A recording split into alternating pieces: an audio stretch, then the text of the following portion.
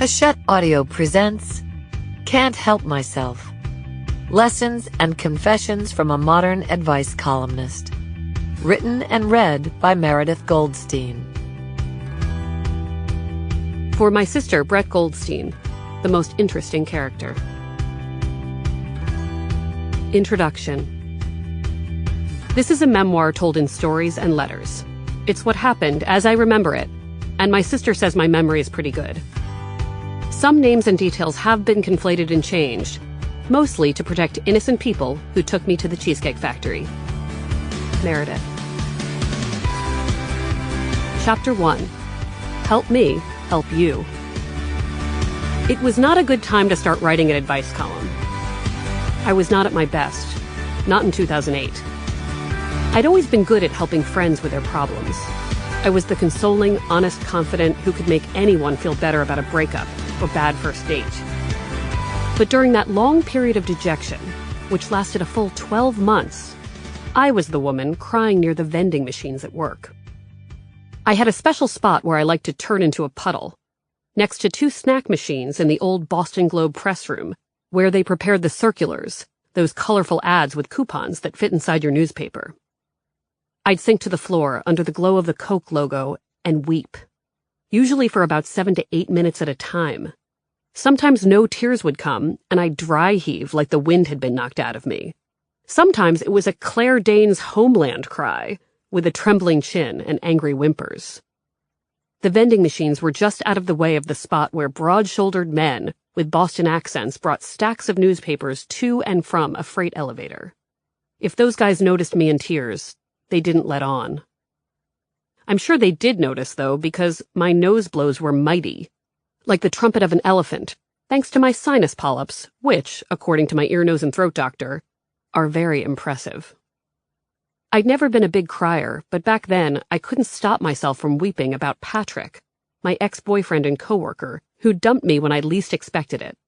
Patrick, who took me to dinner by the beach and bought me cotton candy at Fenway Park.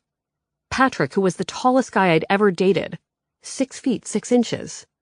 Patrick, whose emails about our colleagues were so deliciously sarcastic that often I'd have to minimize them seconds after I received them so that no one near my cubicle would see. Sometimes I'd cry about Patrick because I'd accidentally crossed paths with him in the Globe cafeteria. That kind of run-in was devastating, because he always looked content and relaxed, like the breakup hadn't ruined his life. He wore his everyday khakis and button-down suit shirt, and chatted with coworkers with an easy smile on his face. I'd hide behind the cafeteria plants thinking, how dare he? How dare he eat? Other times I cried because I hadn't run into Patrick. Early on, I thought it would feel better to avoid him. So for the first few months after the breakup, I brought a toaster to the office to make my English muffins at my desk. No more cafeteria for me. I would live in my cubicle like it was a panic room. But all the toaster did was attract mice. There were shit pellets everywhere. And I was no less miserable. Avoiding Patrick made me feel like he could just disappear, like our closeness had never happened. I just wanted him back. I wanted him to run to my desk and tell me he'd made a mistake by letting me go. I miss you, he would say in my fantasies, with the slight Boston accent that got worse when he was drinking. Let's go get burgers. I was miserable without Patrick, but I never wanted to marry him. I didn't want to have babies with him. I never even thought we'd move in together. The truth was that the breakup devastated me because I had no intention of marrying Patrick. I decided during our short relationship that he might be an alternative to everything I didn't want. As I entered my 30s, I was surrounded by peers who were either married or looking to be, but I didn't see myself on that path. I couldn't imagine living with anyone besides friends, and I had no desire to have kids. Maybe it had something to do with my mom, who gave up a piano performance career to marry my dad, only to get a divorce. She always said she loved raising my sister and me, and that on most days teaching piano lessons in our living room was a more rewarding use of her Juilliard degrees. But I couldn't imagine making those sacrifices for a relationship. I liked putting work first, and I loved my freedom. But that didn't mean I wanted to be alone. Patrick, a Massachusetts-bred sports fan who worked in the paper's advertising department, was 37 when we met, and seemed to share my lack of interest in marriage and kids. He'd managed to avoid marrying 2 decades worth of girlfriends and still lived in a Brookline condo he'd bought after graduating from Holy Cross. He enjoyed his status quo, just like me. It all started when he approached me in the cafeteria to tell me he liked my writing, specifically my stories about nightlife and things to do around the city. "I'm Patrick, from the advertising department," he said with a big smile. "I liked your story the other day." He was blonde with broad shoulders and looked like the kind of guy who had masculine nicknames in high school, like Champ or Kicker. After a few more inevitable run-ins around the building, we started to email. Then we traded phone numbers and began texting. Months later, we shared our first meal outside of work. It took us even more months to admit that our regular dinners, most of which were at the Cheesecake Factory, were probably dates. I began sleeping over, sometimes wearing his oversized Timberwolves t-shirt. I'd never dated the kind of guy who had a Timberwolves t-shirt. I didn't care enough to ask why he was a fan of a team in Minnesota. I didn't even know what sport the Timberwolves played, but I was happy to wear the uniform. I fell hard for Patrick and adored all of the ways he was 100% himself, and my opposite. He refused to try new foods, loved the Pogues, and liked to vacation in places like Las Vegas. When bad things happened, he'd spit out one of his many catchphrases. "Sucks to suck." People at work were shocked to find out we were dating. Patrick, who was beloved at the Globe, was Catholic, stoic, and kept a stack of baseball biographies on his nightstand. Whereas I was a Jewish oversharer who slept near a copy of Harry Potter. It didn't matter, though. On nights we were both free, we could be happy together, ordering fast food, my feet in his lap as we watched television. The thing I liked most about our relationship was that it was always about respecting each other's separate routines, as opposed to combining them. I'd text him while he was out at bars with friends, but never expected to come along. I never felt bad going to a party without Patrick, because he never worried about missing out. We could always get together after and talk about the highlights. While other couples I knew took big next steps, Patrick and I stood still. I started to believe that we could maintain our non-committal cable watching for the rest of our lives.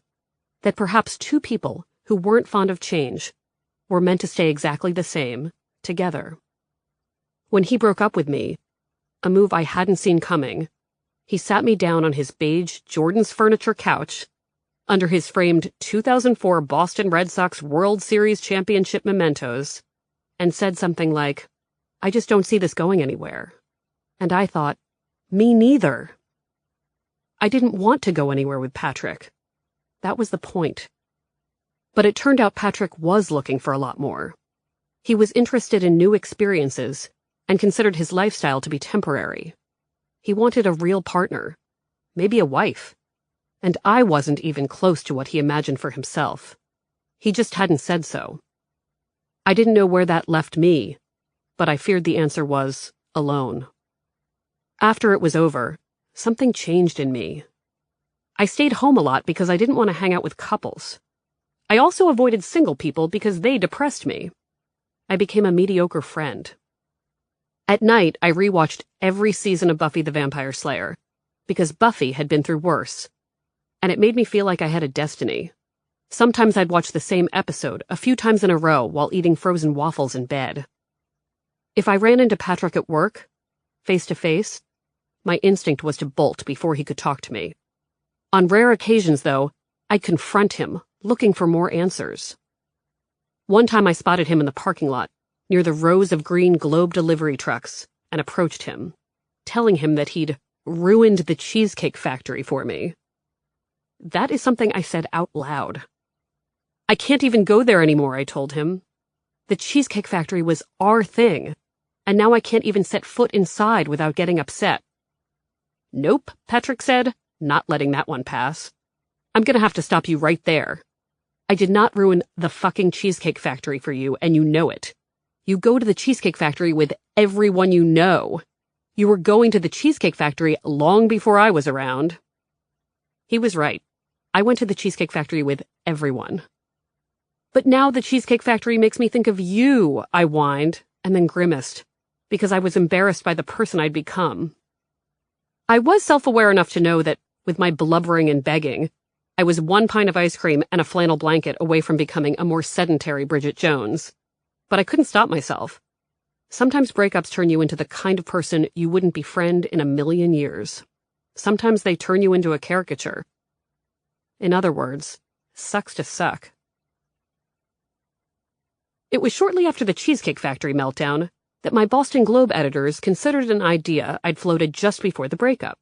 After covering entertainment, nightlife, and social trends for years, I told my bosses I wanted to write a local advice column, something focused on romantic relationships. I explained that as a young person in Maryland, I'd read Carolyn Hack's of the Washington Post, and that when I discovered the world of alternative press, I'd fallen in love with the brilliance of Dan Savage.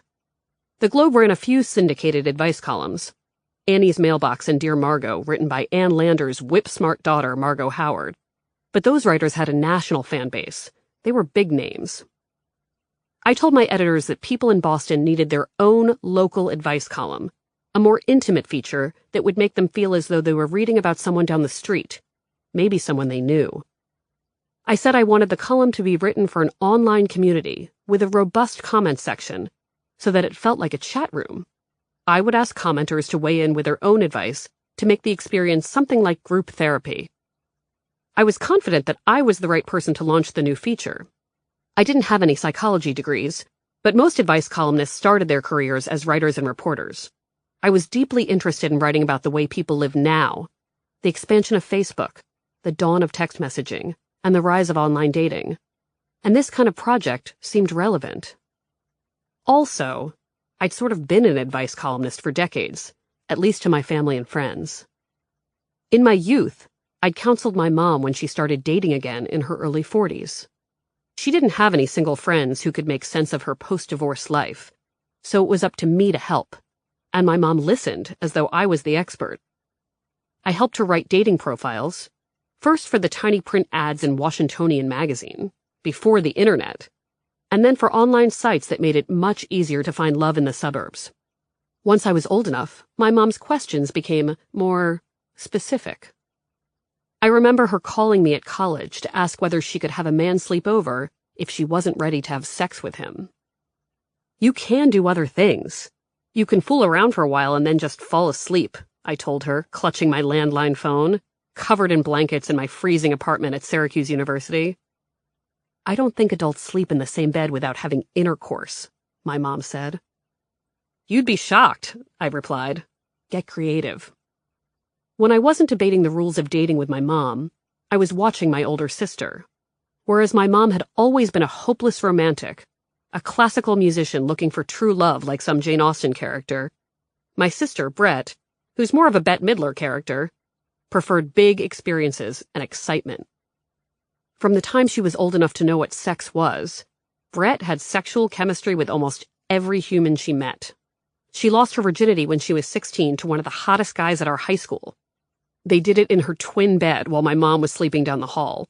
Then they went outside and had sex on our swing set.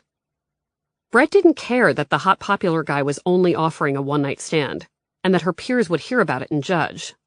My mom found out about my sister's virginity loss because Brett wound up doubled over in pain with a urinary tract infection. Even then, Brett had no regrets. Counseling my sister was always different than advising my mom. Do you really need to do that? Are you sure you should be pursuing someone else's boyfriend? Was it really a good idea to sneak alcohol on that school band trip by hiding it in a bag of maxi pads? With Brett, I honed my skills at advising without judgment. I learned that recklessness can sometimes yield beautiful results. I learned that women can live on their own terms without giving a shit about rules that someone else set for them. As I got older, my friends benefited from my instinct to talk things through, although it didn't always feel like a plus. When one of my closest guy friends from college got married, I was asked to be a groomsmaid, but I wasn't invited to the bachelor party. I asked why, arguing that my being a woman should not prohibit me from attending the celebration. It's not that, he explained, looking pained. Everybody knows that if you come, we'll all wind up sitting around and talking about our feelings. I let it go, knowing he was right. Sitting around talking about feelings was kind of my thing. My editors were hesitant about the advice column idea at first. In 2008, they were slashing budgets. Whatever resources and labor remained needed to go to important departments like the Metro Desk and the Spotlight team. But one editor of the website wanted to give it a try. The news business was changing, and he needed stories that would make people want to stay online all day. An advice column with a comment section was starting to sound like a good idea. I panicked because the breakup with Patrick had altered my brain. How could I be helpful to readers when it had become clear that I could no longer help myself? I can attribute my rally, in part at least, to Lisa, an acquaintance from work who was around my age. We had dinner one night before the launch of the column, because I wanted to check up on her. Lisa's husband had died recently in his sleep because of some rare genetic problem that no one would have been able to prevent. Lisa had real troubles and had experienced genuine loss. All of a sudden, she was alone in a condo in the suburbs, trying to figure out how to start over without her life partner. As I listened to her talk about her new reality, I had enough sense to feel ashamed. I'm an idiot, I told her. Here I am, devastated about a dumb breakup with a guy I was dating for less than a year, and meanwhile, you lost a spouse. You're experiencing real grief. I can't believe I've been so stupid. Lisa's response shocked me. She told me I wasn't stupid at all. Sometimes breakups are worse than death, she explained matter-of-factly. The pain of rejection is different, but it can cut much deeper. Lisa told me she was sure that if her husband were alive, he'd want to be with her. The whole point of their marriage was that they never wanted to let each other go. But a breakup means that someone is content to live without you, she said, looking at me like I was the one who deserved pity. Patrick is healthy and alive and chooses not to have you around. It was true. Patrick was in Brookline, on that stupid beige couch, under that framed Globe sports page from 2004 that said, "Finally!" Probably eating a peanut butter sandwich, not thinking of me at all. "Asshole," I whispered. The conversation validated all I'd been through over the past year. It also made me realize that if Lisa could separate her grief from my experience, I should be able to do the same for readers. At the end of 2008, I published a call-out for love problems on the Globe's website and crossed my fingers that someone would respond. I freaked out when I saw the first email, shaking as I opened it, realizing that real humans, people I didn't know, were going to tell me about their lives. A friend in the paper's design department made a logo, a tiny envelope with a heart, and we decided to call the column Love Letters. The first letter I answered, on January 22, 2009, was from a writer who called herself Desperate, who lived in the suburban town of Rockland, Massachusetts. The entry drew reader comments within minutes. I was ecstatic. There were a few trolls who used the comments section to make fun of the letter writer, or to make strange non-sequitur declarations about Tom Brady. But they were outnumbered by thoughtful people who seemed to want to help. As the days went on and I published more letters, I'd ask, after entries, something like, "Readers, what do you think?" to make sure everyone knew it was a discussion. Some of the first commenters, who began logging their advice every day, were Valentino, the real J-Bar, Sally, Alice, Tricky Crayon, and Rico, who only referred to himself in the third person, as in, Rico thinks you should break up with your boyfriend. The list grew, and I became a fan of commenters like Trisha, True Love Forever, M. Houston, Two Sheds, Brooklyn Mom, Smash, and Back Bay Babe. I knew very little about who these daily commenters were in real life, but I began to fantasize. My mom, who just ended an engagement when I launched Love Letters, had her own theories. What if Rico is a woman? She asked, calling me from Maryland after she'd finished teaching for the night and scrolled through the comments section. I think Alice is probably very attractive, she guessed. I could tell the column was keeping her mind off her own breakup. Like me, she was trying to figure out where she fit in the world now that her plan for the future, a life as a married woman, had faded away. We were easily distracted because within months of the launch of Love Letters, the number of comments tripled and then quadrupled. Most days, the website had a few hundred pieces of advice from readers within hours. It also appeared it wasn't just a local thing. Despite my theory that Boston needed its own advice column, people wrote in from all over the country. sometimes noting to me privately that they'd gone to college in Boston and landed elsewhere. As for the locals, they stunned me with their email addresses. Some came from places like fidelity.com, harvard.edu, and .gov. I was shocked to see that a few commenters were mental health professionals. Those regular commenters kept coming back and developed their own packs of loyal fans. Letter writers would say, "I want to know what the real J-Bar has to say." To be honest, I wanted to know what the real J-Bar had to say too. People wanted my advice, but they also wanted to crowdsource their love lives. I knew it was misery-loving company, and yet, with the online company, I was starting to feel a lot less miserable. I didn't know where I was drifting, but I knew I wasn't the only person who felt unattached. My peers might be coupling up, getting married, having kids, and leaving me behind. But I had a new group of imaginary friends who kept me busy. They gave me countless problems to consider. With them, maybe I didn't need Patrick. That said, I did hope he was reading. The first letter. Desperate, in Rockland. Question. I am seeing a man who has lived by himself for 16 years. He has said he loves me, and when he is with me, he is an angel.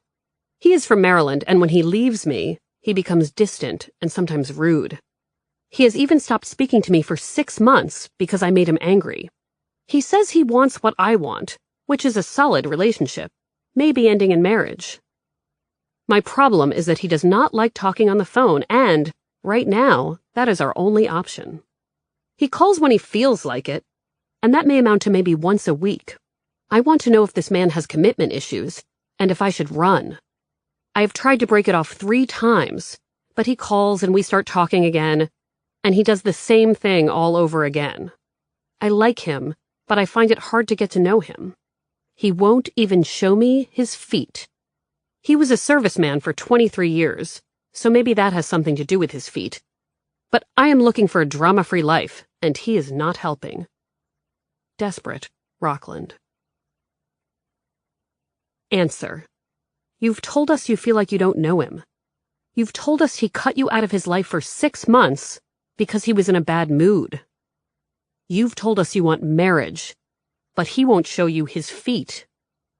We all deserve someone who will expose their feet. I get that this guy has a tough time with emotional intimacy, but his inability to include you in his life means he's wasting your time. Perhaps it's time to use your feet to walk away. Meredith. Readers, what do you think? Move On wrote, I totally agree with Meredith here. Your beau is downright cruel. If he is not willing to seek therapy, and I mean actually go to a therapist, not just say he's going to do it, I would run the other way. Until he gets his act together, he is not dating material, much less marriage material. You deserve better than this. Pat's fan 0269 wrote, he treats you like this because you're desperate. If you have confidence in other options, he may act differently. Just stop being desperate. That's the key. Jay Gilly wrote, run for the hills, woman. Chapter 2. You Make Me Want to Snoop. You'd think it would take a while, like more than a few weeks, for people to trust a new advice columnist with their personal problems. You'd think people would want to read a few dozen responses from that advice columnist just to make sure she's not some self-help spewing fraud before submitting any letters of their own. But within weeks of the launch of love letters, my inbox was full of notes from strangers who detailed steamy one-night stands, serial cheating, horrible first dates, and the overwhelming grief and financial devastation caused by divorce. It was as if people in Boston had been desperate to confess. One of the first letters was from a guy who was ready to walk out on his fiancée. I got the sense he was telling me something no one else knew. I'm getting married next month, but I think I'm in love with another woman, he wrote. I was always anxious about the engagement and upcoming marriage, but I took that to be cold feet or whatever. Then I met someone else who I connected with instantly, in many ways more deeply than with my fiancé. I haven't cheated on her, but I've wanted to. The ease with which these letter writers shared their secrets and concerns was humbling and jarring. "You don't even know me," I'd mutter to my computer screen while reading submissions. Of course, that wasn't entirely true. From my name, readers knew I was probably Jewish. If they Googled me, they saw a picture of a short, average-width blonde woman in her early 30s. My relationship status wasn't public on Facebook, but my profile suggested I wasn't married. Occasionally, a reader would write in to ask me about my credentials, and I would tell them what I told my editors, that most advice columnists weren't practicing mental health professionals, because responsible mental health professionals don't give directives based on a 400-word generalization of a problem. My column might be helpful, but the real mission was to engage and entertain. That kind of question, though, led me to do more research about where I fit into the history of advice givers. And the more I read, the more I learned it was a pretty Jewish thing to do. Ann Landers, Dear Abby, and Judith Martin, also known as Miss Manners, were all Jewish, which made sense to me. I wasn't raised with much religion, but I knew Judaism was big on questions and discussion.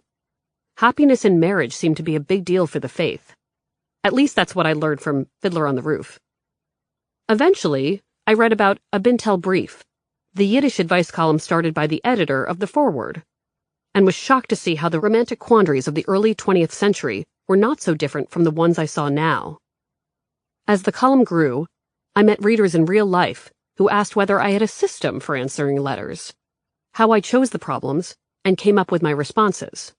I explained that I answered letters at random, usually in the order they were received, and that my opinions came from my gut.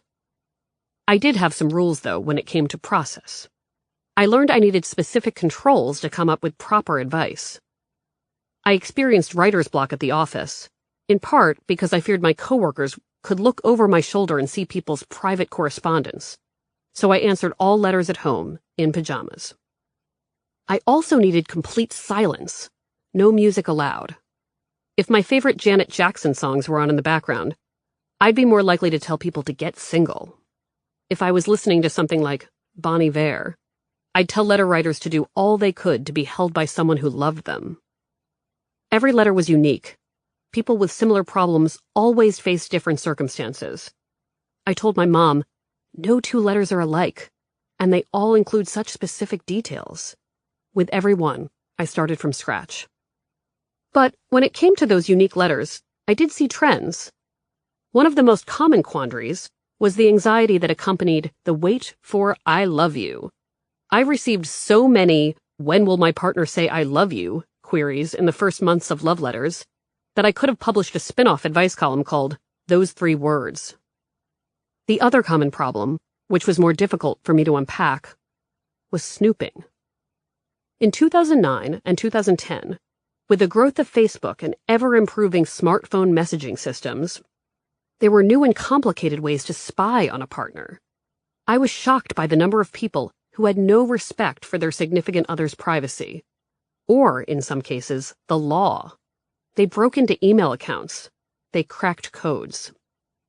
My ex, Patrick, wasn't a technology guy, so I wouldn't have been able to do much snooping on him when we were together, even if I'd wanted to.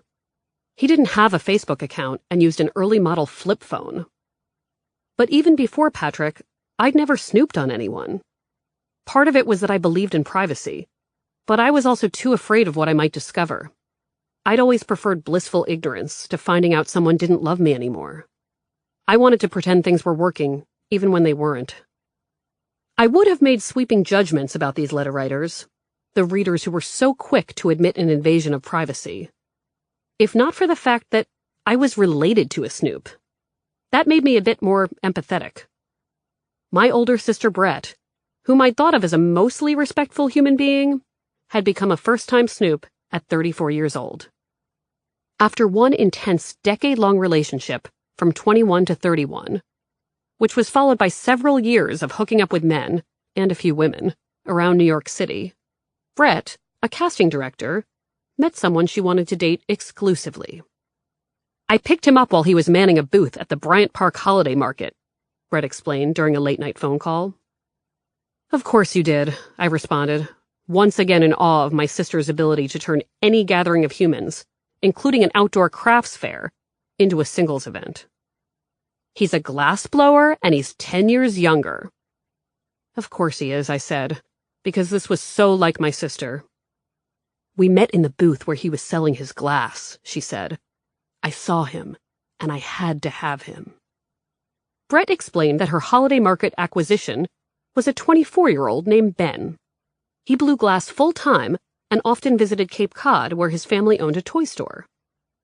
She described him as round, jolly, and with a big beard. Like Santa? I asked. But Jewish, Brett gushed. Brett said that after meeting young Ben at the holiday market, she asked him to join her at a get-together she was planning at a bar in Midtown. He accepted the invite and met her at the venue, where they wound up making out in front of Brett's friends. After that first date, they began spending weekends together. He would travel from his apartment in the Hudson River Valley, where he had a glass-blowing studio, and would stay with her in her apartment in Alphabet City. From what I could tell, Brett and Ben never got sick of each other, even though many of their dates lasted an entire weekend. She was the happiest I'd seen her in years. My mom and I had concerns about their age difference, specifically whether Brett should be spending so much time with a 24-year-old artist who was nowhere close to settling down. But we couldn't help but love Ben once we met him. He was like human Xanax, the sort of guy whose kind smile could dissolve any of our bad moods or family bickering. We were in awe of his art, specifically his collection of intricate glass marbles. He also made complicated and colorful glass pipes that reminded us of truffula trees. Whenever we all met up at Brett's place in New York, Ben would show us his latest creations. A pipe that looked like a candy cane. A pipe that looked like something you'd find in a coral reef. A pipe that looked like a cat's butt. Cat butt pipes would become Ben's most popular offering. You put whatever you're smoking in the cat's butthole, just below the glass tail. They're for pot, my mom would say, of the intricate creations, pretending not to be fazed, her smile tense. She'd always been a cool, open book kind of mom, but because she'd spent her college years cooped up in a practice room at Juilliard, she'd never done drugs. I can recognize the smell of marijuana now, she'd tell me, impressed with herself. It smells very sweet. My mom and I loved to watch Ben and Brett get affectionate with each other because it wasn't your typical PDA.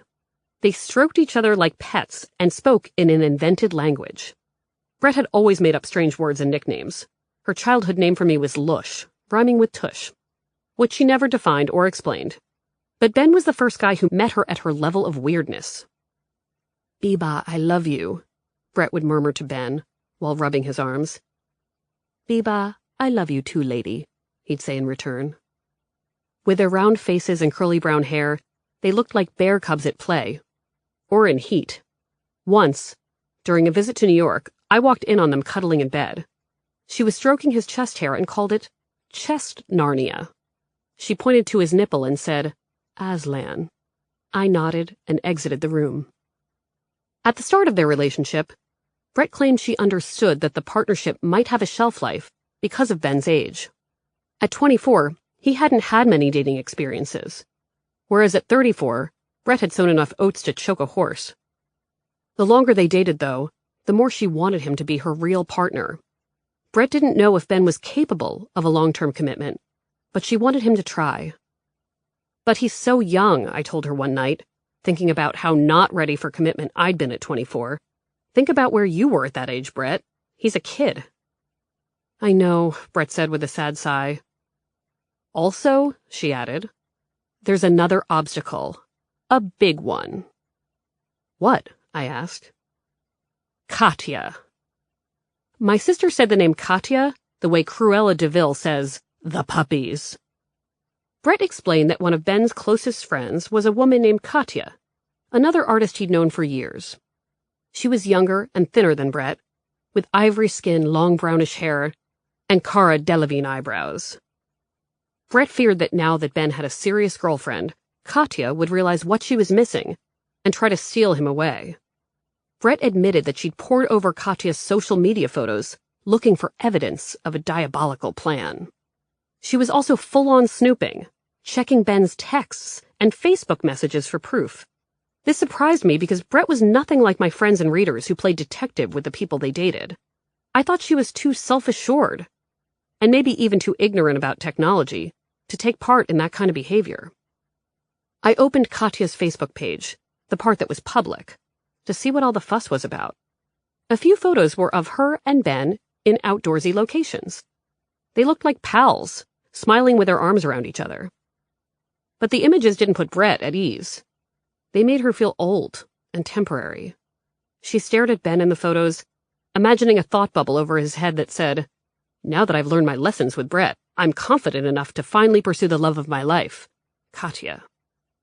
I don't mean to be a jerk, I told Brett, but Ben is not like Ryan Gosling or anything. He's a great guy, but I don't see women falling at his feet. I don't understand why you think Katya, or anyone else for that matter, would be desperate to lure him into bed or steal him away. Brett sighed through the phone like I had said something very stupid. "Fat Jewish guys are in right now, Meredith," she yelled. "All of these Judd Apatow movies. Everybody wants a big, funny Jewish guy who smokes pot and blows glass. Ben is Ryan Gosling right now. Ben!" "I see," I responded, trying to remember the rant word for word so I could tell my mother about it later. It was difficult for me to fully understand Brett's concerns, because I never feared the Katyas of the world. It's not that I was too self-confident to get jealous. It was more that guys tended to break up with me for nobody. Patrick was content to start over alone. Same with my college boyfriend who just wanted to be done with our relationship.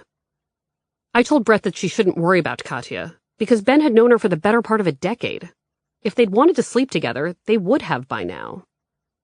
"Think about Pete," I told Brett, referring to my sports writer friend, whom I'd met when I was 18, when I first arrived at college.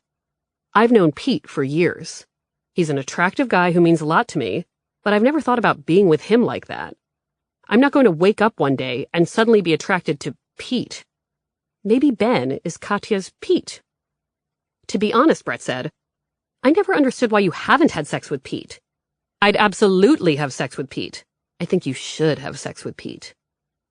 "But I really don't want to," I told her. Just like Ben doesn't want to have sex with Katya. Some people don't have the desire to have sex with everyone in their lives. "That's stupid," Brett said, and then proceeded to name all of the people in my life she'd want to sleep with if she were me. My married work friend Mark, my friend Tito from college, my friend Adam who's in a band. I told Brett she was projecting her own desires onto Ben. She might be the kind of person who walks into a social event and sizes up every guest as a potential sexual partner. But many people aren't like that. Certainly not Ben, who seem more like me. When I arrive at a party, the first thing I size up is the food. Is there cheese? What is the cupcake situation? "If anyone's going to cheat, it's you," I told Brett. "You're the one who wants to make a move on everyone you meet. You're the one who has to manage your impulses in order to be faithful to Ben." "True," Brett said. But even though she understood my point, my sister's jealousy kept getting the best of her. The more she grew to care for Ben, the more she turned to Facebook for new clues about Katya. She snooped again and again, waiting to find the inevitable betrayal. Based on what I found in my column's inbox, it seemed that people like Brett were everywhere, all of them seeking to solve some relationship mystery, even if they didn't know what it was. Most of my letter writers were more sophisticated about their snooping than my sister. Whereas Brett simply grabbed Ben's phone or computer while he was busy blowing glass, relying on saved passwords to check his messages, my readers hacked profiles like the Simon Pegg character did in Mission Impossible. A few implied they were addicted to snooping and would read a partner's messages every few hours without them knowing. One letter writer confessed to checking his girlfriend's email, using language that made him sound like some sort of operative. He didn't seem to understand that even though she was cheating, he had also committed an act of betrayal. I ran a search for any dialogue between her and the ex. Needless to say, I found a lot of correspondence, he wrote, like he was the good guy. Most commenters abhorred snooping, but one early contributor, Tricia, told other readers that snooping in her youth helped her learn to trust her gut. By confirming her theories about who was being truthful and who was spouting lies, she became confident about her feelings. She said she rarely snooped in the present because she'd learned that when something felt wrong, it probably was. I began to understand her point. It seemed that for some people, snooping led to peace, or at the very least, the ability to ask the right questions. Sometimes it led to a breakup that was a long time coming. That's what I began to tell readers, that snooping is bad, perhaps unforgivable. If you're set on doing it anyway, you have to think about why, and what made you hit that wall. In the end, that's how snooping helped my sister. After logging into Ben's Facebook account and reading his private messages over and over, Brett was forced to admit that Ben's relationship with Katya was platonic. All she found were benign, kind messages, and based on what she read, Katya had never tempted him to stray. The more important truth, though, was that the lack of evidence of cheating didn't put Brett at ease, because like most of my snooping letter writers, my sister was worried about something bigger, something that went far beyond Katya. Katya represented youth and infinite possibility. All of the things Brett knew that Ben would be giving up to be with her. Katya was still wandering the world, like Ben, while Brett was ready to nest. You do realize that Katya has nothing to do with this, I told Brett, who admitted that she still felt unsettled after so many snoops. You're just worried that Ben won't be able to commit because he's 24. That's what's really going on here. I know, Brett said, sounding defeated. There's no way to know the future, I told her. You're right, she said. If you love him, all you can do is see if he keeps showing up. Yeah, she said, disappointed, because pretending it was all about Katya was a lot less scary. Seeking permission to snoop. Question. I have been dating this guy Dave for a little over a month now. My problem is that I'm having a tough time trusting him. He's absolutely amazing, and we have a great time together. We live about 30 minutes away from each other, and he comes to my place about 3 times a week because it's an easier commute. We have agreed not to see other people. Here's my problem. After our first date, he made a mistake and kind of took off for a few weeks without any type of communication. He basically dropped me. He apologized for this a few weeks later, and I decided to give him another chance.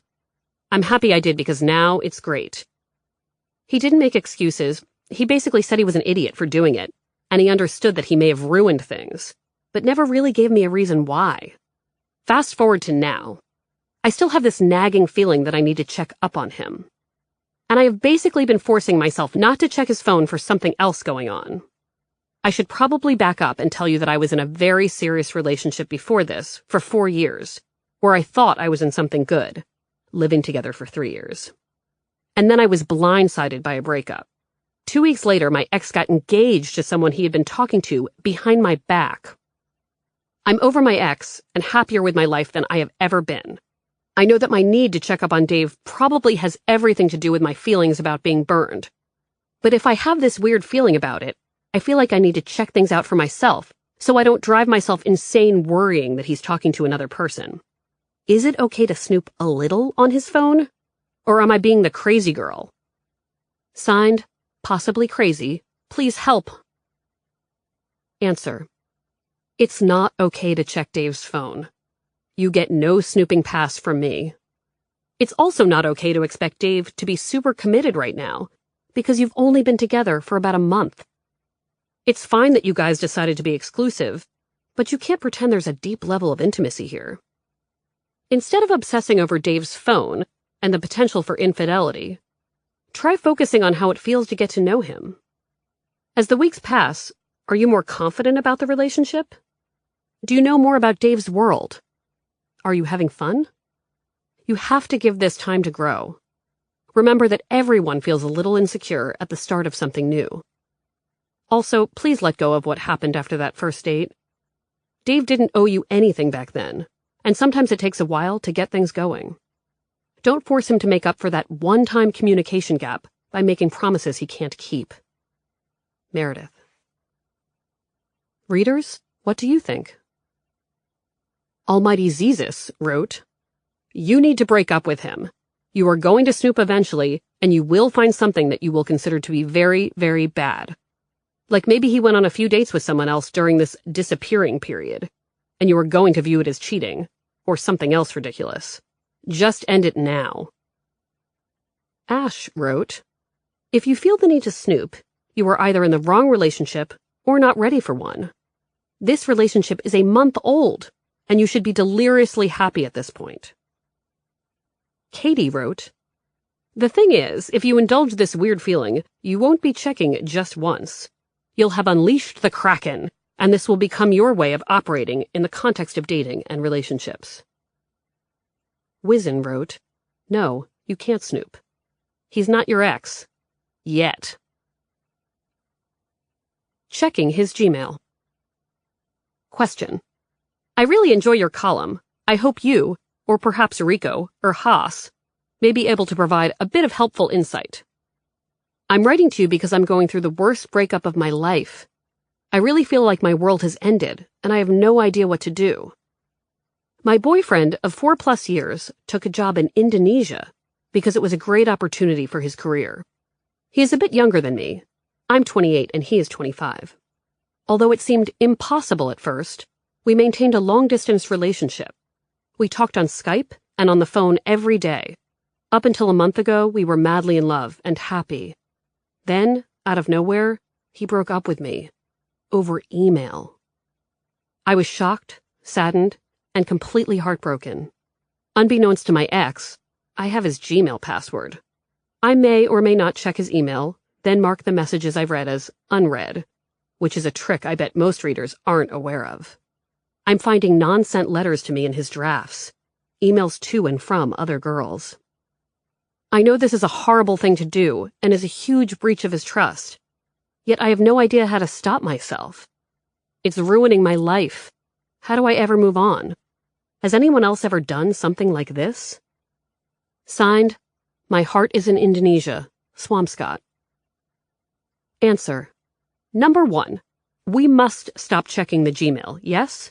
It's an invasion of privacy, but more importantly, it's messing with your head. If you don't have the self-control to stop, email him and ask him to change his password. I know that sounds nuts, but I'm not worried about what he thinks. I'm worried about how you feel. The Gmail stops today. 2. He's 25 and across the world. It's not shocking that this didn't work out. It doesn't mean he didn't love you, and he probably did. I'm sorry you were left behind and that he dumped you by email. Not that a Skype dumping would have been much better. 3. You're 28. You're young enough to have new experiences, but old enough to know what makes you happy. Why not focus on the life you have here? Make it great. Make something that's all yours.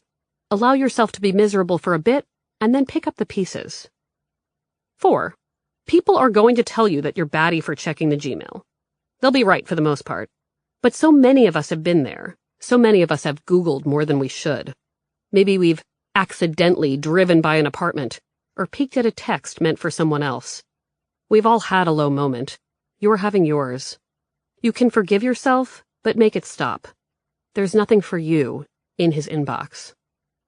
Meredith. Readers, what do you think? Haas wrote, You've gotten a confession out, and I can gladly confirm that you are indeed a member of the human race. As our astute hostess pointed out, we've all had premeditated loss of control moments in which we've snooped on some level. That being said, you will find out, as I and many countless others have, that snooping is an exercise in futility. Stop checking his Gmail. Stop cold turkey.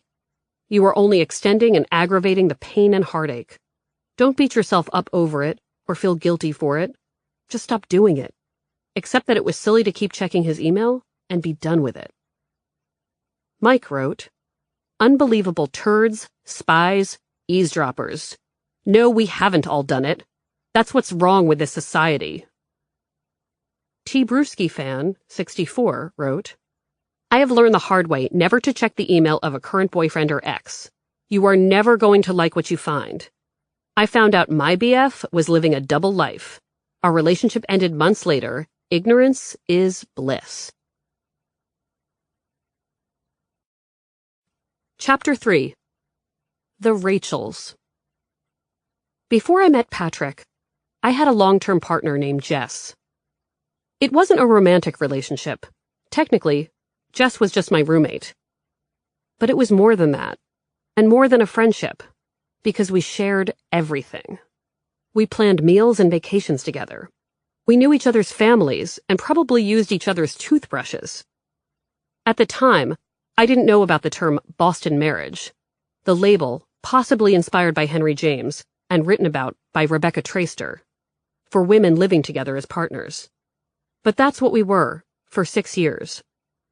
Some people said Jess looked like Alicia Keys, but my sister, a casting director, agreed with me that a better match was Bianca Lawson, who played another Slayer, Kendra, on Buffy. That casting was appropriate because I always believed that Jess and I were the Slayers of something. Jess's expertise was design, so our apartments always looked fancy, even when we were broke. She always made things smell nice. She knew how to keep plants alive. Our favorite thing to do was to spend money we didn't have on shrimp tempura rolls, which we ate while watching Law & Order marathons on the USA Network, even on the sunniest weekend days.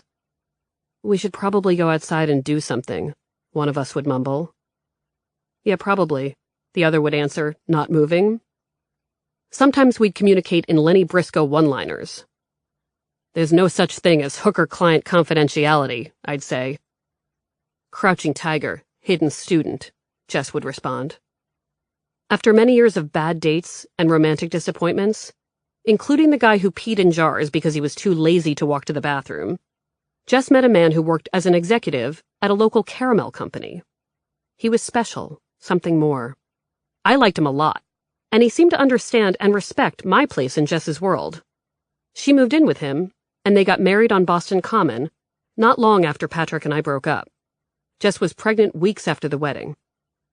I was thrilled for her, and learned that I didn't mind living alone. At 31, I moved into a 700-square-foot condo, which I'd secured without any savings by qualifying for one of the last questionable loans before the Big Short. I found a new routine and realized how great it was to be able to sit on the toilet with the door open so I could better hear the television, or blast George Michael's Listen Without Prejudice at full volume without worrying that Jess might be trying to sleep. The thing I missed, though, was spontaneous companionship. I needed more friends who had nothing better to do than hang out whenever I felt like it.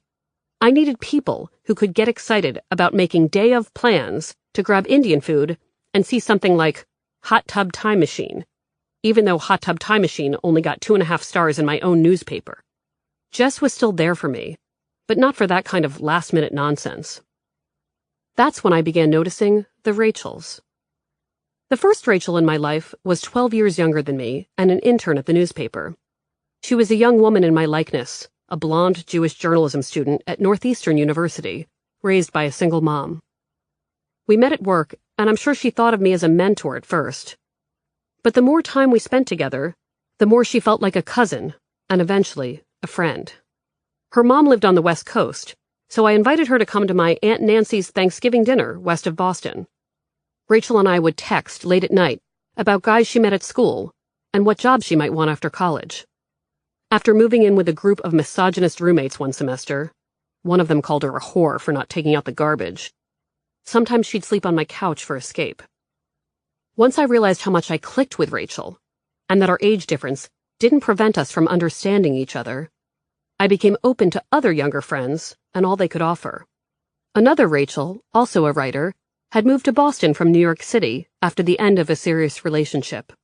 She was in her mid-20s and trying to figure out how to make a life for herself on her own. Rachel number 2 was a few years older than Rachel number 1, so she was that much more available. She didn't have homework and had more disposable income to do stupid things on weeknights. Rachel number 2 and I would talk about whether she should get a cat. This was a concern. We were getting close and I was allergic. What it was like to grow up as an only adopted child, and whether I should join a new thing called Instagram. Her answer, with an eye roll, was yes. Soon enough, other Rachels appeared. One was a man in his 20s covering sports at the paper. I talked to him about his ex, and he told me about music, specifically Big Boy's first solo effort and Solange in general. Another Rachel, this one 8 years younger, worked in marketing, which meant she always wore very nice skirts and accessories. We watched the same television shows and memorized each other's favorite dishes at restaurants. She read romance novels on her phone and somehow described things as amazeballs without pissing me off. A few of these friends were actually named Rachel. It was a popular name for girls born in the mid-1980s. But the Rachels became my sister's shorthand for everyone in this new group of younger companions. "Who's going with you to that show?" Brett would ask. "The Rachels?" "Yes, a Rachel," I'd respond. Sometimes I wondered what the Rachels got from their friendship with me. I had some life experience to offer them, and I figured they probably liked that I wasn't a direct peer who'd respond to their concerns with, "me too." I also imagined I was a nice escape from other 20-somethings who, when it came to jobs and significant others, were sometimes competition. I'm sure they liked my pep talks and that sometimes I would pay for dinner. No questions asked. For the most part, though, they were the ones helping me. Despite all I'd heard about millennials ruining everything, the Rachels seemed to care about the rest of the world more than my peers.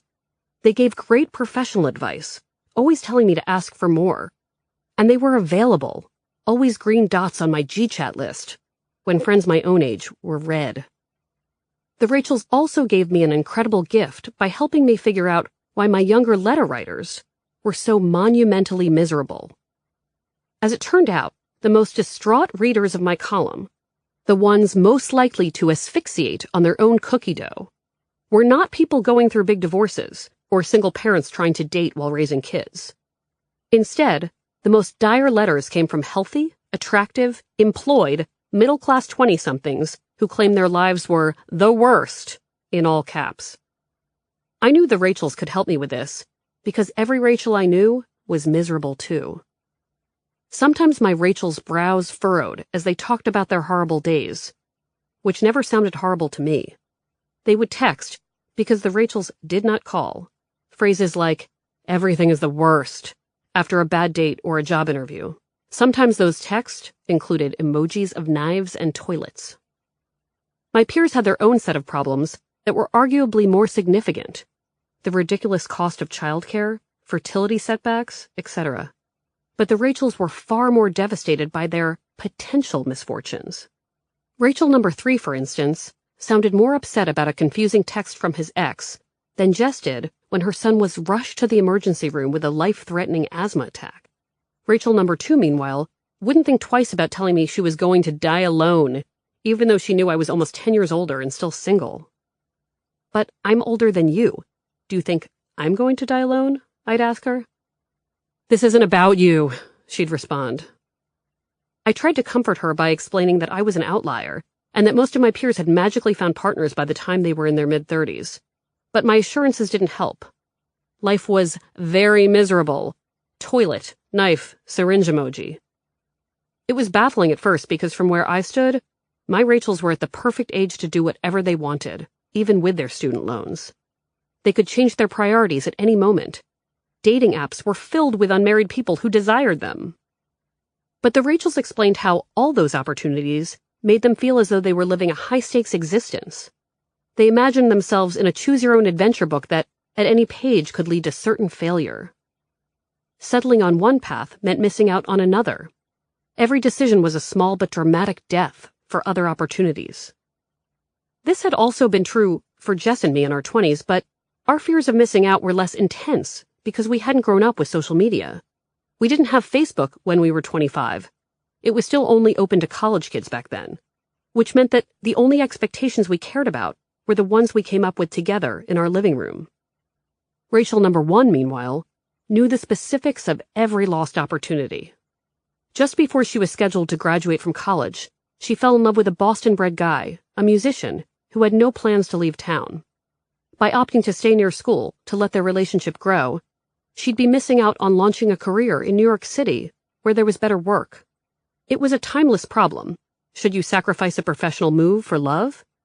But unlike my contemporaries, who'd answered that kind of question in the early 2000s without much context from their peers, Rachel was convinced that her choice could ruin the rest of her life. This was something I'd seen in the column, something that made other Rachels miserable. It wasn't the choice that scared her so much, it was being constantly reminded of the road not taken. Rachel number 1 was haunted by the lives of others on her social media feeds. Almost daily while she stayed in Boston to save her relationship, another friend posted news about landing a New York job that Rachel thought would be perfect for her. Some of her peers were becoming big-time writers at 22. A few even talked about book deals. Rachel number 1 cried about her decision to stay in Boston. She also cried when she talked about what it would be like to leave. Rachel number 2, meanwhile, maintained the resting face of someone who'd consumed bad yogurt. She couldn't pin her constant bad mood on anything specific. But in her mid-20s, she'd found herself alone a lot. Too much. And that was enough. Everyone else was with people, she said. She sought out adult coloring books. She felt disengaged and empty, and told me she had trouble believing that any man she met online could truly mean well. Had she made the right choice by moving to Boston after her breakup? Should she stay in New England or move to the West Coast? Like Rachel number 1, she was forced to follow the feeds of friends who'd found different and maybe better answers. My first instinct was always to tell the Rachels, and letter writers like them, that they needed to relax. What they saw as problems often looked like opportunities to me. The daily commenters, who'd only grown in size as a mostly supportive, occasionally judgmental mob, were more aggressive with this sentiment and seemed to despise these young letter writers. Many of them believed that if your age started with anything less than a 3, you couldn't even have a real love problem. Wait until you're in your 40s. That's when it makes sense to feel lonely, they'd write. Relax, nothing counts when you're in your 20s. But when I imagined myself in the Rachel's shoes, vintage Converse, I knew they were not overreacting, and that telling them it would all be okay would be no comfort at all. I looked at the feeds of their friends and got stressed out too. I started to consider how my choices would have been different if I'd had social media as a basis for comparison. Also, when I was honest with myself, I knew that every decision I'd made in my 20s had been a crucial step to where I was now. I had a cool job at the Globe because I'd spent so much time in my 20s building my professional portfolio and teaching my editors that they could trust my ideas. I had incredible friendships and family connections because I'd spent so much time in my 20s tending to them. The things I hadn't worked on in my 20s were now the voids in my life. I hadn't prioritized dating, so I entered my 30s feeling inexperienced. Every decision in my 20s was vital. Everything counted. And all I could tell the Rachels was that they were right to treat every one of their choices as significant. They were allowed to be stressed. I began to pass that message on to letter writers, too. I also assured the Rachels that they had every reason to complain about dating, because people their age weren't the best or most accurate versions of themselves. In my 30s, if I went out with a jerk, I could assume he'd be a jerk for the rest of his life. At 25, though, evolution seemed possible. At the Rachel's age, when I was out with someone who disappointed me, I was tempted to ask, but what if he changes? What if he grows over time? What if he's just an idiot right now? Single friends in their 30s and 40s had a smaller dating pool, but at least it was easier to assess the options. I committed to being a defender of the Rachels, the ones in real life, as well as the ones in my inbox, to anyone who forgot how difficult even the most familiar problems can be when you're young. The Rachels, with their end-of-days language, forehead lines, and furrowed brows, were grieving all they'd never have, the jobs they wouldn't pursue, the pictures they'd never post to their followers, in real time. I tried to remind my older, more jaded commenters that even if our problems were more significant, it was our duty to empathize, because many of us were Rachels not long ago, and some of us were still worried about being left behind. These young readers deserved our empathy, our validation, and, occasionally, a toilet emoji, just to let them know we understood. Doesn't want to break up. My girlfriend of 2 years broke up with me upon our return from a week-long vacation. I'm 27, and she is 22, and about to graduate college. She used the line, "I love you, but I'm not in love with you anymore." It really hit me hard because I had no inclination that something like this would happen. We both thought our vacation was great, but she says she came to a realization while we were away that we were best friends. I personally feel that she is so busy and has so much going on in her life right now with graduation, what she is doing next year, where she is living, that she panicked and for whatever reason decided I was the expendable part of her life. I recently received a promotion at work and have to travel 2 to 4 days a week. We both admitted that this changed the dynamic of our everyday relationship. What I struggle with most now is how complete I thought our relationship was. I was very close with her family, her brothers who were my age, and her parents. We had a very open relationship where we discussed everything, and trust was never an issue. I'm really torn because I told her that I wouldn't be able to be friends because my head and heart are still very much into the relationship. I feel like she gave up on our relationship too easily and has yet to realize just how great it was. As much as it hurts, do I just let her walk away? My heart says no, but my head says I need to move on, and if it's meant to be, it will be. Please, I need advice. Signed, Help. Answer. Hearts and heads. It would be nice if they could just get along. I believe your ex-girlfriend cares about you. I believe you're both mature.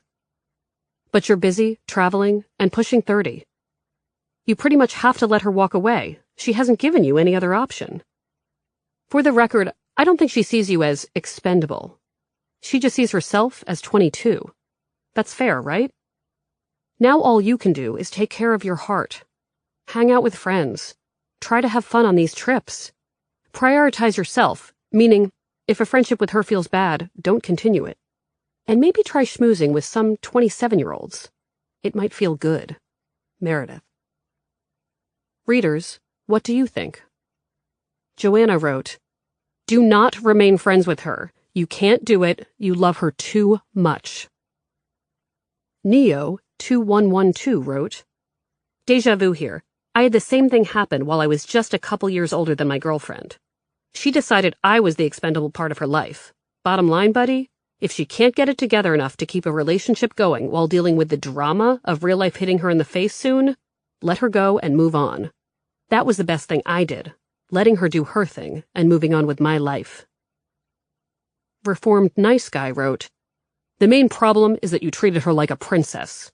That probably means she took you for granted. Next time, just treat your woman like a person instead of a princess, and you will fare better. When does it get better? Question. Hi, Meredith. I debated for weeks about whether to write in or not with my question, because it seems so trivial compared to the other letters, and what I am anticipating for the advice almost seems as if it will be predictable. Things will get better with time, you're still young, etc. However, this has been eating away at me for a while, and I'm open to anything that will help me move on from this, so here it goes. I was dating this guy for almost 2 years while I was in college. We were inseparable and were completely infatuated with each other. Looking back, I realized that I should have ensured that I had a life outside the two of us, because when we broke up, I was devastated and completely alone. This guy was my first love.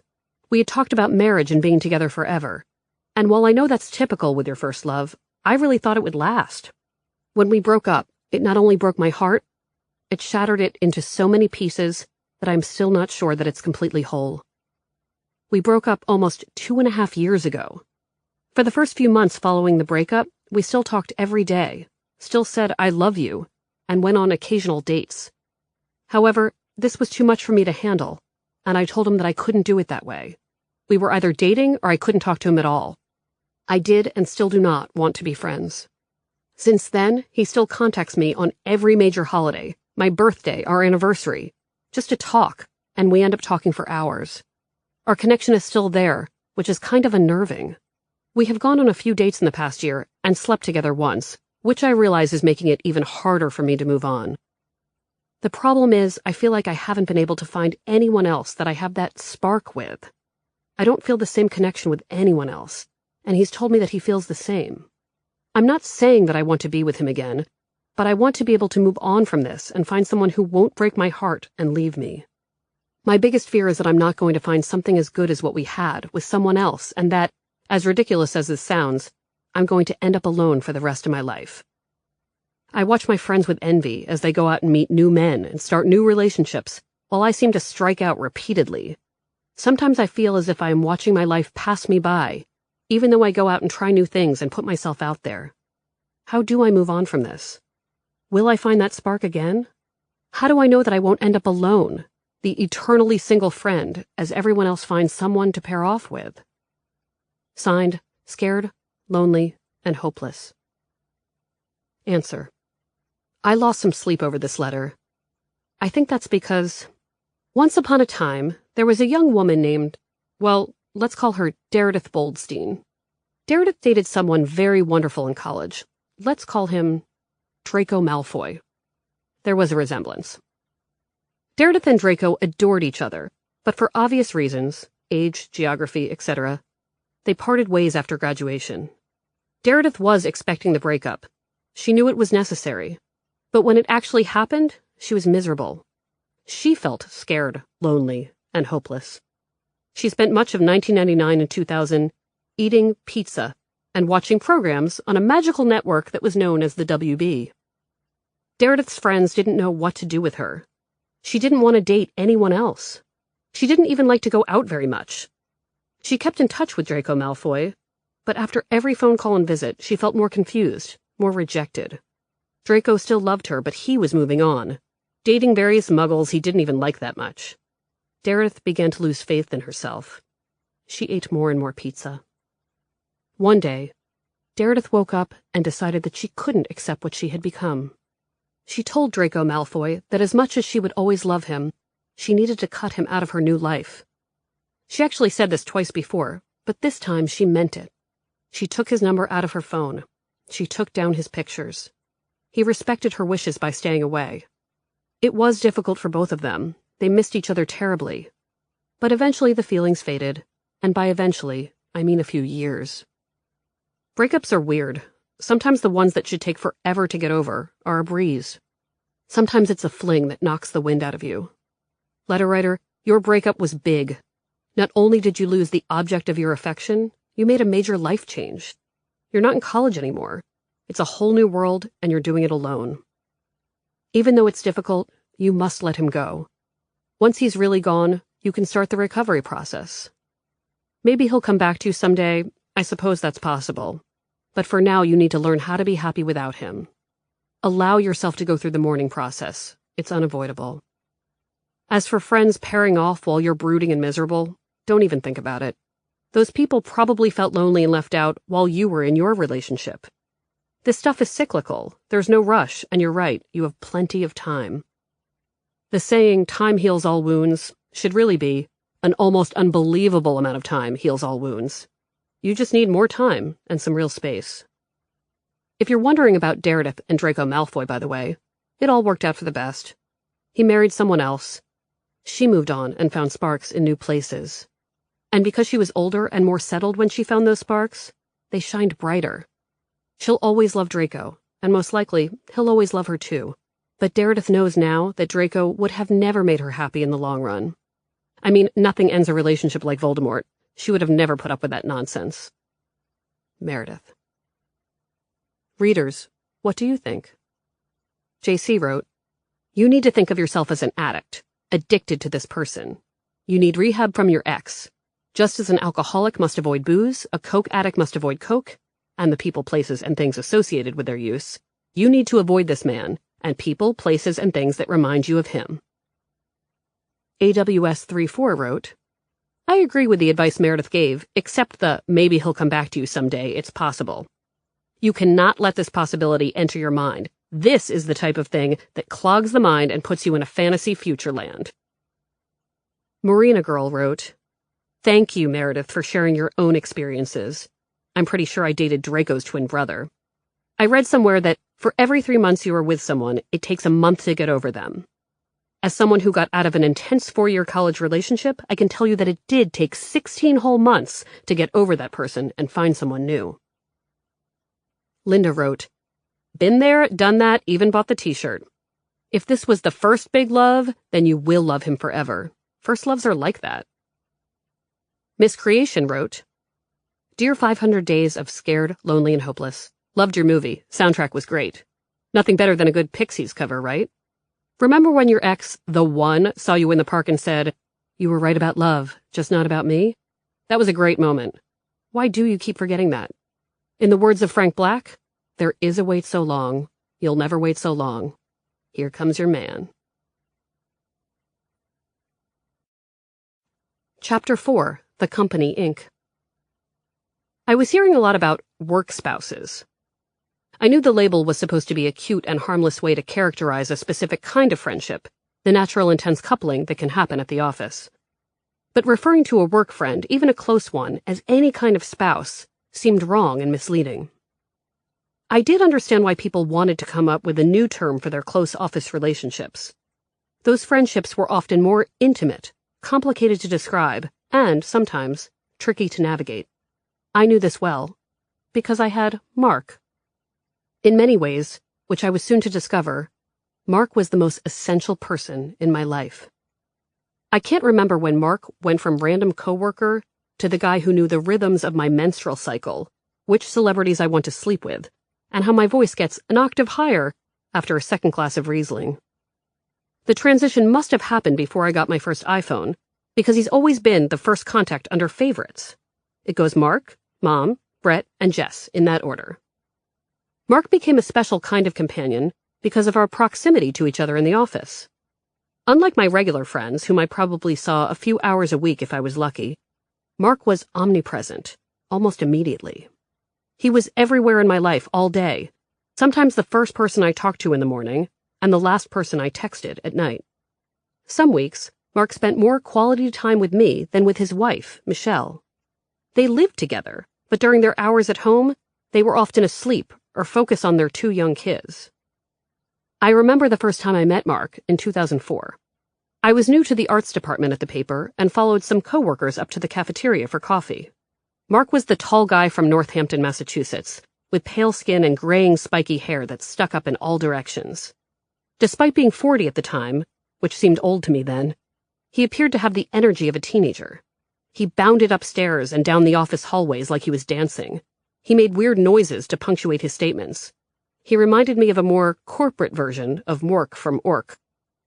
After a few months, we started hanging out after work. It became normal for both of us to check in via text on weekends. Sometimes, in the middle of the night, I would check my email and see Mark's name. And then I'd have a dream that we were doing mundane things like going to the bank and grocery shopping. Even when I was alone, it seemed as though Mark was there, in the walls, in the air, whispering tasteless jokes, and tapping his feet while listening to music at his desk. I acknowledged to myself, as our relationship evolved, that I gave Mark a lot of time and energy, maybe the kind of energy that could be saved for a friend my age, or maybe even a boyfriend. But I couldn't stop myself from leaning into the bond. Our connection reminded me of the kind of close friendships I'd had time to make in college. Our interactions were platonic and fun and natural. Who cared if he was older? One of the first things I enjoyed about Mark was that he liked to do a dumb thing where he arbitrarily put the letter R into random words. He'd go to a Starbucks and order a latte. He'd refer to Ben Affleck as Ben Arfleck. I don't know why that amused me, but it did. Another dumb thing he did, once all boundaries of decorum were gone, was tell me which celebrities have big penises. He'd memorized a celebrities with big penises list he'd found online. So whenever I happened to mention a name from the list, like Huey Lewis, Mark would ask, with great excitement, his eyebrows high, "You know what they say about Huey Lewis?" And I would say, "Yes, Mark, yes, I do." Sometimes, when people asked about my strong connection to Mark, I told them I knew him in a past life, because I sort of did. When my sister and I were young, we took classes at the Peabody Conservatory in Baltimore. My mom hadn't given up on the thought of us becoming musicians like her, so even though we were low on money, she sent us to the lessons, considering them a necessary expense. I was too young at the time to be trusted to walk around Baltimore by myself, but sometimes after I finished my piano lesson and Brett was still with her oboe teacher, I was allowed to go into a few shops on my own, including a gritty record store on Charles Street. I'd go into this particular record shop and challenge myself to make eye contact with the older guys who worked there, most of whom had manic-panicked jet-black hair and wore eyeliner like Robert Smith from The Cure. I got a prepubescent thrill from loitering in the aisles of cassette tapes and vinyl until those record store employees stared me down. And then I'd run out of the store back to the safety of the conservatory. It turned out that Mark and his wife lived in Baltimore during those same years. Mark worked in that exact record store and had jet-black hair and wore eyeliner. He was probably one of the older guys I saw and feared, and was thrilled by, every week. Once we figured out the connection, I felt like we were destined to know each other. The Cure could write a song about it. It's complicated because at some point, when you're a straight single woman in your 30s, it can become difficult to develop close platonic relationships with straight men, especially when they're married. Most of my straight male friends were grandfathered in from high school and college. It was becoming difficult to go up to someone's husband, even a coworker, and say, "Hey, let's go to the movies or get drinks." Sometimes people got weird about it. But with Mark, it happened organically, and it would have been a bigger effort not to be close friends. He was there when my body rejected the many apple martinis I consumed at Lucky's Lounge on my 30th birthday. And I was probably the one childless adult guest at his daughter's Harry Potter-themed 10th birthday party. One time, Mark and I got stoned in an alley near Boston Common and then went to see the James Bond movie Skyfall. I consumed a supersized box of Junior Mints while he got paranoid. During the scene where Javier Bardem takes out his teeth and reveals that his face is deformed from cyanide, Mark leaned over and whispered in my ear, "Promise you'll never do that to me." I didn't know what he meant, but he looked scared, so I vowed I wouldn't. Mark's wife has always understood our relationship. Right off the bat, she was like, "Have fun with Meredith," because I guess our intentions, or lack thereof, have always been clear. Michelle, who also became my friend, told me, not long after I got close to Mark, that when you have kids, especially in the beginning, you often wind up befriending other parents whose children know your own.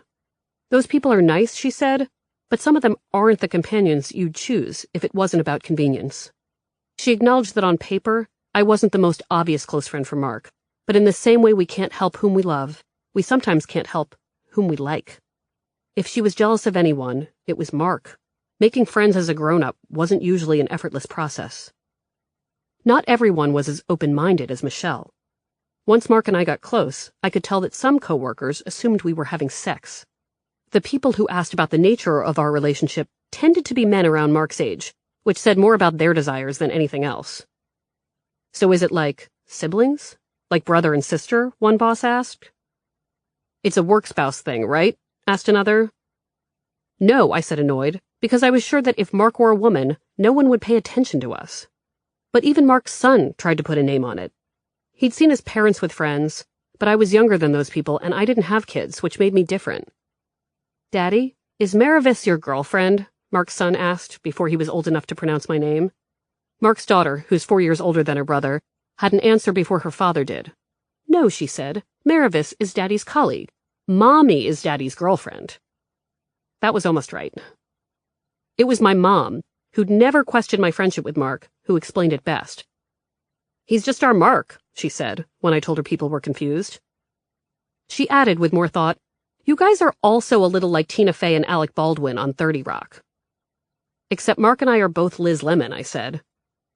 My mom agreed. I know Mark probably skewed my perspective when it came to the many letters I received about workplace relationships. It was a big topic from the start. About 30% of all love letters entries in the first few years mentioned work in some way. The easiest questions were about dating in the workplace and whether people should dip the pen into the company ink. I usually responded, "Go for it," because even after losing Patrick and having to see him in the Globe cafeteria, I still thought that office romances were worth a shot. I told readers that as long as they were respecting the rules of the Human Resources Department, they might as well dip their pens. I also knew the Globe employed many married couples who met on the job. Those people all seemed content, probably because they'd married someone with similar priorities. The harder workplace questions came from people who were concerned about their partner's close friends at work, or their own blurry office relationships, assuming they were already coupled. One letter was sent by a woman who wrote in to ask about her husband's new coworker, who liked to text him late at night, long after they were off the clock. My issue is that this woman, who is single, texts my husband, Jason, during off-work hours. Their conversations revolve around personal things, not work-related topics. Nothing incredibly personal, but it's still clear she's reaching out just for an excuse to talk. I realize that when you work with someone closely, you'll develop a relationship and get to know them, but her texts are downright flirty. My instinct was to defend this other woman, because maybe she and Jason were super friends, like Mark and me. What did it mean to be flirty after all? Inside jokes? Comments about sex? Mark and I texted jokes off hours, and some of them were about sex, usually about me not having any after Patrick. With all of the hours we spent at the office, Mark and I needed humor. We needed to talk about Huey Lewis's penis. Michelle understood, or at least I hope she did. I told the letter writer she was focusing on the wrong problem. It sounds like the real issue here is the amount of time your husband spends on his phone.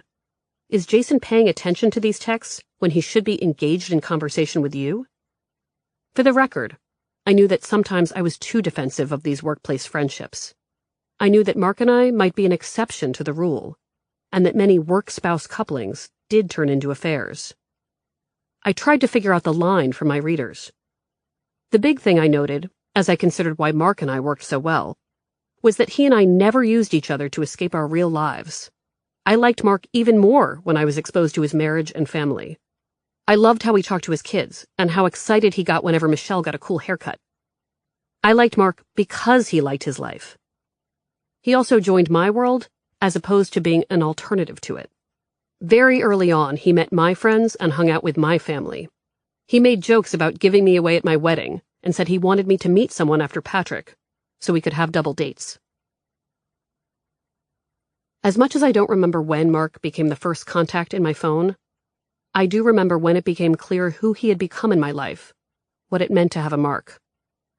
During a January weekend, a year after I'd started the advice column, I took the train from Boston to Maryland because my mom was having stomach issues and was ordered to get a colonoscopy. My mom had avoided colonoscopies, even though she was about 10 years past the recommended age to get one, because the procedure scared her. Once, years prior, she'd been on her way to the hospital to get the test when she abruptly turned the car around, all of a sudden rejecting the idea of someone snaking a tube up her rear end. But because of her new symptoms, she couldn't avoid the test any longer. She asked me to travel to Baltimore to take her to the appointment. Mark helped me keep up at work while I was gone. I drove my mom to the doctor's office and made her listen to my iPod, which I'd loaded with her favorite Sting songs to soothe her before the procedure. Her eyes were shut tight while she sat in that waiting room, her fingers clutching the tiny old Apple device. "What if it's something bad?" she whispered.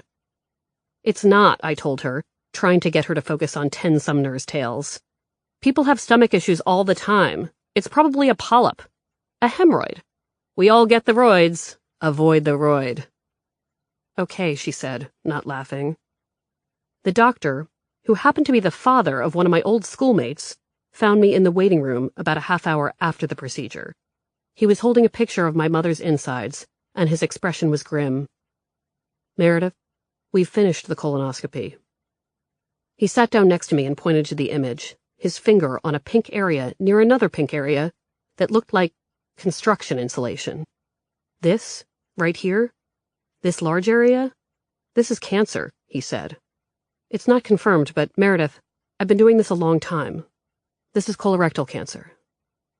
Then he said about 15 other things, about how we needed to set up appointments for scans, and how my mom didn't know the diagnosis yet because she was just waking up. He said I should call Brett and make a plan. "I'm sorry," he said. I remember moving my legs, which felt like stilts, out into the hallway, and then calling Brett, only to get her voicemail. Voicemail over and over. My next instinct was to call Jess, but I wasn't ready for that. Telling her my mom had cancer would frighten her, and then we'd both be scared, and I didn't know where we'd go from there. For a split second, I thought to call Patrick, but he wasn't my person for this kind of thing anymore. He never really was, even when we were dating. My real practical emergency contact was Mark.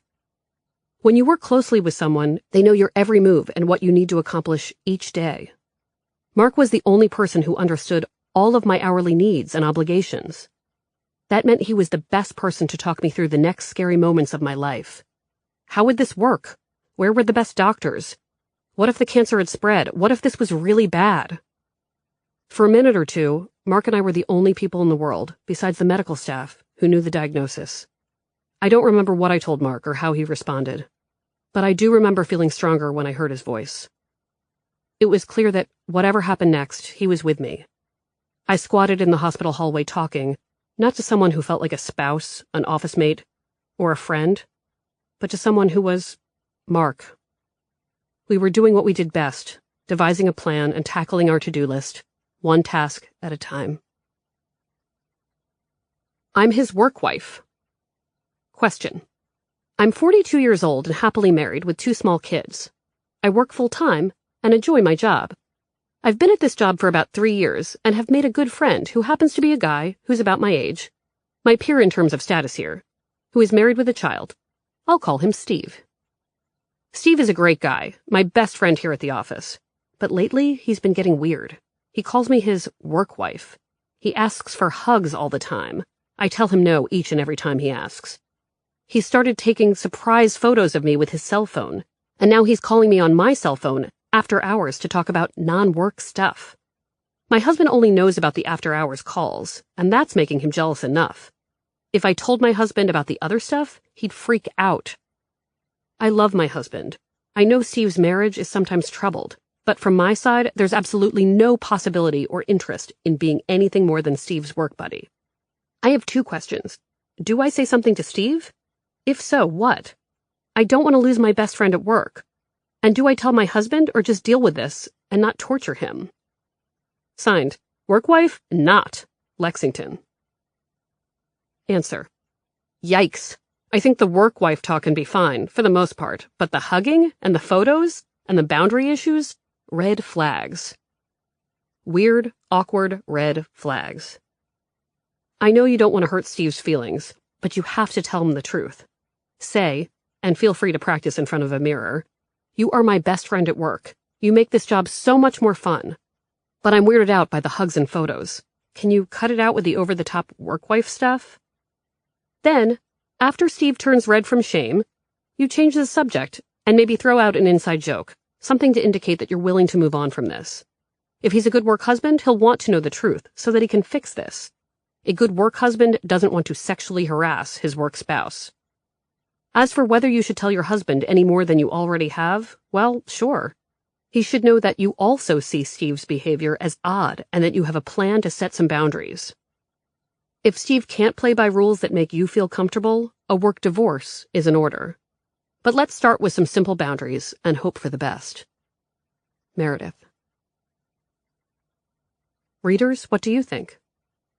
Situation wrote, if Steve can't play by the rules that make you feel comfortable, a work divorce is in order. Haha, Meredith is right. Set some boundaries. If he can't respect them, he is a creep. Marilisa wrote, just an idea. Call up his wife and make plans for a double date to go play pool and have a few beers, or check out a new restaurant. Make a point of bonding with a wife. It should kill whatever fire is there, rather promptly. It certainly worked for me. Bahu wrote, next time he approaches you for a hug, make sure you are holding a nicely sharpened pencil. When he comes in for the squeeze, point the pencil tip toward him. He will then impale himself with the pencil in the lower abdomen.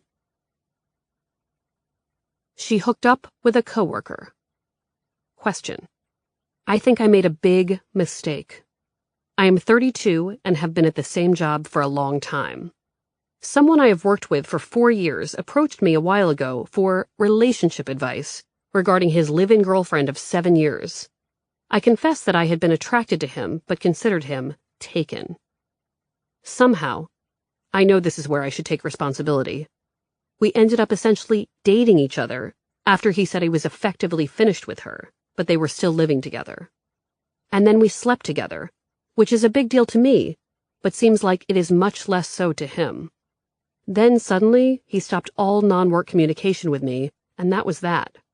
This happened in April, and we are both in our same jobs, which require multiple daily professional exchanges in shared spaces with other coworkers. I am left confused, hurt, and angry at having been treated this way. Short of job searching, how do I handle this hurt? Signed, Big Mistake. Answer.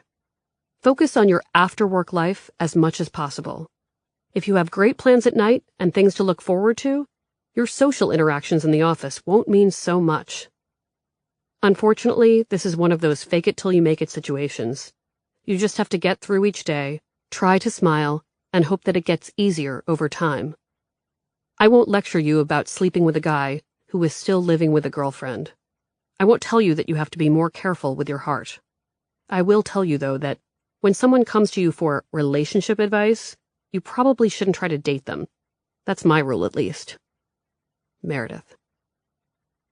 Readers, what do you think? Brooklyn Mom wrote, I'd love to hear his live-in girlfriend's version of events. Did she even know they were effectively finished while he was living in the same house? Methinks not. Rich1273 wrote, and then we slept together, which is a big deal to me, but seems like it is much less so to him. Funny how that works out. It's almost as if this was part of his plan all along. Wizen wrote, the company holiday party should be extra fun this year. Chapter 5. Fangs. I don't know why I decided to write love letters 5 days a week. It was a lot of days and a lot of letters. Sometimes I'd panic that I'd run out of material, but there were always enough problems in my inbox, and the commenters kept showing up every day. The paper started publishing love letters in the print edition as well.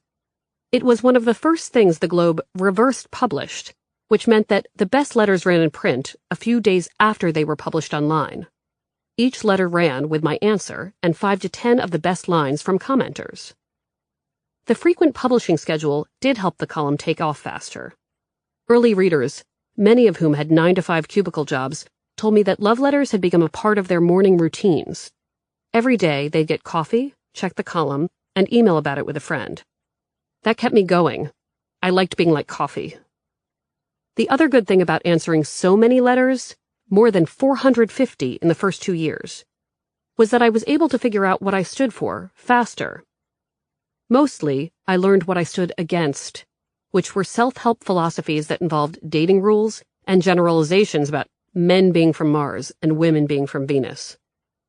I did my best to dispel old-fashioned notions, like the idea that straight men and women couldn't be friends, which apparently a lot of people believed because a fictional character in When Harry Met Sally told them so.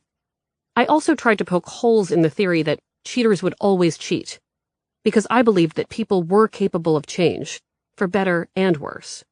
People in my life, everyone but me really, seemed to be evolving all the time, like Patrick, who I imagined was hunting for a wife, despite so many years of avoiding big commitment. As an advice giver, I was getting more confident about my opinions on many subjects, and no longer feared letters that were outside my area of experience. I knew that no matter what, I could fall back on reporting, interviews, and research. I tried not to use language like I think and maybe in my drafts. I didn't think, I knew. Except for when it came to porn. I was still sometimes confused about porn. I had no problem with the concept of pornography, and believed that porn, in its many forms, could enhance romantic relationships. I'd always liked porn a lot, myself. I'd grown up watching old-school X-rated movies from VHS collections hidden in friends' suburban basements. I was very familiar with one particular film, which was an inventive take on Lawrence Kasdan's The Big Chill, featuring characters who gather to mourn a dead friend and wind up sleeping with each other during one memorable weekend. The female friends admit they've always had crushes on each other, a disclosure that leads to sexy consequences. Each character also has a memory of having sex with the dead friend, all of which are played out in creative flashbacks. I have not been able to find this film since high school. If anyone has a copy, let me know because I'd like to show my film critic friends. I would mock the movie with peers when I watched it as a teenager, critiquing its questionable dialogue and no-frills set design. But I also found it arousing because it was naked people rolling around together, and that seemed like something fun to try. That's the one thing I knew about porn. It could be a turn-on, even when it was very, very ridiculous.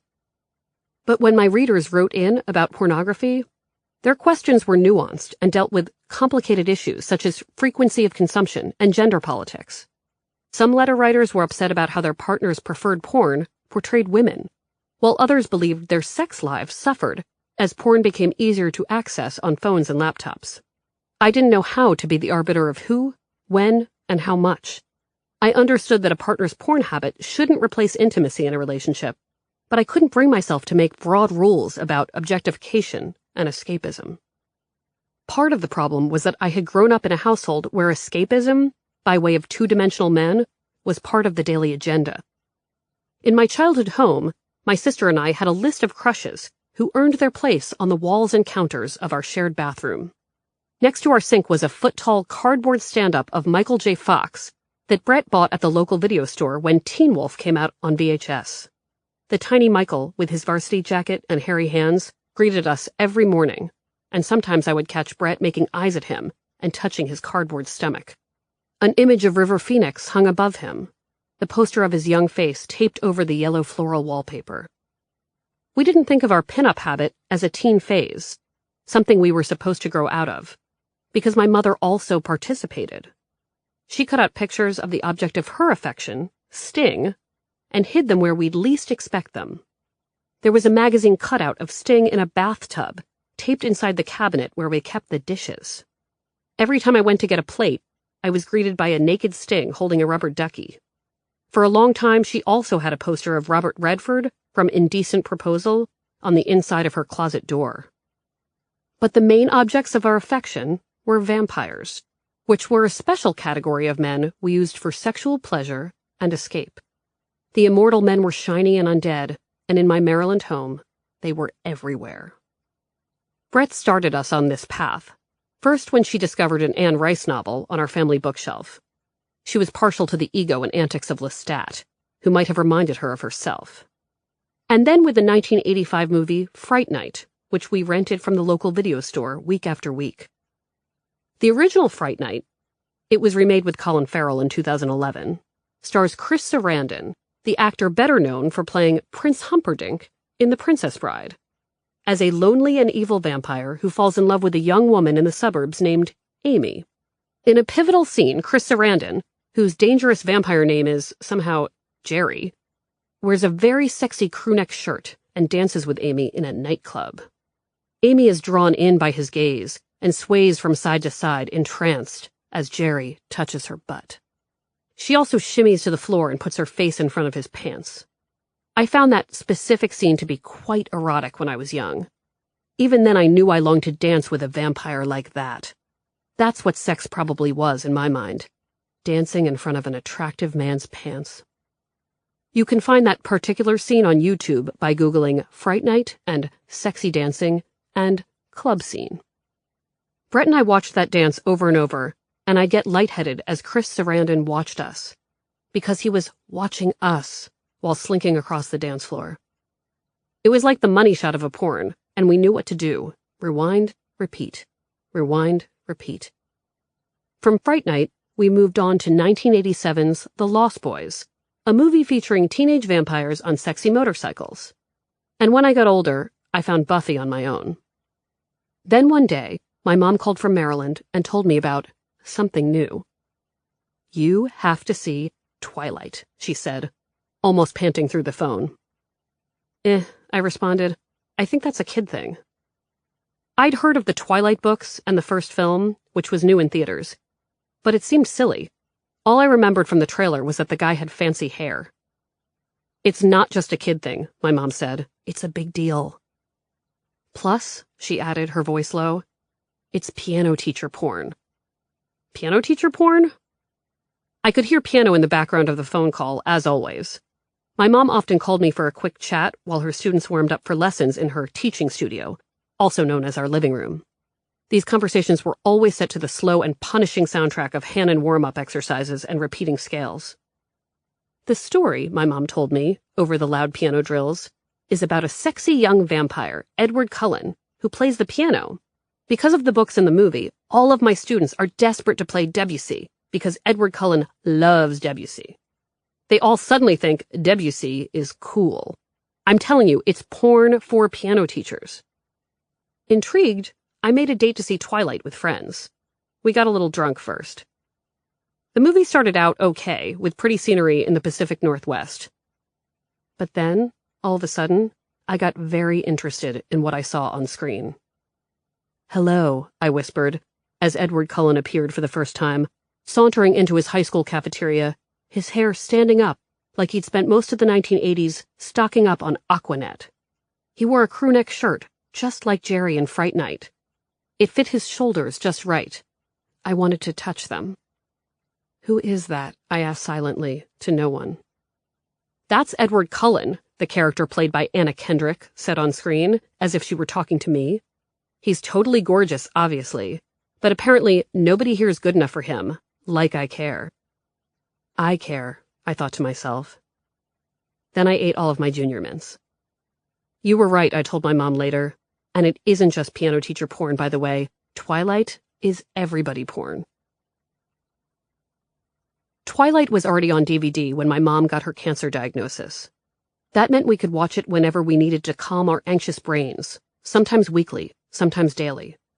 Later, after scans, when we received the horrible news that the cancer had already traveled to her lungs, making her a stage 4 patient, we focused on the release of the Twilight Saga: New Moon, while Brett hustled to get second opinions at hospitals in New York and Boston. The plan so far was that my mom would get a few months of chemotherapy to shrink the lung metastases, enough to remove them. Then the doctors could remove the tumor in her colon, we hoped. She planned to teach piano lessons through June, but told her students she would retire at the start of summer. They didn't know she was sick, and she wanted to keep it a secret so they wouldn't worry. Her students were shocked by her abrupt retirement. Some of them had studied with her for more than a decade, but they didn't seem to suspect she had an illness. During those first few months of chemo, my mom called a lot, more than her usual twice a day, asking me to assure her that she would get better. All I could say was, "Of course you will," even though I wasn't sure at all. I didn't want to think about the question. I changed the subject to New Moon a lot. We'd talk about traveling to Italy to find vampires as soon as she felt better.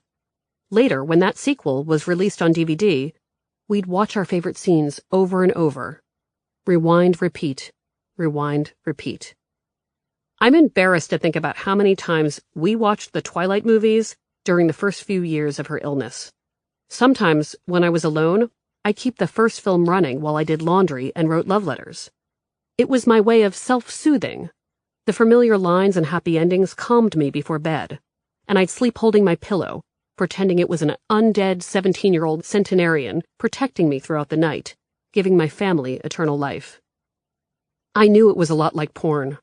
Whenever I watched my favorite scenes, I could feel the release of dopamine in my brain. Brett would tell you that she didn't turn to vampires to cope with my mom's illness, and that only my mom and I wound up falling into an abyss of immortal escapism, but that would be a lie. As my mom's treatment plan grew, Brett was hired to cast a small independent movie. She could have hired any 60-something actor to play the lead, but wound up offering it to Chris Sarandon from our teen favorite, Fright Night, who was now about 70.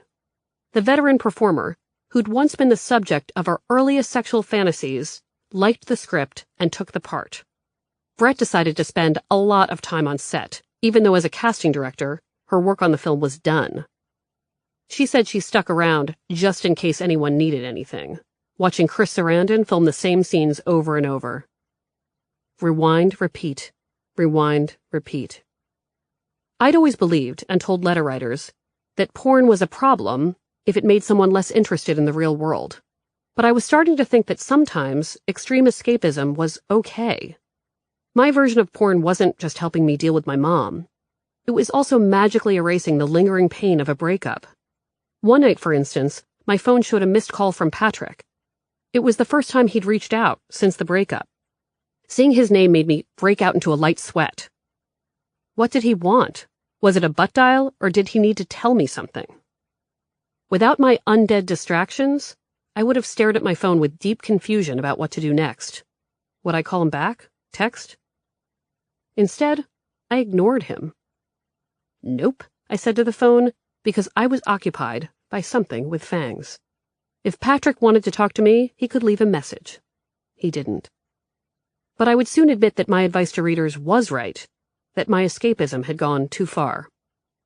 The turning point was when I went on a blind date with a friend of a friend. I didn't feel dateable with everything going on with my mom, but a friend suggested a setup, and going out with a single man my own age seemed like a healthy thing to do. When I showed up to the dinner, I decided within minutes that it wasn't going to work. I was not going to date or sleep with this man. I wasn't attracted to him, and he seemed to be waiting for me to speak, which made me feel like I had to be on. Also, his hair was unspectacular. He was not even wearing a crewneck shirt.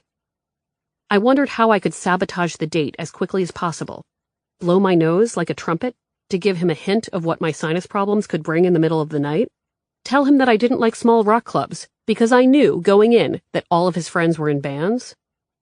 Before I could come up with a plan, the man asked about my hobbies, and I told him, without thinking, that I was watching a lot of Twilight, as if that were an actual hobby. I've heard of that, he said, taking a sip of beer. I'd ordered a Diet Coke and a beet salad, a meal I thought would send a message that no one would be getting laid. Those books are, really popular, right? The man asked. Yes, I said, annoyed. I don't really know much about them, he responded. Let me tell you about them, I offered. Then I did. I gave him all the plot points up through the third book. My date listened, responding with a few nods and uh-huhs. I called my mom on the way home. Did you like him? My mom asked, as I sped down Mass Ave, eager to get back to my television. No, I said. What was he like? I said, thinking. The truth was that I had no idea what the guy was like. Maybe his name started with a P. I couldn't remember. All I knew for sure was that he was too rooted in reality for my liking. He seemed nervous. Not sexy nervous, but real-life human nervous. And humans weren't appealing to me anymore. Meeting him didn't inspire a dopamine rush. And there was no scene from the date I wanted to watch again and again. It was a revelation that inspired me to reread old letters and to heed my own advice. If I couldn't connect to other humans, I had taken my habits too far. The movies, books, and immortal characters had become the only thing that could turn me on or make me feel calm. I had to force myself to watch and read less. Just a little bit less. I tried to see more friends, listen to music, and go to the gym instead of running to the vampires. I even allowed myself to think about why Patrick might have called, because at least he was real. He spent a lot of money on porn. Question. I've been dating my boyfriend Chris for 4.5 years. He's 34, I'm 27. A couple of days ago, I discovered that not only does he have a serious porn addiction, internet, cable, phone, but it's also put him $6,000 in debt. He's spent more than $10,000 on porn in the past 2.5 years. I told him that I needed a break to think, and I'm horribly hurt and confused about what to do. Prior to this, marriage had been discussed, but sometimes I wondered about it because of how he's changed. Our first year together was wonderful. Then I went abroad for a year, which is apparently when the porn issue started. When I returned, I moved in with him, and things just never seemed quite the same as they did before I lived abroad. He was very pessimistic, more unsure of himself than before, and we'd regularly, sometimes daily, get into fights over dumb things. His initial reaction to most things became raising his voice. We kind of worked through this, still having fun together, though our sex life was never the same, and now I know why. For example, I would try to get him to talk dirty, but he said he felt weird. Then I'd try to pounce on him when he came home from work. Nope. It turned into once every 3 weeks, while the entire time he was enjoying himself and talking dirty when I wasn't home. Now that it's all out in the open, he's a mess because I told him we needed a break. This happened because we were looking to sign a lease for a new apartment and a credit report was needed. Slowly, over a day, it all came out. He kept lying, not laying all of it out there at once. He said he was embarrassed and ashamed, which is why he never asked for help before. Understandable. Last summer, I'd caught him using the live sex internet porn, and he promised to stop, but apparently he continued. He kept using phones to talk dirty and cable movies you pay for. He says he's going to go to therapy. I believe him. He says he can't imagine life without me. He always neglected to tell me these things before. He was always averse or anxious about marriage or kids or even a house. Now he's being very open with me and telling me he was wrong. Wrong to hurt me. Wrong to lie to me for 2 years since I'd bring up the lack of sex, and he'd just say that's how he was. He says he knows I'm very upset, and he's going to try to prove to me that he can fix himself and then try to get me back. I don't know what to do. We're not signing the lease for the new apartment. Our current apartment is month to month. I don't know if I should stay with him in the apartment and help him through this, move out and help him through this, or just move out and cut all ties. I'm very hurt and angry, but I do care deeply about him. I fell in love with the Chris I met before I went abroad, and was left with just snippets of him when I came back. I want the original back, the one I always trusted with all my heart. But I don't know if I'm being delusional. I went home for a bit, and I'm staying at my friend's while in the Boston area. Signed, hurt, angry, and confused.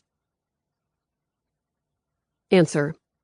If you're staying in this relationship because you were in love with the original Chris, you have to let go. Original Chris is long gone. He existed for almost a year and a half, a decade ago, and you, my friend, have no time machine. What you have now is present-day Chris, a guy who is dealing with a serious addiction to internet pornography. He's a guy who lost your trust and was more interested in live sex chats than the real live sex he could have been having in your bed. The best-case scenario here is that he gets the help he needs and gives up the porn. But even if that happens, the addiction and the aftermath will still be a part of your history.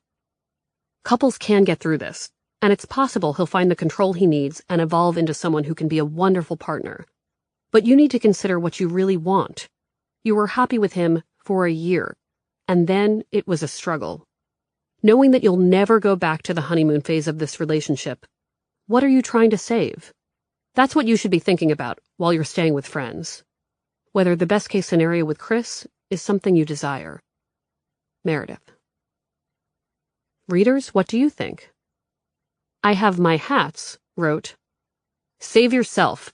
He's sick and you can't help him. Plenty more fish in the sea and they aren't full of toxic waste, which is what porn is to the soul. Dora79 wrote, Personally, I'd rather be single forever than share my life with someone who racks up thousands in debt, having online sex with strangers and lies about it for years. Two Sheds wrote, I can't tell you whether you should stay with Chris. I can tell you that for this to work out, it'll take understanding, without judgment, and patience on your part. It'll take honesty and hard work on his. Even then, there are no guarantees you'll get past this. You have to do what you feel is right. No guilt, whatever you choose. Astronaut wrote, Who doesn't get their porn for free? He looks at revenge porn. Question. My husband looks at porn probably every day, and no, I don't like it. Before you dismiss my letter as the same as all the others, let me explain. I don't like the fact that he looks at it, and yes, it makes me feel bad. But I've come to terms with the fact that I can't change it, and I've learned to live with it. However, I recently saw that he was looking not at regular pornography, but material made by jilted exes and hackers who film women and post private pics without them knowing it. I feel like it crosses the line. I don't see much on the internet about women discovering something like this. Am I crazy to feel like this type of material is worse than regular porn? I'm deeply hurt by this, and it makes me question how well I know him. Signed, Concerned. Answer. What you're describing is revenge porn. Images or videos that are posted without a subject's permission or knowledge. Yes, it is worse than regular porn because there is no consent. Yes, it crosses the line. It is horrible stuff, and these sites are often designed to scam people out of money. The victims can pay a fee to get the images taken down. You're going to have to talk to your husband about this. Ask him to explain what he's watching and why. It could be that he likes the realistic look of the material, that the images are unaltered as opposed to fabricated for his viewing pleasure.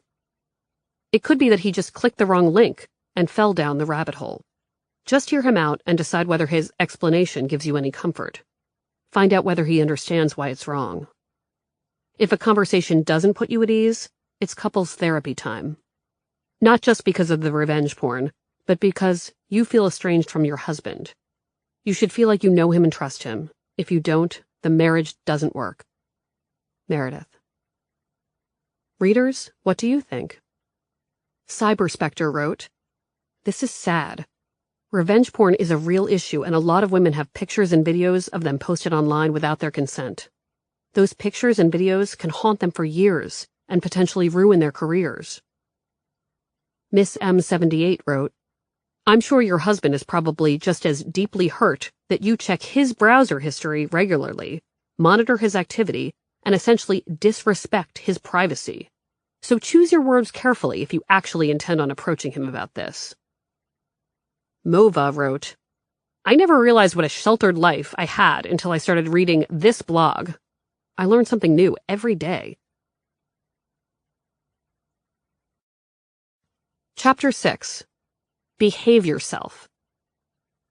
One of the first times readers really lashed out at me in the comments section is when I wrote to a recently divorced woman who hadn't dated in 30 years. She asked what to expect after being out of the game for so long, and I gave her some basic updates, like the fact that most people were dating online now, and that in some circles, bikini waxes were big. I also said this: if you go online to date, you may notice that some men only want to date younger women. They won't even consider women their own age. Ignore those men. They are crap. I wrote that piece of advice because of my mom's dating experiences. As soon as she started seeking love online in her 50s, she learned that men her own age wanted 40-something women or younger. It was already happening to my friends who were on Match.com and other sites.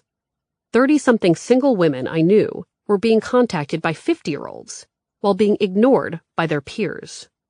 It was one of the many reasons I wanted to avoid online dating myself. Some readers did not like what I had to say to that letter writer. They thought it was okay for men, or maybe for people in general, to prefer and seek out younger partners. They considered it a matter of taste. Some people don't like blondes, some people don't like partners over 40, etc. One commenter said, "Why would you label these men as crap? They are being honest about what they want and expect. I'd think you would find that refreshing. The label seems too judgmental." The sticking point seemed to be the word crap, so I made a note to myself to stop name-calling in the future. I still believed that those men were crap, though. I couldn't figure out why I should have to empathize with anyone who went out of their way to avoid spending time with people their own age. But then I met Harry's brother. Harry was a younger friend from college who I'd always thought was very attractive. He had the sweet face of the lead singer in a boy band, and sometimes called me late at night after I graduated for love advice. I'd always known that Harry had a brother, but I didn't meet him until more than a decade after graduation, when Harry and his wife hosted a dinner at a restaurant in Harvard Square. There were about a dozen people at the dinner, most of them strangers. They were all couples, except for one guy in the corner, so I sat next to him. Together, he and I could avoid feeling like the 11th and 12th wheels. It turned out that the guy in the corner was Harry's brother. He resembled Harry. They had the same skinny frame, peachy skin, and brown hair. But whereas Harry looked like the boy band frontman, his brother looked like the shy one, the poet, the Zane. I had mediocre expectations for the dinner, knowing I'd be with a table full of younger couples. But because of Harry's brother, it was a great night. He didn't know anything about my life, which was a relief. He wasn't like my other friends who kept asking about my mother's health status, which made me anxious because I didn't have any answers.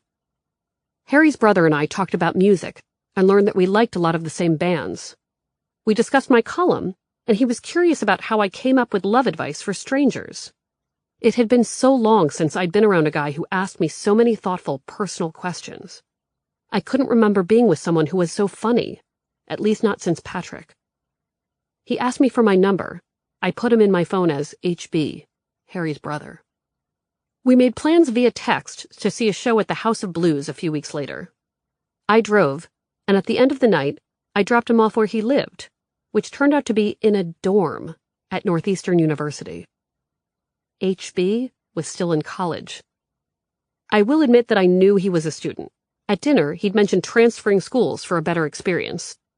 I figured, though, that maybe he was a few years older than the other undergraduates. I decided, or hoped, that he'd probably taken some gap years. The reality was that he was barely 21. I quickly rationalized that it didn't matter. I didn't intend to date him. After all, maybe HB was another Rachel. But he didn't give off Rachel vibes. Our night at the House of Blues felt a little like a date, at least to me. There was a meal and entertainment, and lots of hours of getting to know you anecdotes. There were a few moments that had me nervous and fidgety, like I was on a date. I had put some thought into my outfit, which suggested that somewhere in the back of my mind, it was more than a platonic outing. I told Rachel number 1 about it, hoping she'd say it was cool that I was going out with a college kid. She did not. "He's like my age," she said, addressing me like I was Amy Poehler, trying to be the cool mom in Mean Girls.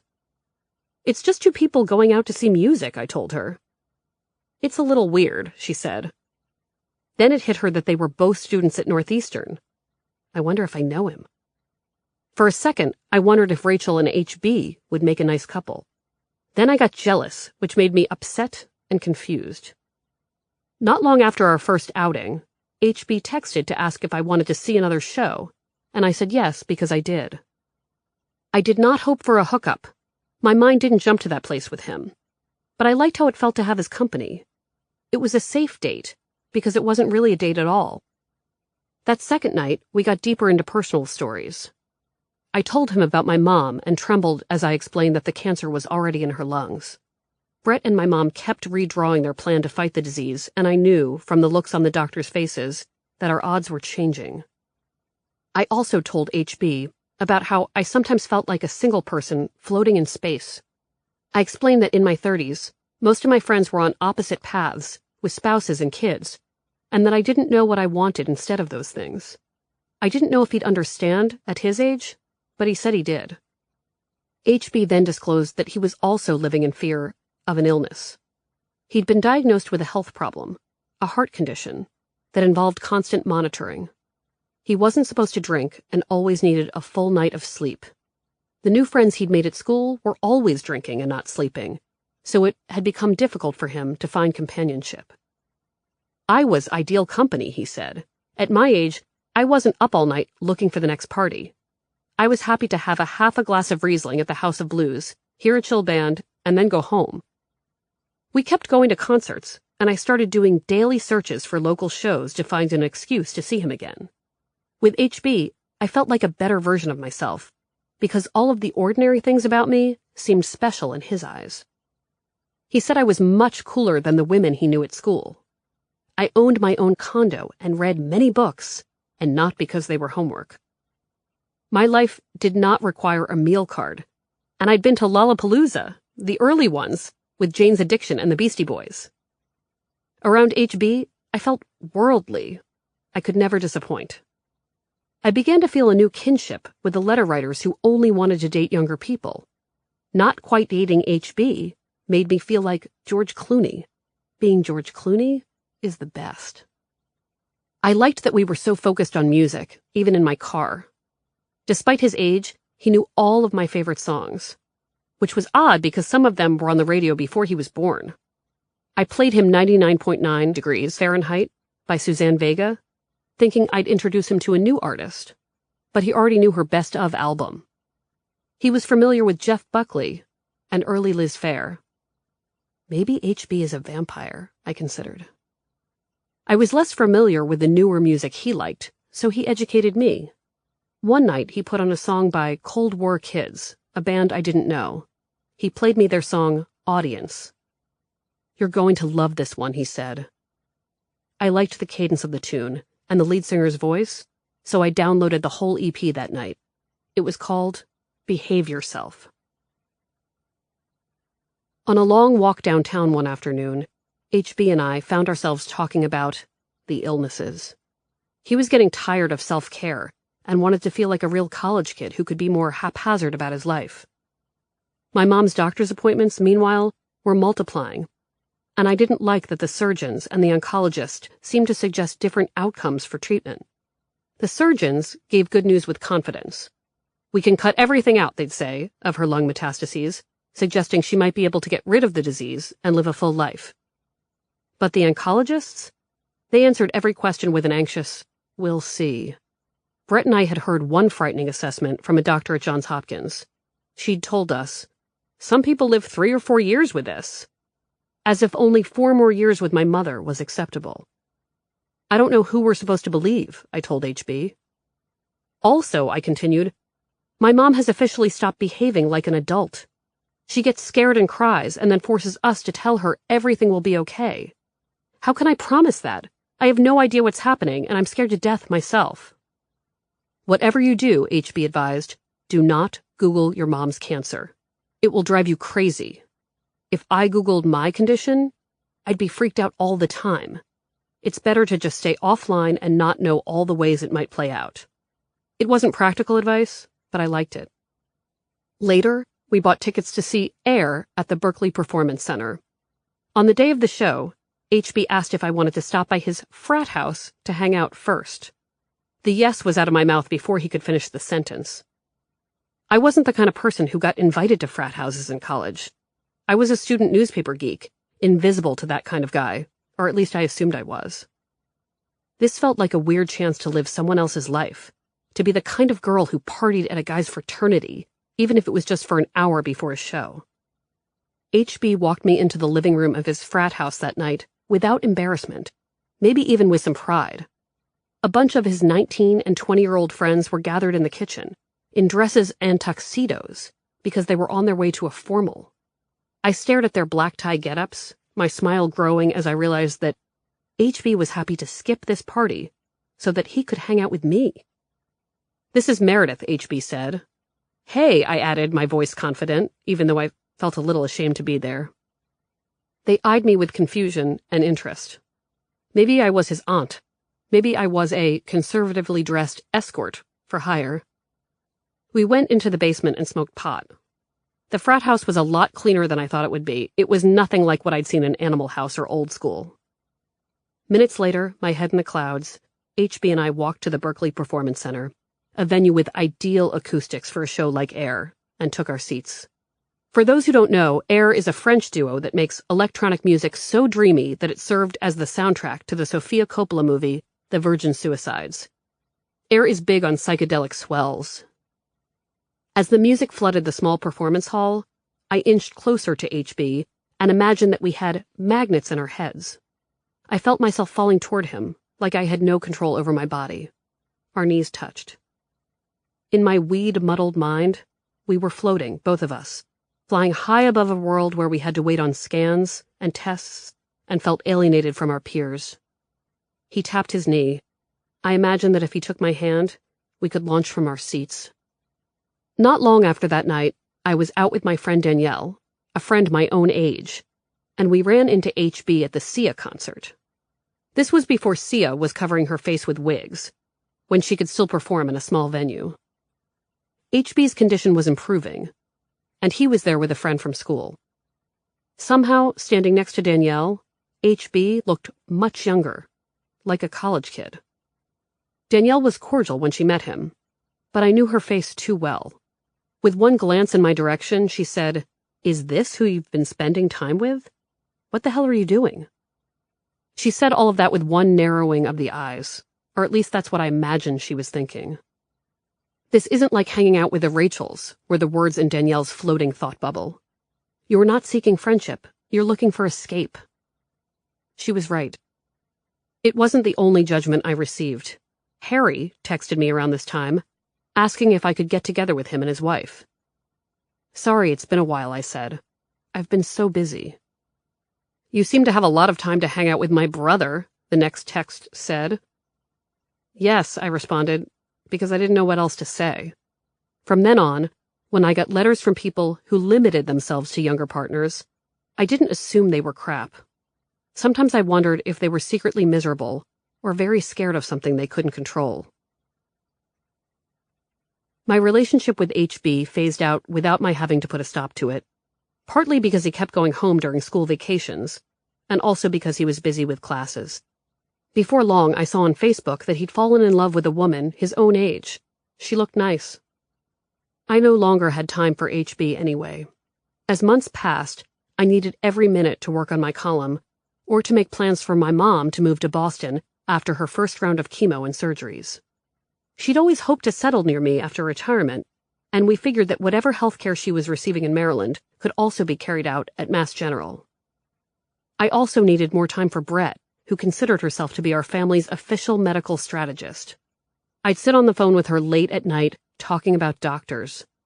Sometimes I'd hear Ben in the background. After much discussion, Ben had decided to move in with my sister. She was ecstatic that he would be with her all the time, but was even more frightened of how devastating it would be if he wasn't able to commit for good. Brett said she felt bad that I was going through our mom's illness without the support of a romantic partner, but I told her I was okay, and that it was probably for the best that I wasn't trying to balance our mom and a new relationship at the same time. It was mostly true. On the nights I did feel alone, I listened to the soundtrack I'd made during my time with HB. Sometimes it was that Cold War kids song Audience on repeat. The first line echoed through my living room. Sunday nights that you want her, like a velvet cake. The lyrics took me somewhere I needed to go. My girlfriend and her black hole of never-ending emojis. Question. I've been seeing a girl for the past 6 months. We met online and things have been pretty good. She's a sweet girl, smart, fun, and open to adventure. But I'm starting to see some mismatches in our expectations of one another, namely methods of communication. I'm 33 and she's 25. My job has me traveling about 30% of the time, which to me is just perfect in that I'm refreshed every time I get back from a business trip and ready to give all my attention to her. My girlfriend has been pretty cool about all the travel. The issue is what I can only describe as rated T for teen. She loves to text all day. Snapchat, WeChat, Instagram, Facebook, Tumblr, etc. You get the point.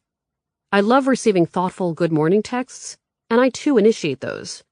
But once initiated, I feel I get sucked into a black hole of never-ending emojis, commentary on the most mundane things, and pictures of her meals, and on it goes.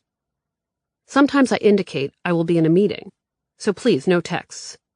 This is met with a flood of emojis, and she will switch this up with comments on Instagram so she can keep me in the loop on her day. It has gotten to the point where instead of indicating I have to go, which will result in a deluge of see ya texts, I just clam up and don't respond. I mean, I don't mind the attention, but I'm starting to see the age difference. I'm not built for constant contact. She mentioned very recently that she feels I'm not putting in the same effort, but I don't see it that way. I have been honest about my lack of social media interaction and that I'm just not into it. I don't have a Facebook. I stopped at MySpace years ago and barely update my Instagram. She is still trying to convince me to give Snapchat a try. I haven't budged, and it has been a sticking point in several arguments. I don't like to feel obligated to be pulled down a rabbit hole of texts, social media contact, and comments in addition to all the things we do together 3 to 4 days a week. For what it's worth, the sex is amazing, and time spent together is filled with good conversation and spontaneous trips. I think she is wonderful, and the relationship could go somewhere, but what I am seeing shows that maybe the age gap could be a deal breaker. Signed, stopped at MySpace. Answer. Have the talk again. Make your boundaries clear. Tell her that you're only going to text once or twice a day and that you're never going to sign up for Snapchat. At best, you can promise more phone calls. Talking is great, but social media? It's not going to happen. I'm all for compromises, but this isn't the time to make promises you don't want to keep. Remind her that you have the same rules for everyone in your life. It's not as though you're texting friends all day but choosing not to respond to her food photos. This is just who you are. Offer up more phone calls when you're on the road. See if that works. If not, it might be time to send her the Bitmoji that shows you walking away. Or the one that says, game over. I like that one. Meredith. Readers, what do you think? Harris Blackwood Stone wrote, she's a millennial, you're obviously not. You have 2 choices, adapt or eject. Brooklyn Mom wrote, she sounds 16, not 25. Act accordingly. Alyssa Jones wrote, 6 smiley face emojis. Our 15-year age gap. Question. I'm a 45-year-old woman who has been in a relationship with a wonderful guy for a year now. Before meeting my boyfriend, I was a happy and busy single mother. My son is now in his 20s, and was not one to pursue a relationship. Between being a mother, socializing with amazing groups of friends, going to the gym, volunteering my time, and traveling, I love going solo. I never felt that I was missing anything by being single. Now I can't imagine my life without this person. He is the kindest, most considerate, fun, smart, compassionate man I have ever been involved with, and he makes me feel beautiful and loved every day. It also doesn't hurt that we have phenomenal chemistry, and our love life could not be better.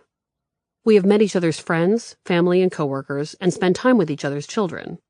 My son gets along with him extremely well, and I adore his children. Neither of us want more children, and we both see a wonderful future together. The reason I'm writing is that my boyfriend is 30 years old. I know the age gap letter is not groundbreaking stuff, but here it is anyway. I am the loudest age is just a number cheerleader, and our age difference in no way affects our relationship. What I do think about is down the line. What will it be like for a 40-year-old to be involved with a 55-year-old? Eek. Will he look at me one day and think, how did I end up with this old lady? I know I am putting the cart before the old mare here, but I do think about it and would love advice on how to put it out of my mind and to hear about other people's experiences. I know that no matter what happens, I will take it because the time I spend with this man would be worth it, but advice is greatly appreciated. Signed, Potential Old Mare. Answer. I know that no matter what happens, I will take it, because the time I spend with this man would be worth it. If that's how you feel, you have to make peace with the what-ifs. It's possible that the age gap will begin to feel massive, but maybe you and your boyfriend won't care. It's also possible that you'll take better care of yourself than he does, and that he'll be the one who feels like an old horse. The cool thing is that you like him enough to imagine what life would be like with him 10 years from now. And that's what you have to remember, that if you're still together when you're 40 and 55, you'll have a decade of history behind you. Those years will be more significant than new wrinkles. Instead of guessing about all of the potential problems, just focus on year 2. That's the only year that matters right now. Meredith. Readers, what do you think? Back Bay Babe wrote, My parents had a 14-year age gap. Mom the younger one. Running joke was, she would be putting flowers on his grave long before he would on hers. Sadly, Mom passed last year. And the 94-year-old dad, still kicking. FinFan wrote, My mother was 14 years older than my father. They married when he was 23 and she was 37.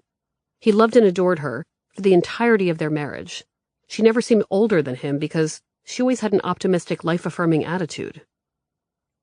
Rick Sanchez wrote, I love that the old mare is asking advice from old Meredith. Chapter 7. The Salon. My mom's treatment plan was a bigger, more philosophical question than I thought it'd be. It also had more to do with my column than I ever thought it could. She'd been given 2 choices for chemotherapy, equal in their effectiveness, we were told. One kind would make all of her hair fall out, while the other would only make some of her hair fall out. The catch with the second one was that she'd probably wind up with discomfort in her fingers. The doctors called it neuropathy. I figured that Brett would be the first of us to weigh in on our mom's medical options. She'd been navigating her own Crohn's disease since her 20s, so she was the best at processing medical questions. But in this case, my mom was quick and assertive with her answer. I want to keep my hair, my mom said, determined. I'll deal with the neuropathy. I can't lose all of my hair. My mom's choice surprised me because her life revolved around her music. She practiced every day and needed to play for her students, at least until she retired and moved to Boston. Finger numbness? That neuropathy problem? Didn't seem best for a piano teacher. You sure about that? I asked in my advice columnist voice, soft but skeptical. Your fingers are your most important tools. They were so important that my mother had always refused to participate in most sports, including bowling. The holes in the balls scared her. These are my source of income, she'd say when Brett and I were kids, showing us jazz hands. I can't stick my fingers into a bowling ball. These fingers are how we pay the heating bill. Now she was risking her fingers altogether. It didn't make sense. I don't want my students to know I'm sick, she explained. They need to believe that this is a normal retirement. If I lose all of my hair, they'll know I'm ill for sure. I can get by with a neuropathy. I don't play the piano that much during their lessons. I guess that makes sense, I said, even though it didn't. As a writer, I figured I'd be petrified by the idea of losing the use of my fingers. I thought it would be even scarier for my mother, who found comfort during the most difficult periods of her life by practicing Rachmaninoff for hours in our living room. The first few rounds of chemo, which she had in Baltimore at Johns Hopkins, had us feeling cocky. My mom felt great after every treatment, and the steroids she received with her Misc kept her wired. She rode her stationary bike for an hour every morning. Meanwhile, Brett and I fell into a routine that called on all of our Type A skills. Brett did most of the traveling to Maryland and kept my mom entertained during her long hours of infusion. She bought our mom's nurses fancy makeup. She told them cute stories about Ben. I worked on getting recommendations for doctors in Boston for after her move. My mom didn't have much disposable income as a piano teacher, but when she became a single parent at 40, she bought every kind of disability and long-term health insurance she could afford. We plan to use all of it now, every service, every bit of help we could get.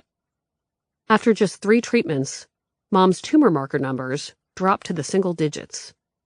She was eating more than she ever had. She'd always been bad about remembering to have a meal in between piano lessons, so she looked healthier than before her diagnosis. But by treatment 6, the side effects began to kick in.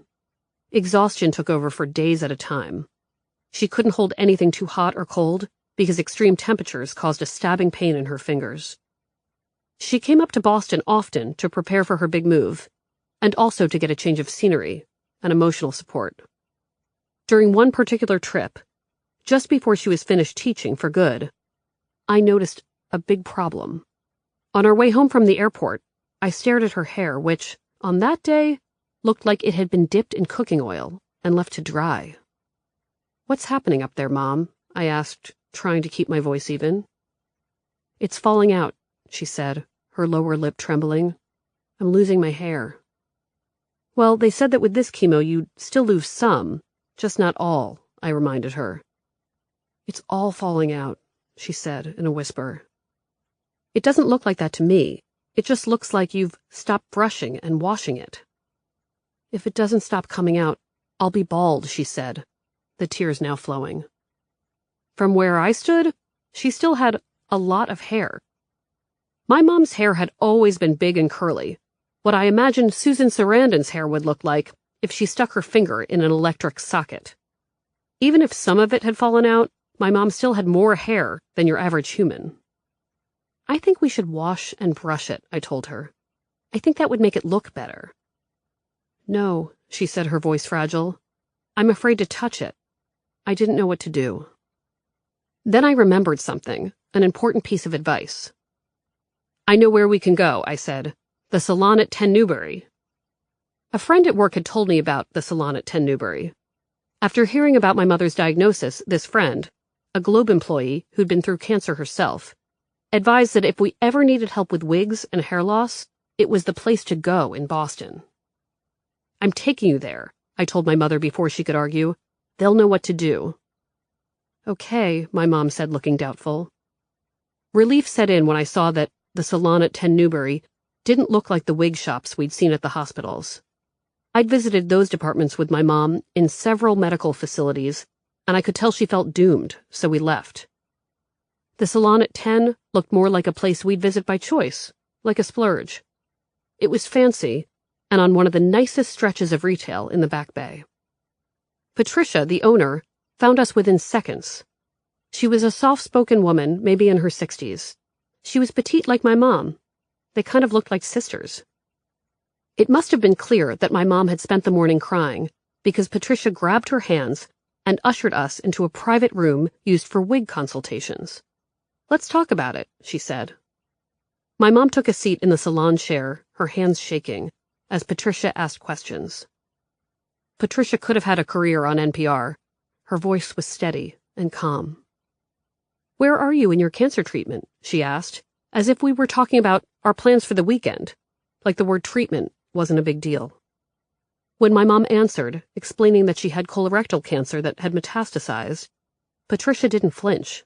Her face suggested she heard that kind of diagnosis every day. Then she looked at my mom's hair and shrugged. "This," she said. "This we can work with." I took a full breath, and my mom's shoulders relaxed. "I love you, Patricia," I thought. I decided that there should be a monument made for Patricia, maybe an award in her name. Slowly and carefully, she brushed my mom's hair, molding it into its old shape and fluffing it where it had fallen flat.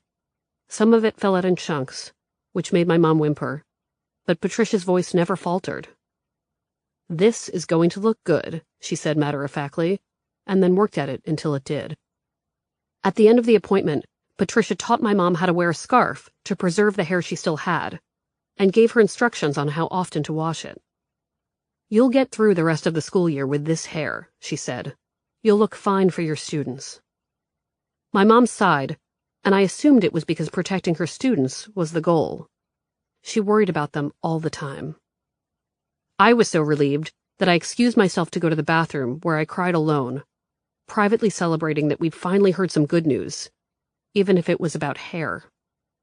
Later, as we celebrated the day's victory at the parish cafe near the public garden, my mom presented me with a more complicated problem, one that revealed another reason she'd chosen the chemo that affected her fingers.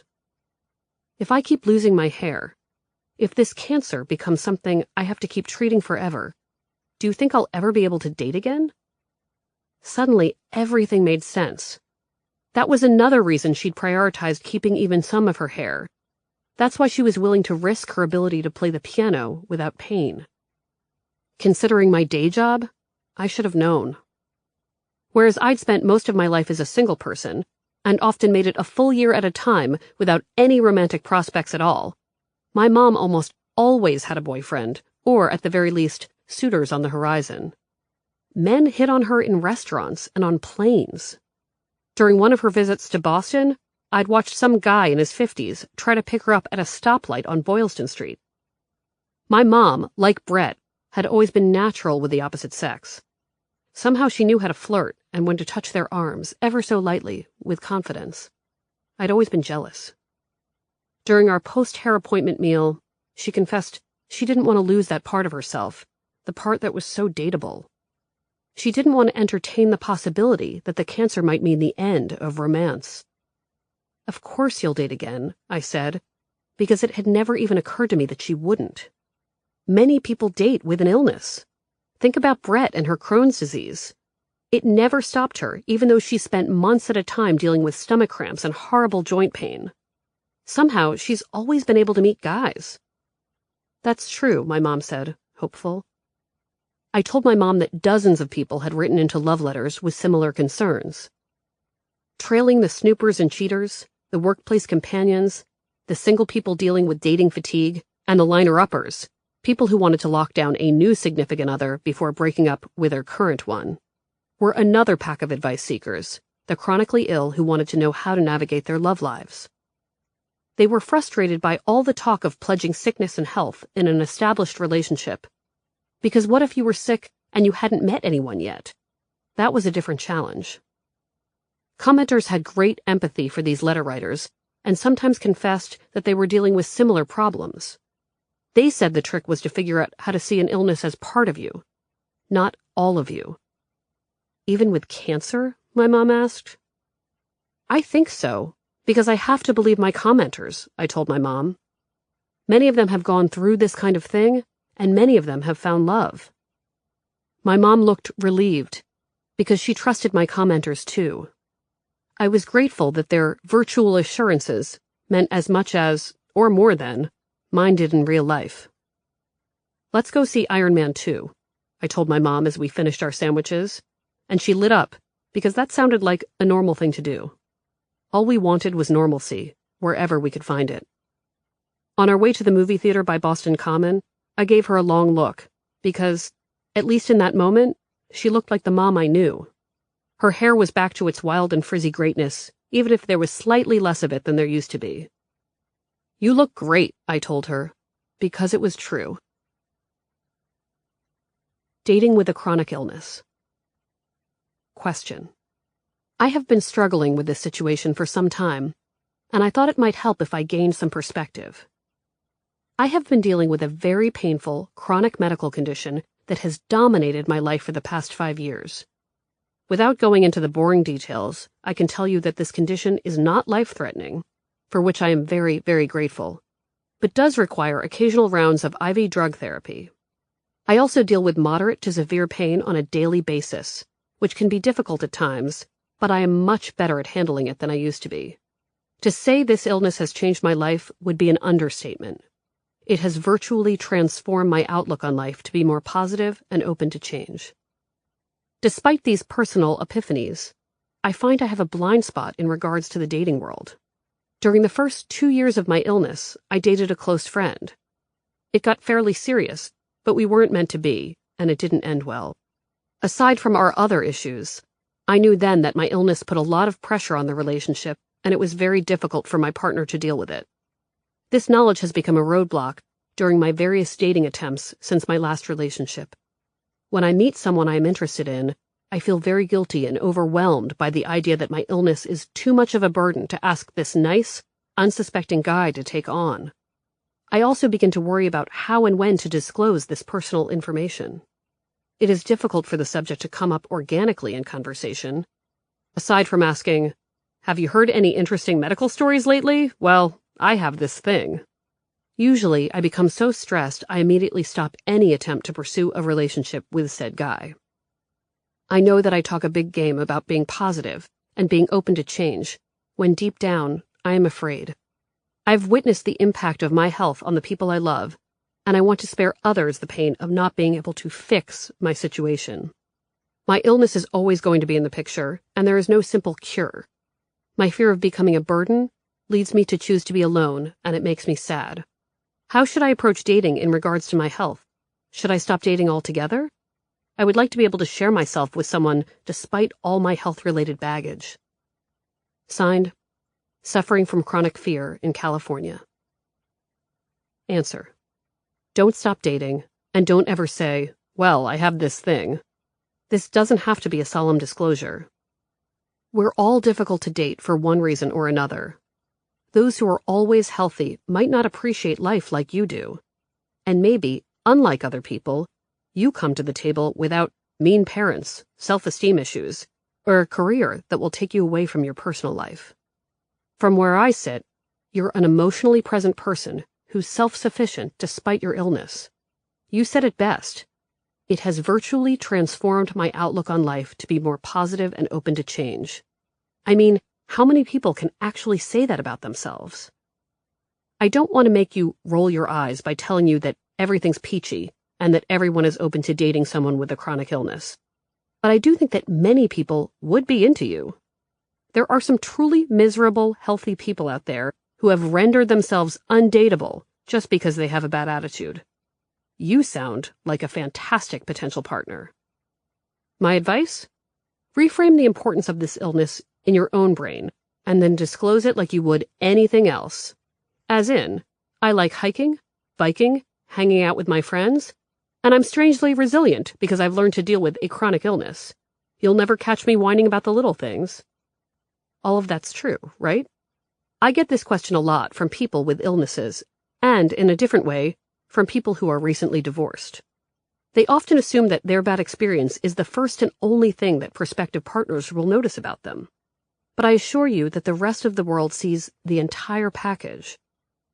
You're not asking anyone to take you on. You're not looking to be someone's burden. You're asking nice people to hang out with you and date you. They should be so lucky. Meredith. Readers, what do you think? The Real J-Bar wrote, Meredith is right. You need to reprioritize your illness as part of your total package. Don't let the disease define you. Sure, it will limit some activities, but it's just a small part of the terrific package you want to present. Older No Wiser wrote, One thing you don't mention.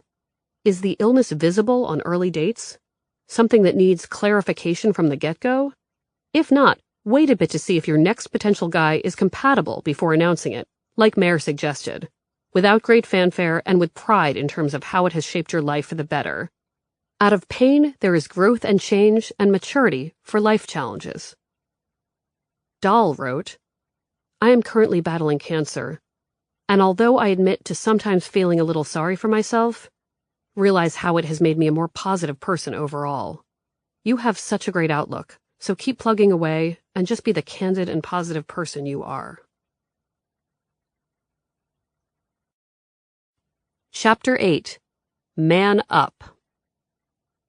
As the column grew, so did the number of critics and trolls. The Globe tried to stay ahead of abusive commenters and to protect readers, but it was increasingly difficult. I let the moderators know that in most cases, criticism of me was okay. I'd set up the column so that people could disagree with my advice. I had thick skin. Every now and then, though, it was difficult to maintain it. Sometimes I couldn't help but get defensive when I read some of the commenters' evaluations of my shortcomings. The most vocal of my critics had one major accusation, that I was sexist. They said I was too tough on male letter writers, and that I let the women get away with selfish behavior. One reader rejected the entire column because of my great misandry. Why is it that the woman, no matter what she does, always gets sympathy in love letters? The critic asked. She can have an affair, pose naked, flirt compulsively, no matter what. Typically she's made a mistake, and rarely does she get criticized. Of course, for the men, it's another story. They always have to shape up or mend their ways. This column is worthless because it is so biased. I didn't believe this complaint had any merit. First, when it came to my advice, I was pretty sure I was too easy on everyone. My softness was intentional. I wanted to give the kind of advice I give in real life, and in person, people don't respond well to tough love and judgmental directives. I figured the letter writers would get more from my feedback if I acted like a real friend, someone who'd empathize as much as possible and ask the right questions. Second, when I did get assertive, it wasn't only with male letter writers. Readers sometimes assumed I was being tough on a man when the letter writer was, in reality, a woman. Most love letters entries were from straight, cisgender people, but that wasn't always the case. In an early letter, for instance, a woman had written in because she was having trouble getting over her ex, who was also a woman.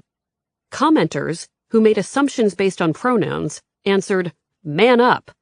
They scolded the woman, whom they assumed was a straight man, for being over-emotional, sensitive, and a wimp.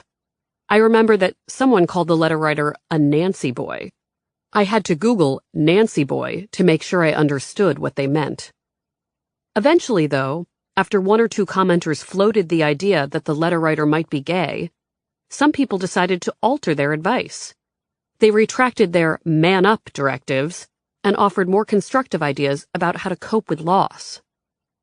The collective pivot exposed that for many readers, it wasn't appropriate for a man to be sad about a breakup, but women were allowed to feel miserable and dumped. I'm not the one with the bias, I thought to myself as I read their responses. I tried to be aware of my limitations as a columnist and to consider how being a straight white woman might inform my advice. But being hard on men, in general, was not something that kept me up at night. My paternal grandfather, on the other hand, who read the column from the Golda Meir House, a senior living center near Boston, told me it might be something to think about. Grandpa Marty, who thought it was hilarious that someone as single as myself would be advising other people about their love lives, said he'd long believed that I was too critical of men in general. He also argued that I didn't have enough empathy for people who wanted to have more traditional experiences when it came to heterosexual dating. Being a feminist doesn't mean you're not allowed to let someone do something nice for you, Grandpa Marty said. You never let men pay. You always want things to be equal. You have to let men be men. Let them be romantic. I'd usually respond with an eye roll. Grandpa Marty's only concerning accusation was that I sometimes spoke of men, straight men to be specific, as if they were less capable, that they couldn't be trusted to understand a problem, show up for loved ones, or follow through. He wondered if that's how I really felt, and if so, how my opinion affected my column. I thought about this and admitted that I did feel that way sometimes. The quality time I was spending in hospitals wasn't helping. My mom was prepping for surgeries, which meant that Brett and I were toggling between medical offices, dealing with practicalities. Brett would spend hours on the phone each day, waiting to speak with hospital receptionists and insurance reps. Her life had become hold music, and sometimes she used two phones at the same time, both on speaker. K.T. Tunstall versus Michael Bublé. One Sarah Bareilles song versus another. The best reps on the other end of the line were women, who always managed to answer our questions. We could tell they felt accountable. Then, when it finally came time for my mom's operations, I noticed what I'd already seen in so many waiting rooms and chemo cubicles since the diagnosis. Mothers, sisters, wives, and daughters, standing like security guards by hospital beds, working round the clock as advocates for their loved ones. Not to mention the nurses, who were still mostly female. Men were there too, I knew this, but often they seemed to have lighter tasks. I saw many of them dispatched by a family matriarch to get bagels. They made sure everyone had water. Brett noticed this too, and even saw it with Ben. Whenever he'd come to support the three of us at an appointment, he'd ask, "Anyone need water? Can I get you some water?" It was as if there was some innate male hunting and gathering thing happening, like he felt a driving force to make sure that the women in his pack weren't dehydrated. Brett appreciated that Ben was around for our family during this stressful time, but she always thought he could do more. She wanted him to anticipate our needs beyond beverages. It also didn't help that my mom never mentioned the men from her past. Before a surgery one afternoon, I asked her whether she wished her most recent ex were still in her life so she could have his support and companionship during this difficult time. She had been madly in love with that guy, at least until they stopped agreeing about their shared future and broke up. I'd always wondered whether they'd get back together. My mom's response was, "No way. He wouldn't have wanted to be around cancer. He wouldn't be good at this kind of thing." I knew this kind of statement was probably affecting me. I just didn't know how much. Eventually, my bias was confirmed in real life. It happened the first time I met some of the commenters. The regular readers had asked me, via email and in the comment section, to host a love letters party in Boston, so that at the very least, the New England-based crew could mingle. The idea scared me. It was one thing to banter with Rico, Back Bay Babe, and the real J-Bar online. But in person? What if they were confrontational? What if they had 7,000 cats or spoke like Gollum from The Lord of the Rings? It was all possible, but it seemed worth the risk. It was sort of like a blind date. Probably a good idea, as long as I was careful. I posted a note in the column saying that we'd all meet at Noir, a small bar at the Charles Hotel in Harvard Square. Hotel management told me that the venue could accommodate about 100 people. My worst fear was that no one would show up. Just in case people did show, though, I bought a stack of small name tags so that commenters could write down their screen handles and identify one another. For a few minutes that night, the bar was empty, and I feared that maybe every single commenter had secretly been my mother and sister, logging in as different personalities to make me feel like someone was reading the column. But then, out of nowhere, there was a line out the door. A crowd. Several hundred people trying to get into a small hotel bar. People used the name tags, some of them writing down their online nicknames, just as I'd hoped. Everyone was mingling and hugging each other like they were old friends, which I guess they sort of were. It was surreal, walking around the room and seeing what the commenters looked like. It was also nice to know that the readership was diverse, that so many people who might never interact in real life had been gathering on the website every day. To my great delight, the regular commenters were nothing like Gollum. The real J-Bar was a lovely woman whose real-life personality matched her no-nonsense advice. Sally and Alice were magnetic women who got along with each other as well in person as they did online. Valentino was a friendly wise-ass. M. Houston was a singer. She did an impromptu performance during the party. Rico did not show up, or if he did, he didn't identify himself. But we all talked about what he might look like. Part of me wanted to get closer to them, to ask for their real names and numbers, and to scream, "What am I supposed to do when I'm lonely and freak out about my mom?" But I maintained the boundary. I figured I wasn't supposed to know everybody in real life, even though it was tempting. I did have one big surprise that night, which gave me the reality check I needed. One of my commenters from the start of the column was Two Sheds, a thoughtful daily contributor whose advice was all about keeping calm. I imagined that Two Sheds was in her 50s, perhaps someone who wore antique necklaces. In my fantasies, she looked like a younger Holland Taylor or Angela Bassett.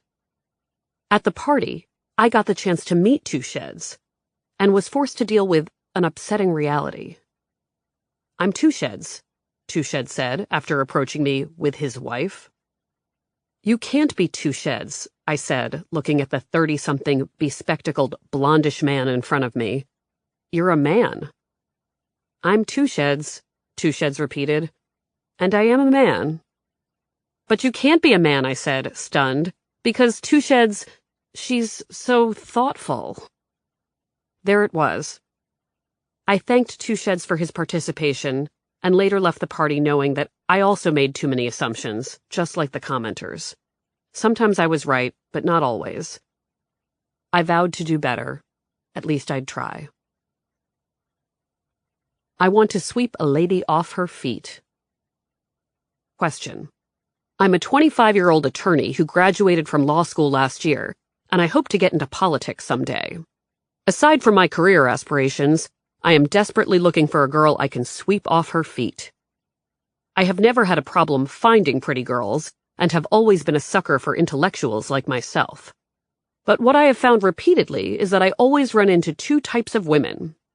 There's the feminist types who hate being treated like a lady, hold doors, pay for dinner, walk on the outside of the curb, etc., and put their careers before anything or anyone else.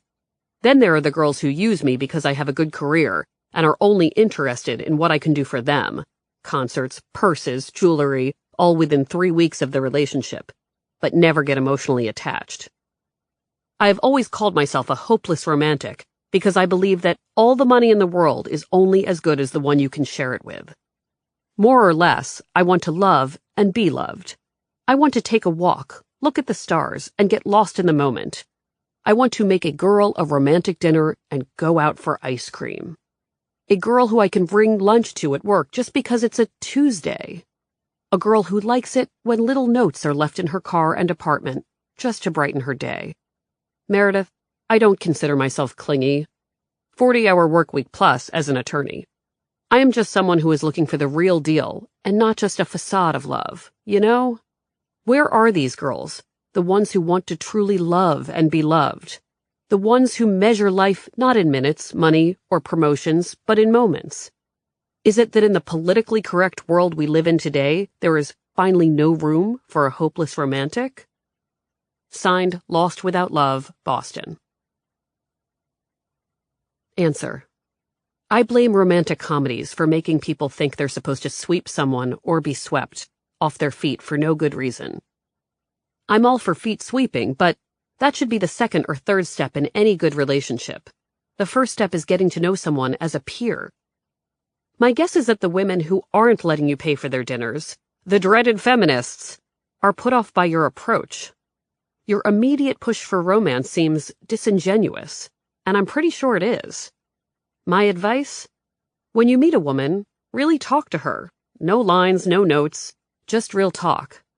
Then, if you really like her and respect her, you can take her for ice cream or whatever it is you want to do. Romance means so much more when you actually know the person you're dating. It doesn't sound like you get far enough with these women to know whether there's any real connection. Whatever you do, cut it out with the anti-feminist talk. It's ridiculous. You say you want to find a woman who wants to be treated like a lady, but most women want to be treated like a human. Think about how you'd want to be treated, so behave accordingly. Be a friend. Perhaps dating a fellow lawyer would work. Your salary and time spent at work would probably be equal. You'd be able to see through each other's posturing. You'd have something real in common. Just a thought. Meredith. Readers, what do you think? AWS34 wrote, Gee, I thought Meredith was kind of rough on this guy. Kraken77 wrote, You know what the most romantic thing you can do for a woman is? Listen to her. Amazingly, it will also help you follow Meredith's excellent advice of getting to know her better. We do often want to get swept off our feet, etc., but we want it to be for the right reasons, because the guy loves us for who we are, as unique individuals, and not because we are the most willing prop for his romantic hero fantasy. At 35, you will be expected to pay for dinner. At 25, when the women you are dating are just getting their footing as independent adults and take rightful pride in their ability to support themselves, it's threatening and can feel dismissive of the identity they are working so hard to build. Reader Girl 23 wrote, I'm a feminist, and I love it when men hold doors and, especially, walk on the outside of the curb, a remnant from the time streets were muddy and men were protecting women from having their hoop skirts splashed. But Meredith is dead on. This letter writer is not looking for a real relationship with a real human being, but some kind of romantic fantasy into which he can plug a pretty little doll. He means well, I'm sure, but he has a lot of growing up to do. He should have called me an Uber. Question. I met Jack online, and we've been seeing each other for about 1 month. I like him very much. We are both in our 30s and live in the city. All signs point to us having real relationship potential. We've been out several times, met some of each other's friends, text each other every day, and occasionally talk on the phone to catch up. We both took down our profiles. Last weekend he slept over at my place. It was nice. Here's what has me questioning whether I should ever see him again. Last night he had me over to his place for a home-cooked dinner and Netflix. Dinner was delicious and he did all the dishes. So romantic. We cuddled up together on the couch for a movie and he gave me a massage. Perfect date so far. Before the end of the movie, we go to his bedroom. That was great. Then, as we are lying in each other's arms, he starts yawning and talking about how early he needs to get up for work the next day, and how he is sure I also need to wake up early, and basically suggests that I should go home. He didn't even walk me to the front door of his building. At 10:30 p.m., I had to walk 3 blocks to the train to get home. I felt so stung. The next morning, I still feel awful. He keeps texting me as usual, thanking me for a great time last night, which sounds so crass now, and telling me about his morning at work. If he knew he didn't want me to stay over last night, I wish he had made that clear before I came over, or had not hooked up with me, or had at least been more considerate about the exit. He could have called me an Uber and walked me to the sidewalk. So, finally, my question. Do I confront him in the hopes that this was some clueless oversight, or do I block his number and give him the fade because he is clearly a cad and he made me feel cheap? Ever since I left his place, I have been barely resisting the latter option. Please advise. Signed, Kicked Out. Answer. He gets a pass on this one, for now. Not everyone assumes that sleepovers are cool on weeknights in the beginning of a relationship. And depending on where he lives, he might not have thought much of a walk to the train at 10:30 p.m. Yes, he should have escorted you to the front door. I bet you would have walked him to your front door or called him a car had he been at your place. But let's give him the benefit of the doubt. See him again and communicate. Let him know that you're not into bedroom stuff if it means having to throw on clothes and run to the train 15 minutes later. Tell him that you'd rather be able to sleep over and relax. Also do the mirroring thing. When he leaves your house late at night, offer to get him an Uber. Bring the chivalry and set an example. It was a weird night, but not everybody gets it right in the beginning. Meredith. Readers, what do you think? Chicken Little wrote, "Call your own Uber." Reindeer Girl wrote, "Why should she? Why shouldn't he be a gentleman?" Chicken Little wrote, "Well, Reindeer Girl, I hope the men in your world are complete gentlemen and treat you like a princess, and that's all I'm gonna say about that." Mova wrote, "Geez, the only thing he didn't do is leave money on the night table." Chapter 9. Cursed. I can't tell you how many times I've told letter writers to go to therapy. Hundreds of times. Almost every time. Sometimes it seemed silly to write an advice column if all I was going to do was tell people to talk to someone else. But I thought of the referral process as my duty. Letter writers emailed me privately to tell me they were raised in repressed New England homes where it was shameful to discuss your problems with an outsider. Others told me they didn't even know how to find a therapist. How do I know whether my insurance covers it? How do I find the right one for me? They'd ask, and then we'd email until we figured out a plan. I lived my own advice. By the time I'd started Love Letters, I'd been in therapy on and off, but mostly on, for almost 20 years.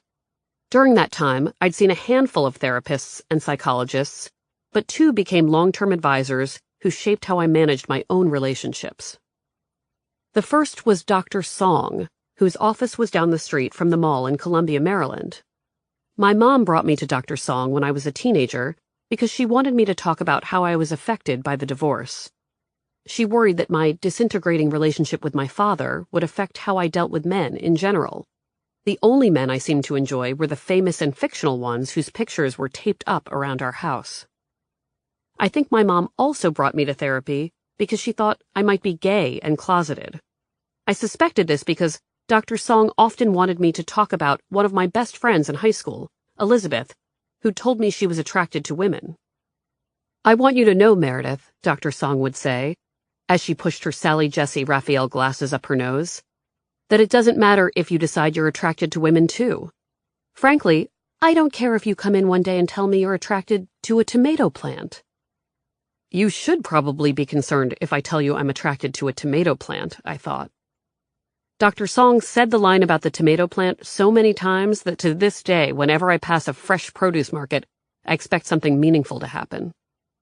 My relationship with Dr. Song had long-lasting effects because she spoke to me like a peer, like I wasn't a patient. Sometimes we'd use our billable hour to walk over to the Wawa convenience store near her office, and she'd buy me a Diet Coke. "I just need a break from all of these appointments," she'd tell me in her Calgon take-me-away voice, which made me feel like an adult woman friend she'd met for a cocktail after work. It was a good trick. We talked about everything on those walks, including my parents' divorce, and it felt like collaboration, like I knew as much as she did. The only problem was that the trick worked too well. I was given the false impression that I was my therapist's peer, and that instead of her helping me process my problems, I was doing it myself and letting her tag along for the ride. This issue became clear years later, in my mid-20s, when I found my second long-term therapist, Dr. Thomas. I had taken a short break from counseling, but it felt like time to return. My friends were dating with ease, and I couldn't figure out how to join them. They seemed capable of liking more people than I did. I was also still getting over my college boyfriend and couldn't figure out why it was taking so long to let go. I called a friend who was getting her PhD in psychology at Suffolk University and asked her to recommend a good professional. For some reason I can't remember, I asked if she knew any good therapists who were men. I think I wanted to see if the experience would be different. "I'll give you information for Dr. Thomas," my friend said. "He's on the list of recommended psychologists in the area. Looks like he specializes in eating disorders." "But I don't have an eating disorder," I told her. "Yeah, but that's not all he does, and it probably means he's used to dealing with women," she said. There was a catch with Dr. Thomas. His office was in Salem, Massachusetts, which was about 45 minutes from my apartment at the time. But it seemed worth it. Mental health came first. The location, though, made it difficult for me to take our appointments seriously. Downtown Salem is a legitimate theme park of witchery, where almost every storefront advertised psychic readings, t-shirts with broomsticks, and ingredients for spells and curses. It was a challenge to focus on self-actualization after seeing so many crystal balls on the way to appointments. The city made me feel a bit cursed, really. I'd spend my hour with Dr. Thomas talking about bad experiences at home or work, and then walk out of his office to see hexes and voodoo dolls everywhere. One day I found myself browsing a local shop for love spells for Patrick. What if they worked? Another distraction was the board game. Under Dr. Thomas's desk was a board game called The Dinosaur's Journey to High Self-Esteem. Based on the colorful box, which showed tiny dinosaurs wearing human clothing, I assumed the game was like Candyland, but with feelings instead of treats. Sometimes when I was supposed to be talking about why I wasn't dating or, years later, how I felt about my mom being sick, I found myself distracted by the poor dinosaurs in their overalls and dresses, and wondered why they needed so much validation. "Have you ever played it?" I asked Dr. Thomas once, pointing to the board game, when I knew he was trying to have an important conversation. "Yes," he said, his mustache twitching. "I have." Dr. Thomas and I had many silent struggles for power. He claimed that I came to my appointments pre-processed. that I'd already talked everything through with myself and decided before arriving what everything meant. I admitted that my day job made it difficult to stop myself from coming to quick conclusions about my feelings. Try not to define it first, he told me. Try to feel it. Tell me everything you feel about what's going on with your mom, especially now that she's moved to Boston. How has her proximity changed your life? I didn't want to talk about that. The good news, when it came to my mom, was that 2 big surgeries were over. Her colorectal tumor had been removed, as well as a few of the lung metastases. After recuperating and moving to Boston, she would do more chemotherapy at Mass General, and then doctors would consider another surgery for the remaining metastases in her lungs. She was happy in Boston and loved the city.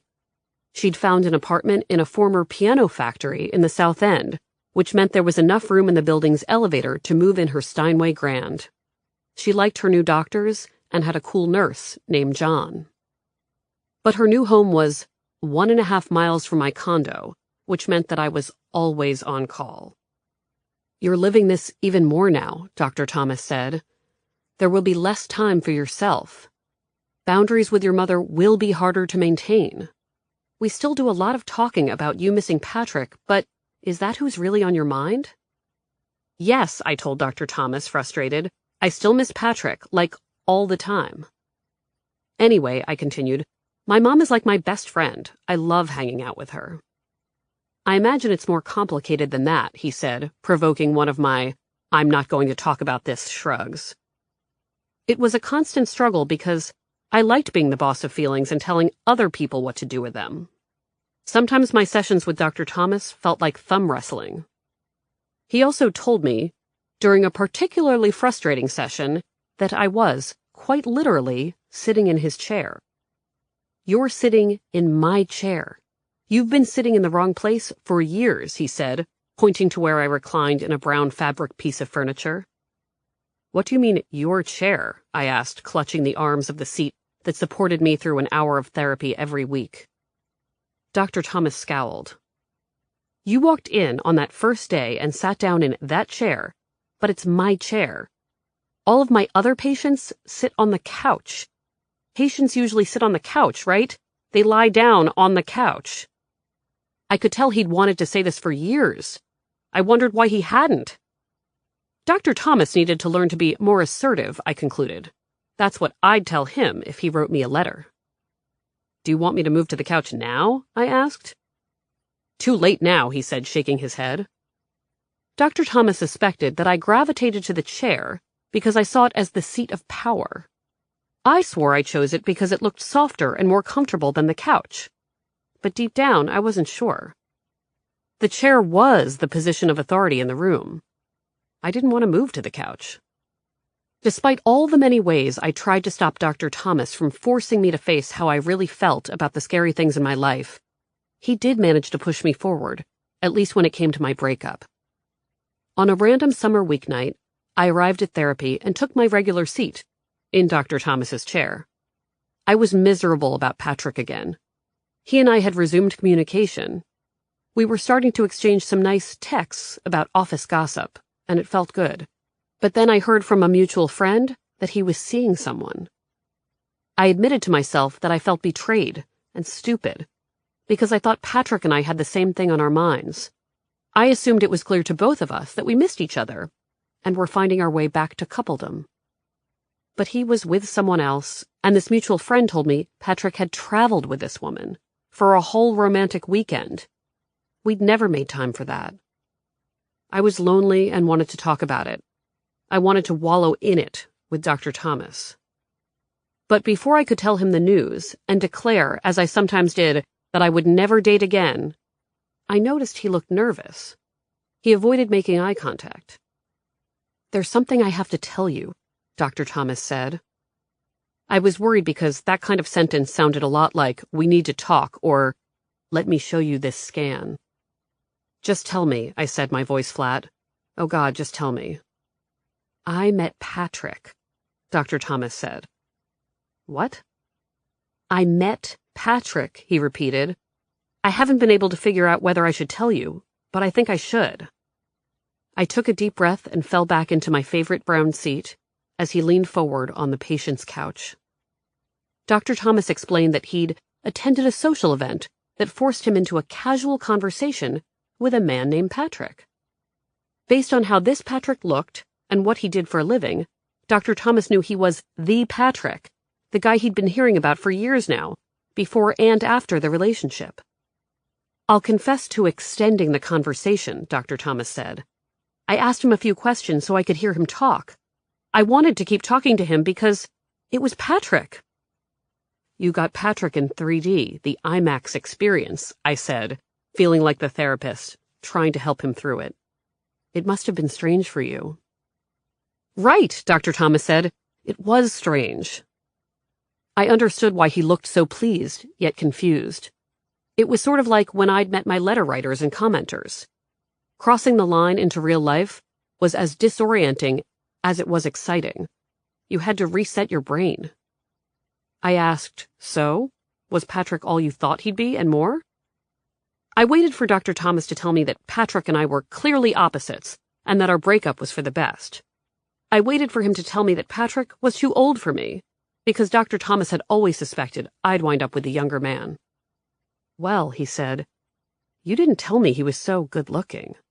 He's very attractive, Meredith. I didn't realize that. What? I barely got the word out because of the painful tightness in my chest. I said he's very good-looking, he repeated. I'd never had transference, never experienced romantic feelings for Dr. Thomas, but in that moment, I was jealous of Patrick. I wanted Dr. Thomas to think I was good-looking. I wanted him to think I was the better catch. Dr. Thomas, who'd been so good at reading me for so many years, didn't seem to understand my facial expressions in the moment because he kept talking. Based on what you told me, I had pictured an average-looking guy, but he's very good-looking. Okay, I said, I get it. I mean, are you trying to say he's way better looking than I am? That you're surprised we dated because he's that hot? No. Dr. Thomas shriveled on the couch as he realized where he'd led me. He's just better looking than I expected, he said, careful and slow with his words. Okay, I mumbled, jumping to the conclusion that people thought Patrick and I were mismatched, not because we had different interests, but because he was apparently so attractive that Dr. Thomas wanted to take his pants off.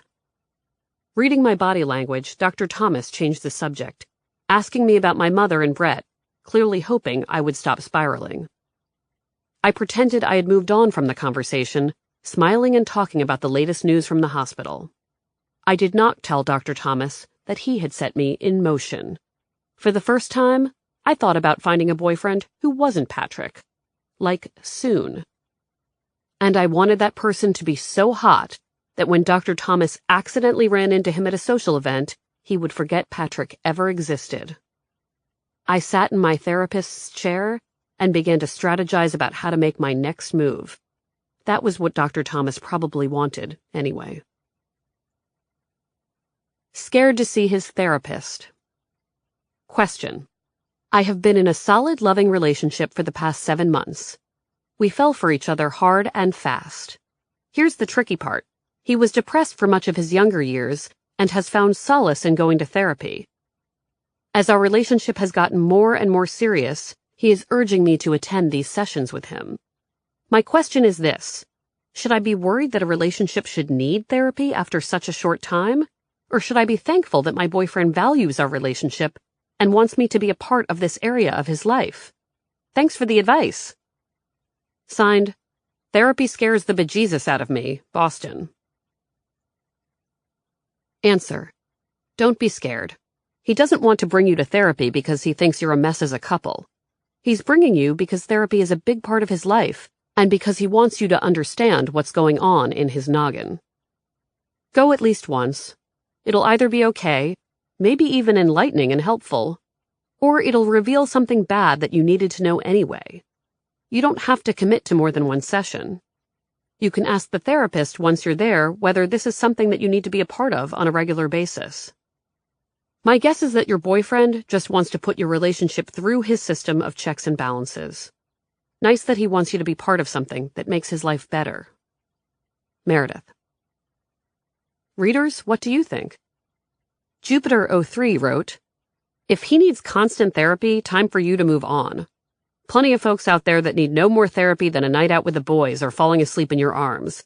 If that's not enough for them, then next."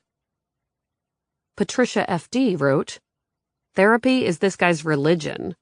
No harm in attending a service. If he starts pushing you to convert, then you can reassess." Why Not 13 wrote, "I'm a therapist myself, and I don't think you have anything to worry about. My guess is that this is just a really important part of his life, and he wants to let you in on it." Batesy52 wrote, "Maybe I am a complete voyeur, but it kind of sounds like fun." Chapter 10. The Nucleus. I knew that getting dates would be a complicated and possibly time-consuming task, mainly because my inbox was full of letters from fatigued singles who wondered what they were doing wrong. They asked whether I knew some secret to finding a mate. I did not. I wondered how Patrick had met the woman he was dating, and guessed that he'd seen her at a Holy Cross sporting event. She was probably all decked out in his favorite team's gear, looking all cute and open to having children. I'd never known how to advise readers who'd hit a wall with dating, because there was no magic way to strategize the procurement of a partner, despite what so many self-help books would have them believe.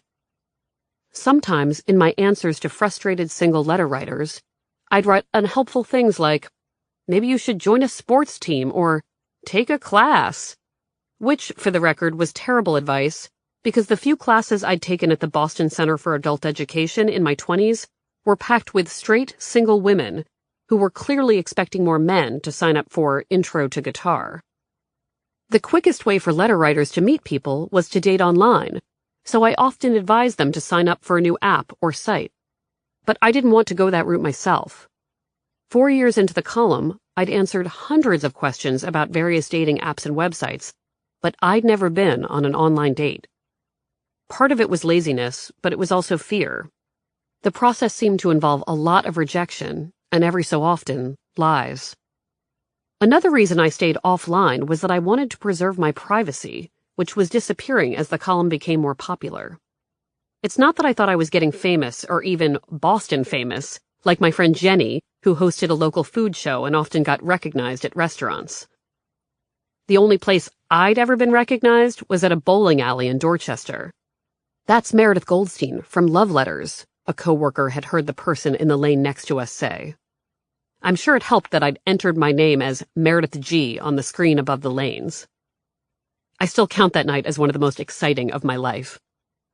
But there were new, less friendly people in the comments section, and more critics on other websites who sometimes said mean things about my face and body. Whenever I thought about making a dating profile, I imagined it screen-grabbed and tweeted. Even if I was just being paranoid, I knew I should stay offline. I also didn't want readers to think I was endorsing a specific dating website. Letter writers often asked whether I recommended one site over another, so choosing Match.com over PlentyOfFish.com for myself felt like a conflict of interest. I didn't want to have to lie. But dating without websites left few options. Basically none. I began to long for an imaginary person I hadn't thought about in years. We called him the Nucleus. In my 20s, when I was still living with Jess, we often sat around with our friend Danielle and talked about dating experiences. Both Jess and Danielle had survived a string of terrible online dates. One man left Jess an irate voicemail after she rejected him, telling her he was better off without her because she sounded like a man. Another man asked her about her hobbies during their first date. She mentioned that she liked all things design and travel, and he responded by telling her he liked the outdoors and to back into things. Back into things? Yes, back into things, he said, giving her a confident smile. I don't know what you mean, like back into things with your car? No, like backing into a table. Or a dildo. Oh, Jess said.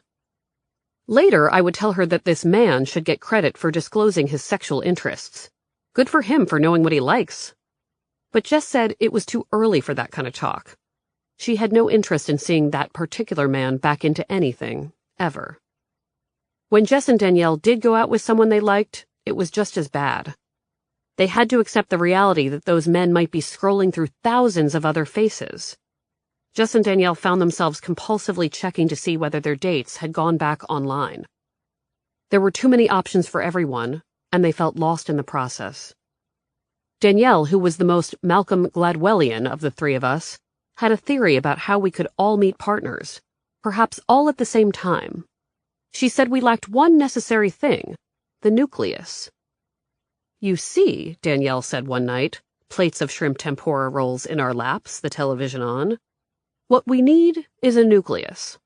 All we have to do is meet one guy, just one nice guy, who knows a bunch of other nice guys. His job is to connect us to his world. The nucleus doesn't even have to be single or a man. The person just has to be available to us, and then we can date his friends." "Yes," Jess said, between sushi burps. "That's why we're single. We haven't had a nucleus." We considered whether we'd been overlooking a possible nucleus in our friend group. Paul, a friend from college, whom I'd set up with my work friend Jen, looked like a good nucleus, but he was a high school teacher, and 99% of his coworkers were women, also in need of a nucleus. Our close friend Brad, a nurse, was often surrounded by great people, but his friends were mostly gay men or straight women who reminded us of ourselves. My friend Pete from college couldn't be the nucleus because he was a sports writer and he traveled too much. Mark only knew married dads. Jess, Danielle, and I began to list our wishes for the nucleus as if we were Jane and Michael Banks summoning Mary Poppins. "Maybe the nucleus works in tech," Danielle said. "Yes, he works with computers," Jess agreed. "The nucleus has great parties. He plans weekend trips with his friends," I offered. "He's hilarious," Jess added. "He likes to watch television," I said. The nucleus was an important and wonderful person. He was also imaginary because we never found him. Jess and Danielle both met their partners online. I liked their spouses, but they couldn't connect me to other guys. They were also not the nucleus. That left work, and finding another work romance seemed impossible. The changing media landscape meant that the Globe was further reducing its staff and doing more with less. Downsizing an office also means downsizing work romances. With that in mind, I hinted to friends that I would consider going on blind dates if they knew anyone. I vowed that I would be open-minded, no sabotage. One work friend knew a guy who was around my age and, like me, was interested in meeting someone in their 30s who didn't want to have children. "Perfect," I said, and tried to feel as enthusiastic as I sounded. Before the date, I got a blowout. I wore a navy dress that I thought made my waist look nice. I arrived at the restaurant early, so I decided to hit the bathroom before my date arrived. I figured I'd check my hair and pee. Minutes later, when I was through with my toilet business, I went to wash my hands, but the soap dispenser was empty. I rummaged through my purse for hand sanitizer, but didn't have any.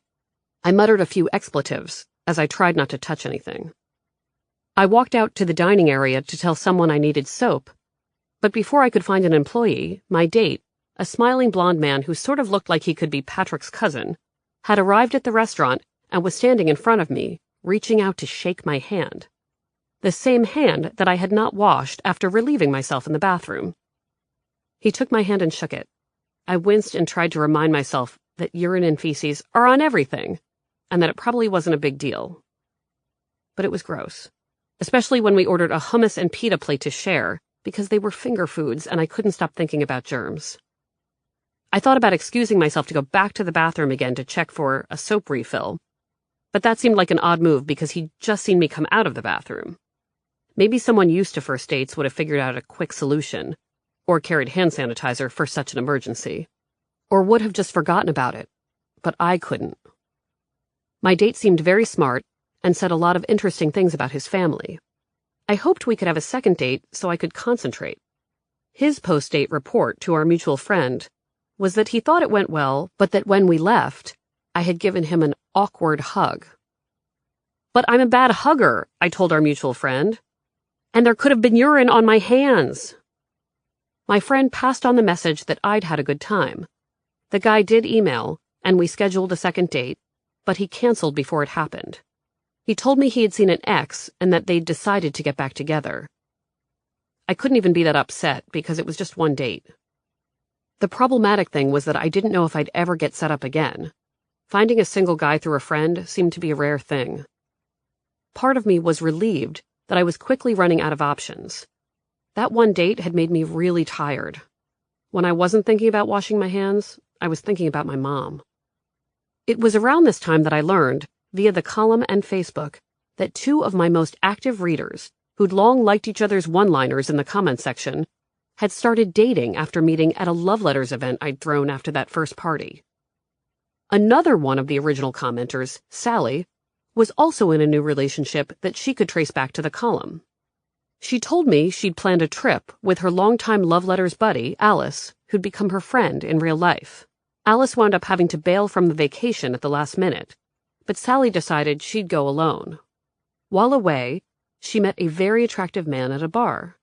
They were now dating long distance, and she had plans to move to be with him.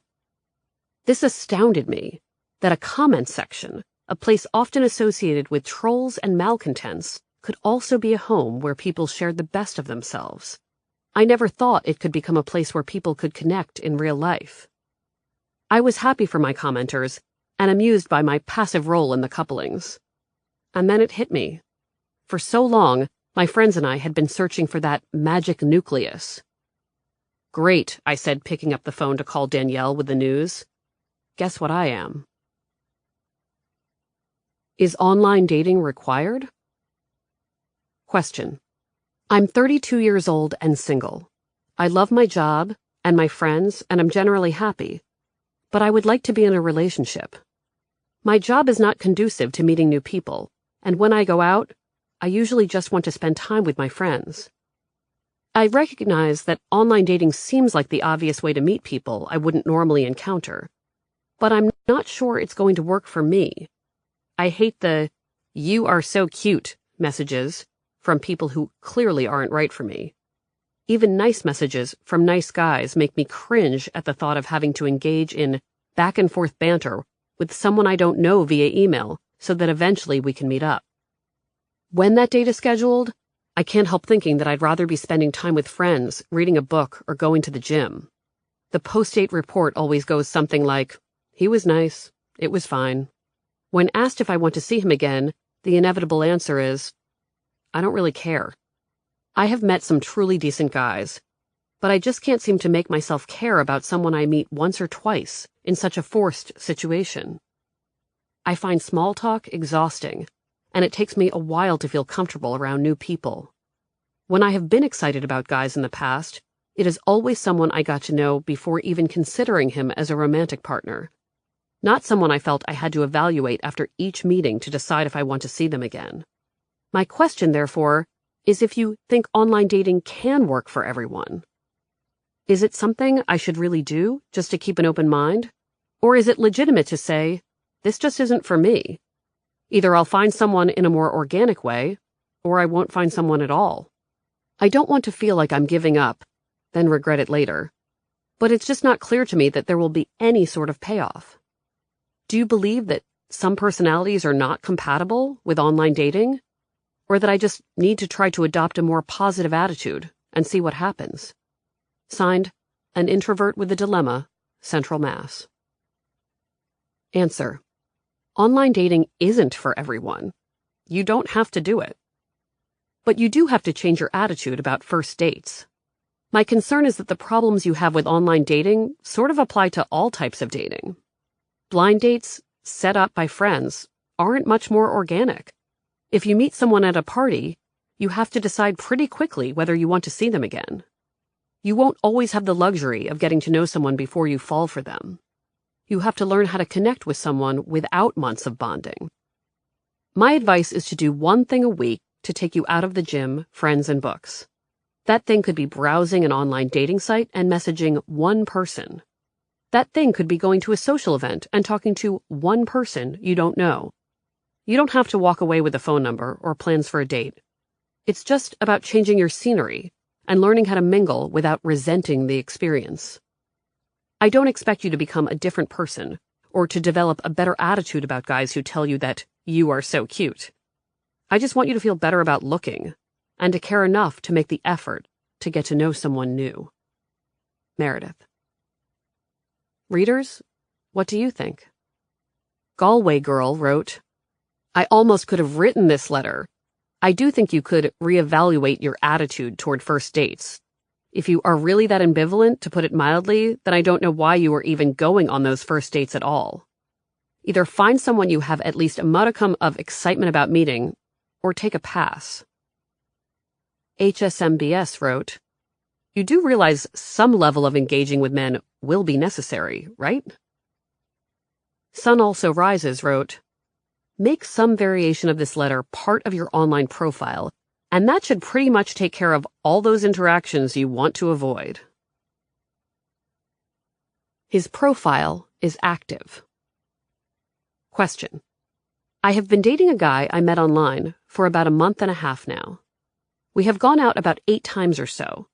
We hit it off right away, and he was always the one to plan the next date and ask when he can see me again. One evening, we started talking about whether we're dating other people. He said he wasn't dating anyone else and didn't plan on it either, that he liked me a lot and wanted to see where things would go. We even discussed going away for the weekend in a few weeks. I still have an active subscription to the dating website, even though I blocked my account so I wasn't active. I know I shouldn't have done it, but out of curiosity, I went onto the dating website and checked out his profile. It shows that he has been active on the site, fairly frequently, actually. I know we haven't been seeing each other very long, but I guess I don't like to think I am developing feelings for someone only to be let down. Am I wasting my time with this? Am I a filler while he continues to shop for the next best thing? What is the protocol with all of this online dating stuff? Signed, To Date or Not to Date, New Hampshire. Answer. I can't read his mind or pretend to understand his intentions, but I wouldn't jump to any conclusions about the website. Maybe he logged in because he was bored. Maybe he was on the site to see what you had done with your profile. Honestly, if you had met this guy through friends or at a bar, you'd have no idea how he represents himself when you're not there. You need to focus on how you feel when you're with him and whether the relationship seems to be growing. If things continue to go well, and you're at the point where you've stopped counting dates, feel free to ask him what he's done with his profile. Online daters almost always have to have this chat. It's awkward, but it's inevitable. There's no protocol, you just ask. For the record, I don't think that you're a filler. You're just in a new relationship. You're both figuring out whether you actually want each other. Online or offline, there are no guarantees. Meredith. Readers, what do you think? Wizin wrote, Slow down. You're looking for signs of a commitment that he hasn't made yet. He seems to be interested so far. Remember that panic is never attractive. Rachel is 1818 wrote, Honestly, I would wait a few more dates later and then ask him what's up.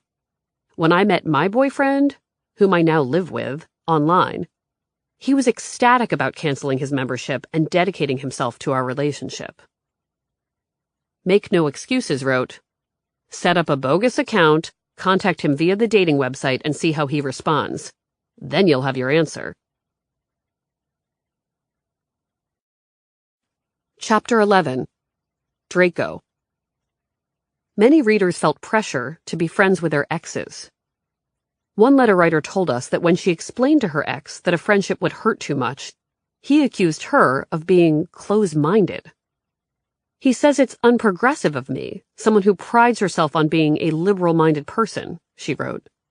Am I wrong to not try to just be his friend? Can lovers really be friends after such intimacy? Unprogressive. That was a new one. I told letter writers that there was no obligation to be friends with an ex. That's one of the reasons breakups are supposed to require so much thought on the part of the dumpers. When you tell someone you're done, there are no assurances you'll get to keep them around in some other form. You have to be ready to say goodbye forever. I did tell readers that if friendship felt right, it was worth a try. Certain romantic relationships were mostly about the platonic stuff to begin with. In other cases, time healed wounds, and it was possible to start something new. I hoped I could have a friendship with Patrick at some point. It was starting to seem possible because, as more months passed, I didn't fantasize as much about sharing anything romantic with him.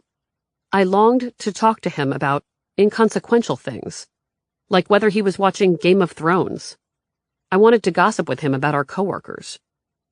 My favorite conversations with Patrick had always been about stuff he'd done when I wasn't around. I could listen to him talk about his job all day. I even liked listening to him talk about sports. He could be funny about anything. In the office, my behavior toward Patrick was erratic. Sometimes I'd send him emails and he'd respond, thrilled that I seemed open to platonic discussion. Other times, when I saw him in person, I would avert my eyes and walk away. Mark was also confused about our status. "Are you talking to Patrick?" he'd ask. "I don't know," I'd admit. Patrick and I did follow some unspoken rules when we communicated. The big one was that we didn't mention our romantic lives. I knew through coworkers that he had another new girlfriend, but he never hinted that there was someone else around. "Do you need this friendship?" Dr. Thomas asked. "Do you want to go down that friends road again?" The road he referred to was the one I went down with my college ex, the one I referred to in love letters as Draco Malfoy. Draco and I had tried to be friends for years. I won't do that again, I promised. Draco and I had a significant relationship in the context of college, but in reality, we were together for less than a year. After we broke up, though, we spent several years festering in what he called a friendship. That friendship involved us calling each other too much, almost daily or more. We lived in different cities after graduation, but visited each other like we were in a long-distance relationship. And when we stayed at each other's apartments, we often slept in the same bed, under the same blanket. There was no kissing, but there was often almost kissing. I'd still tuck my head into his armpit. Sometimes he'd put his lips on my forehead after saying goodnight. Every time I saw him, I hoped he'd change his mind about wanting to keep things platonic. I loved him. On the rare occasions we didn't sleep side by side, cuddling, it was because he deemed it inappropriate, without any warning. Sometimes a no-cuddling rule meant he was dating someone else. Sometimes it meant he just didn't feel like it. During the weekend visits that involved those random boundaries, I felt broken up with all over again. So I did things to make him feel rejected, too. I'd zone out when he talked about his big accounting job, so he knew I found it boring. I gave him backhanded compliments. I couldn't help myself.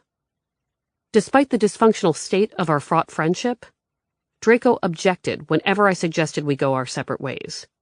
He maintained that we were best friends, that our bond was unbreakable.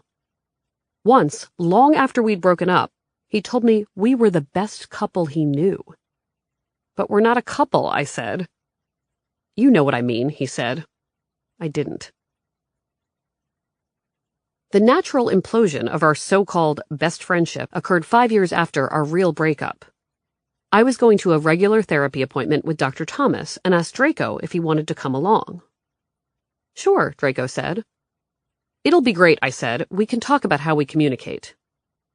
We drove to Salem, ready to see Dr. Thomas, as if it were a common thing, two platonic friends seeking couples counseling.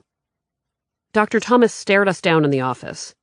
He let us both rant for a bit about our problems as a twosome, and then he asked Draco a simple question. "What is it that you want from your relationship with Meredith?" "Well," Draco answered, making one of his many pensive Draco faces, "I always want to be her first phone call. I'd like us to meet other people, but I always want to be the first person she calls about important things." His answer made me do a double take. For whatever reason, it was the wake-up smack in the face I needed. I think I'd like my first phone call to be my mom," I told him. "Or maybe a real best friend like Jess, who doesn't cuddle in bed with me. Or a real boyfriend who does." Then I told him what so many of my friends had tried to tell me for years. "This isn't going to work, because it's not good for me," I told Draco. "It's over." Dr. Thomas looked pleased with himself, like he'd known this answer all along. For a moment, as I watched Draco's face register that we were really breaking up, I felt horrible for him because maybe he was losing his best friend. He didn't have a Jess or a Mark. We drove home from that appointment in silence, knowing it was a real goodbye. After I made that decision, my exposure to Draco was minimal. I saw him at a friend's wedding, where I regressed and got drunk and said jealous things about his new relationship. A year or so later, when he married that woman, I saw pictures of the celebration because mutual friends posted them on Facebook. It hurt. Draco and I had managed to avoid contacting each other for another 5 years, until I found an email from him in my Globe inbox. He wrote that he had plans to drive through Boston in a few weeks and wanted to meet for drinks or dinner. The timing was weird because I'd been thinking so much about my letter writers and their friendships with exes. I needed to get an outsider's opinion on my own situation, so I looked for Mark, but he wasn't there. I tried to think of who else in the building might have an opinion. And then I thought, Patrick. I found him in his office, next to his Larry Bird poster. That guy I dated in college emailed me and wants to get a drink, I told him. What does he want? Patrick said, looking pleased that I had come to him for this conversation. The email says he'll be driving through Boston and wants to see me. Are you going to do it? I don't know. Patrick shrugged. From what you've told me, he sounds like a dickbag, he said. Yeah, maybe. I'd missed that kind of Patrick talk so much. He always summed things up so well. Then I called my mother for a second opinion. I don't think you should go, she said. I could tell she was excited to be talking about something other than hospitals. I'm starting to think I should go, I said. But why, my mom asked. What would be the point? Because I can, I explained. I feel like saying no to Draco would suggest a weakness, that it would be too hard for me to have a meal with him. But I moved on from him so long ago. I can be his friend now. I don't know, my mom said, her voice scratchy. The new chemo pills she was trying made her cough a lot. I don't know what you could gain by having a friendship with Draco, she continued. All I remember is that you guys brought out the worst in each other. You were kind of mean to each other. You didn't root for each other. It's just a meal, I said. It's not a big deal. I knew on some level that I would never tell a letter writer to have a friendly dinner with an ex just to prove they could. Still, I made plans to meet Draco. I chose the Franklin Cafe in the South End because I look really good there. Everybody looks good at the Franklin Cafe in the South End because the restaurant is so dark. There's a thick curtain by the door, so even in the summer you can sit at a table with circles under your eyes and food in your teeth and feel like a model. Draco looked good there too. On the night of our planned dinner, he sat across from me in a booth, nervous and happy to see me. His hair was the same. He hadn't lost any. He was older, though, and didn't remind me of Draco Malfoy anymore. He looked like a grown-up, with some flattering lines around his eyes. We started the meal by talking about work. He updated me on his accounting business, and when I brought up the Globe, he admitted he'd been reading love letters. I confessed that I'd written one of my early responses about him, and that I'd referred to him in the column as Draco Malfoy. This he hadn't known. He could guess that the nickname was not a positive one, but he wasn't really a Harry Potter person, so he wasn't sure why. You're a lot like him, I said. Don't be offended. He's a complicated character. Draco said he'd heard from our mutual friends that my mom was sick, so I updated him about her treatment, trying to convey that I had it all under control, even though I was scared to death that I didn't. The situation sounded dire when summarized to someone out of the loop. I couldn't say stage 4 without clenching a fist. But you know, I said, she's on this new pill that might shrink the metastases, which maybe means that the surgeons can go back in again and take the rest of them out.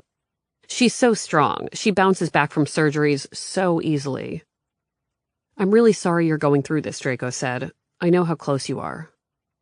We'll be okay, I said. Brett and I have got this. Then Draco smiled.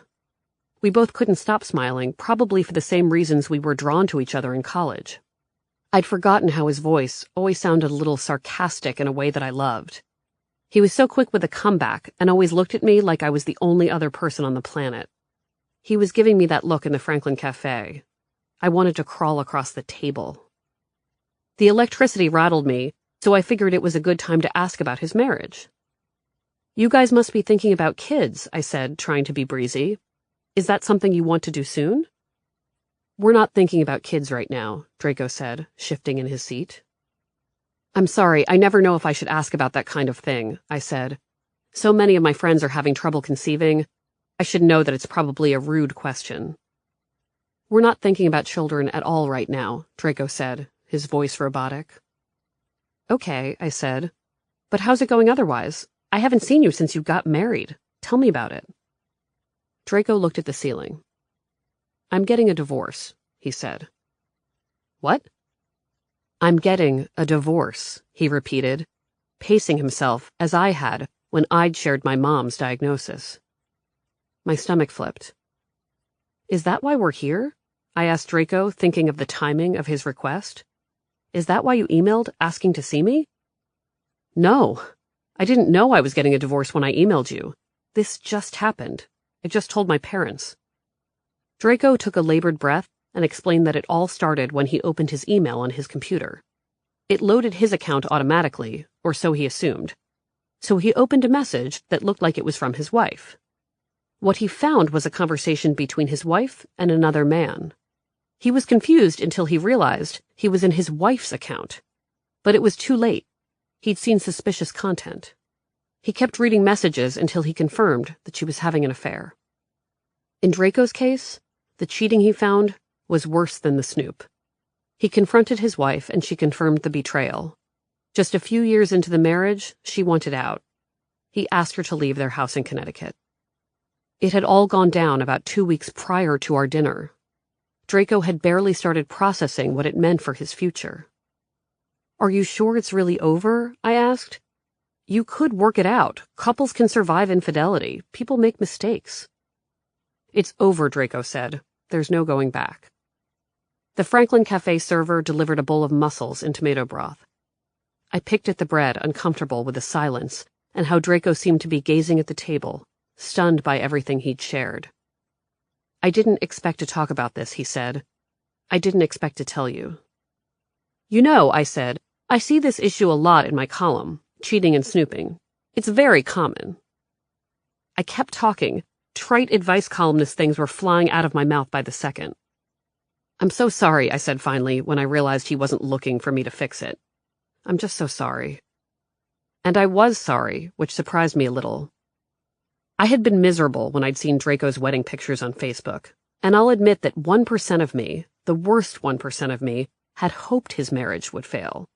That horrible selfish part of my brain wished back in the day that Draco would wind up single and seeking out my attention under the low lights of a place like the Franklin Cafe. I'd fantasized about this kind of dinner. Now that it was actually happening, though, no part of me could celebrate his heartache. He went on to tell me that he and his wife had been planning to have kids. He thought he'd be a dad soon, and now he was starting over. Our dinner lasted more than 2 hours, and he said we should keep in touch. He wanted to be friends. I said I would consider it, but it felt like a bad idea. I still cared too much. As I walked away from the restaurant, I texted Patrick. I just hung out with that guy from college, I wrote. It was weird. Where are you now? He asked. In the South End. He wrote back that he was at a bar nearby. Come on over. I almost ran there. He was with some of the friends I'd never met when we were dating.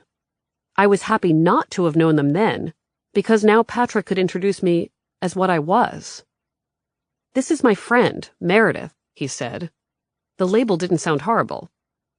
We all hung out and talked, and then Patrick walked me to my car, which was still parked in an outdoor lot near the Franklin. We stood in front of my Hyundai, enjoying the fact that it was almost spring, not as frigid as it had been for so many months.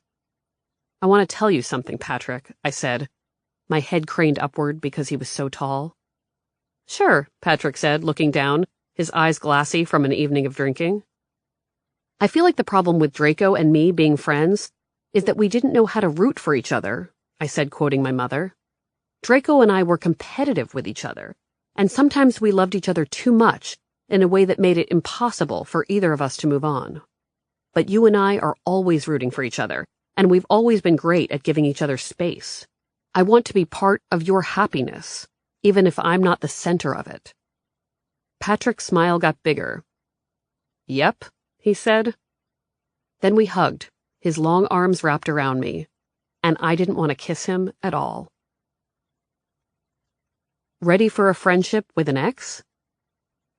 Question. I dated a guy for 4 months. He ended things by saying that he didn't see a future with me. I was sad but not angry, and we ended things on relatively good terms. 2 months later, he called. We had a catch-up session, and then he asked me out for drinks and dinner. I explained that I really couldn't be friends, not yet, not as long as I still harbored feelings. He suggested checking back in a month. A few weeks went by, and I caved. I thought I was in a place to handle being a friend. I wasn't. We got in a fight because of my emotional wishy-washiness. I never made it to even planning drinks. I had assumed the worst of his intentions, loneliness or guilt. In reality, he genuinely wanted to be friends. He has a strong track record of friendships with exes to support his intentions. It ended on less than stellar terms. He was hurt. I felt bad. I apologized, but the damage was already done. Now, months later, I would like to be his friend, and think I can be a friend. Only thing is, I don't know how to approach him. I fear the door may be permanently closed. Any ideas? Signed, hopefully a friend. Answer. If the guy can't forgive you for having a tough time adjusting to a friendship, he's not good friend material. You can't dump someone and then demand that they become your friend on your schedule. Why isn't he worried about how this friendship might confuse you? Why is he focused on his own pain instead of yours? My advice is to spend some time thinking about what you'd really get out of a friendship. Can you be around him without having romantic feelings for him? What does he offer as a platonic companion? If you think this through and still want him around as a pal, just give him a call. If he's really capable of a good friendship, he'll give this another shot and try it on your terms. If he doesn't respond well or makes this all about him, please leave that door closed. Meredith. Readers, what do you think? Mingus Train wrote, "Is he considered an ex after only 4 months?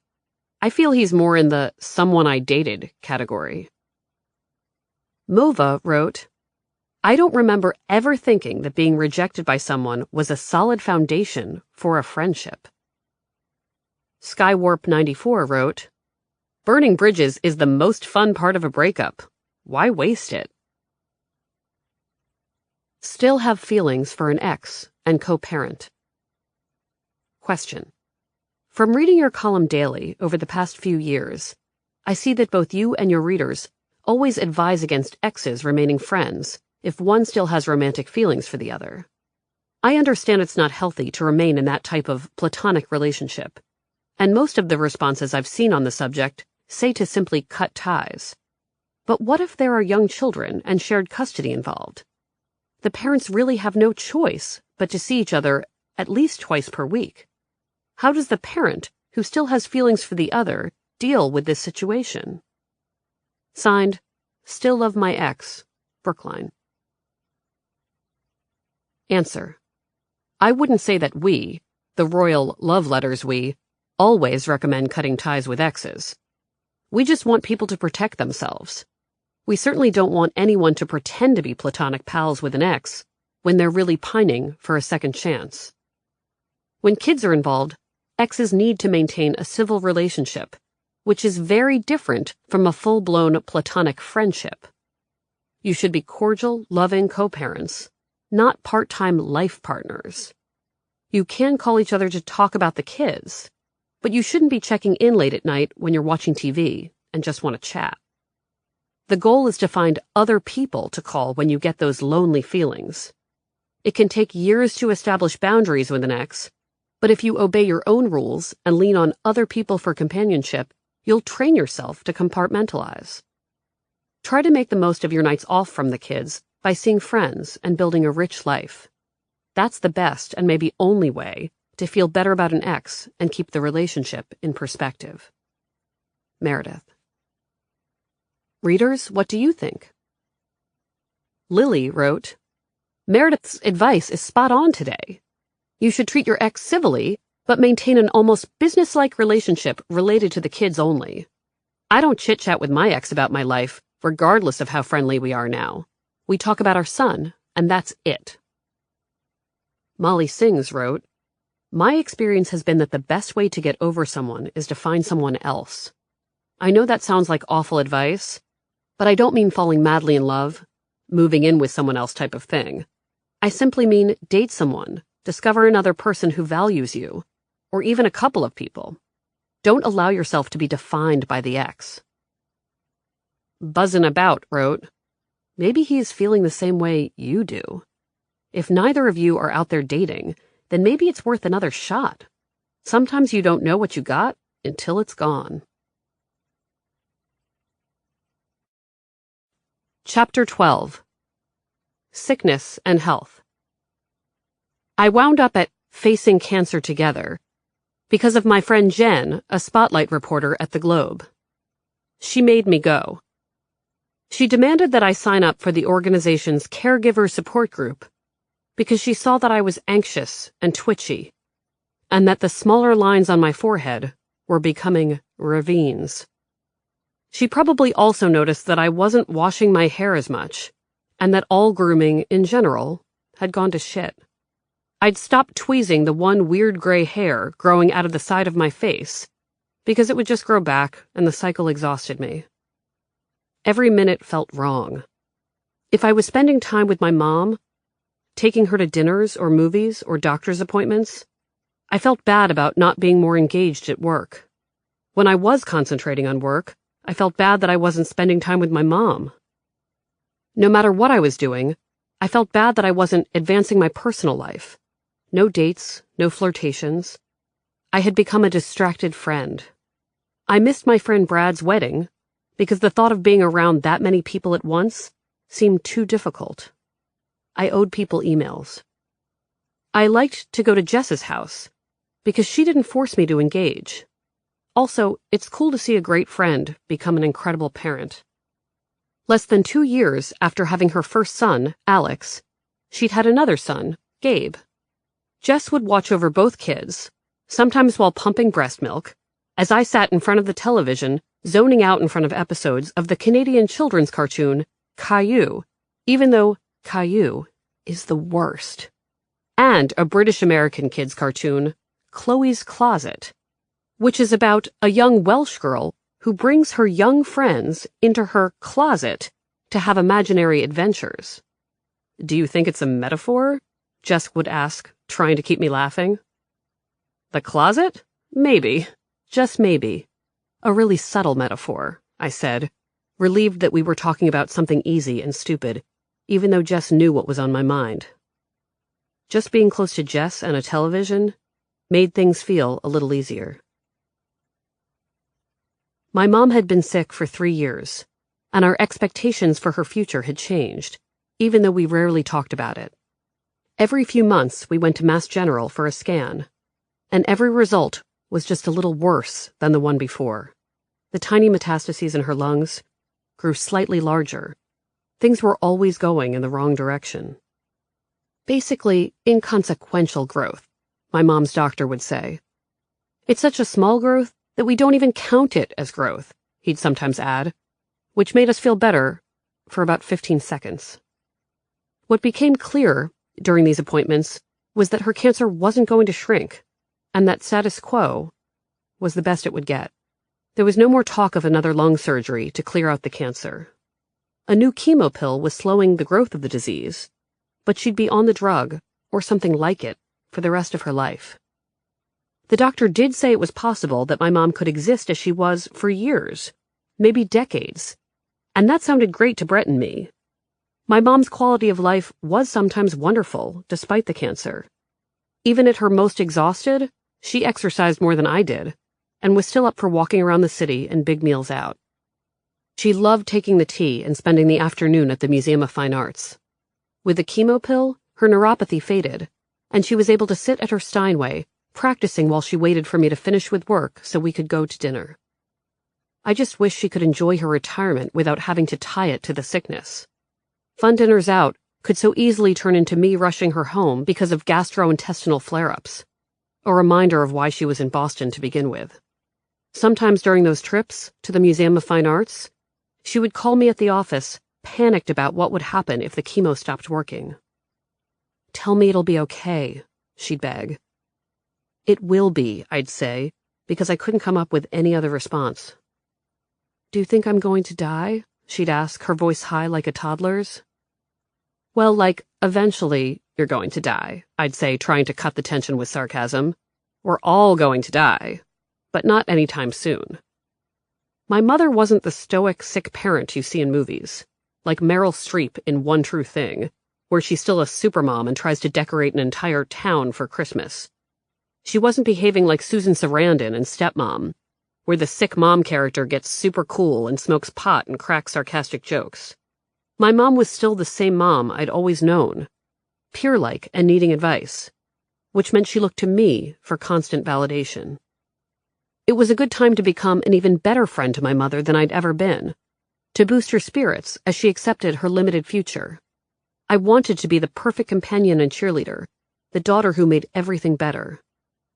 The only problem was that my mother had become the most annoying person on the planet. I wanted to yell at her all the time.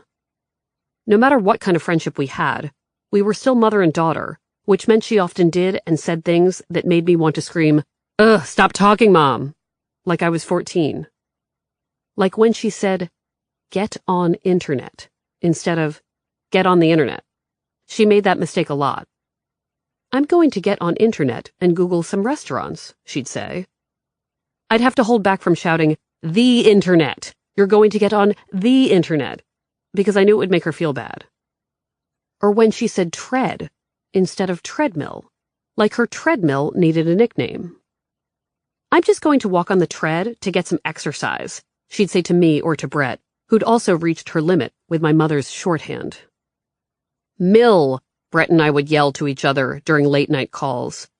"Tread fucking mill. Why can't she say the whole word?" We could have made a dictionary of my mom's abbreviations and malapropisms, which were only exacerbated by the chemo that fogged her brain. The most annoying mistake she repeated during this time was Edna Farber. She always called Boston's Dana-Farber Cancer Institute the Edna Farber. Maybe because of writer Edna Ferber? And I'd yell, "Dana!" And then she'd look wounded because I'd made her feel stupid. And then I'd feel like a terrible person because I'd yelled at my mother with stage 4 cancer. So I'd be nice until the next time she did it, and then the cycle would begin again. I should mention that my mother wasn't being treated at the Dana-Farber. We were always at Mass General. Still, she managed to find reasons to say Edna Farber a lot. On my worst days, I said things to Brett like, "We have to get Mom better so we can kill her." I couldn't make that kind of joke to my friends because it was awful and not funny, and I thought no one but Brett would understand. Except for the people at Facing Cancer Together. At the caregiver support group meetings, I quickly learned that Brett and I weren't the only terrible people who wanted to say awful things about our sick loved ones. It was a place where tired family members and spouses could admit that their partners still pissed them off, even though they were ill.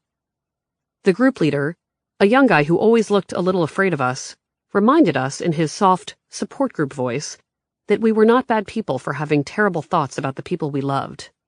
Under great stress, why wouldn't small annoyances seem even bigger? He asked.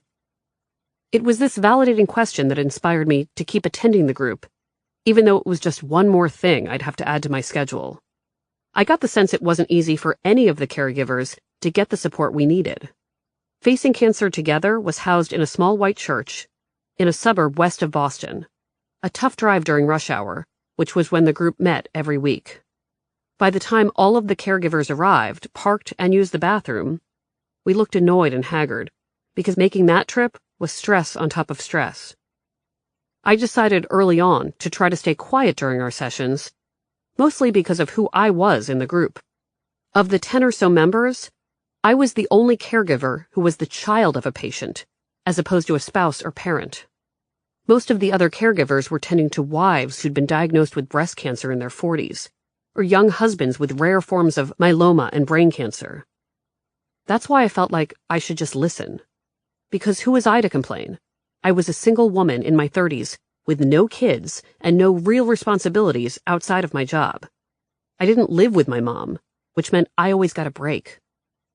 I had to acknowledge right off the bat that even though my mom had stage 4 cancer, she was still healthy enough to eat an entire carrot cake and to go see Sting with the Globe's music critic. Some of these people had it so much worse. I was also more comfortable listening in the group because it reminded me of reading people's problems for love letters. Like my letter writers, who shared so much, these caregivers opened up about what it was like to see their partners at their worst, how they cleaned up bodily fluids while getting yelled at by sick loved ones who couldn't help but lash out at their closest companion.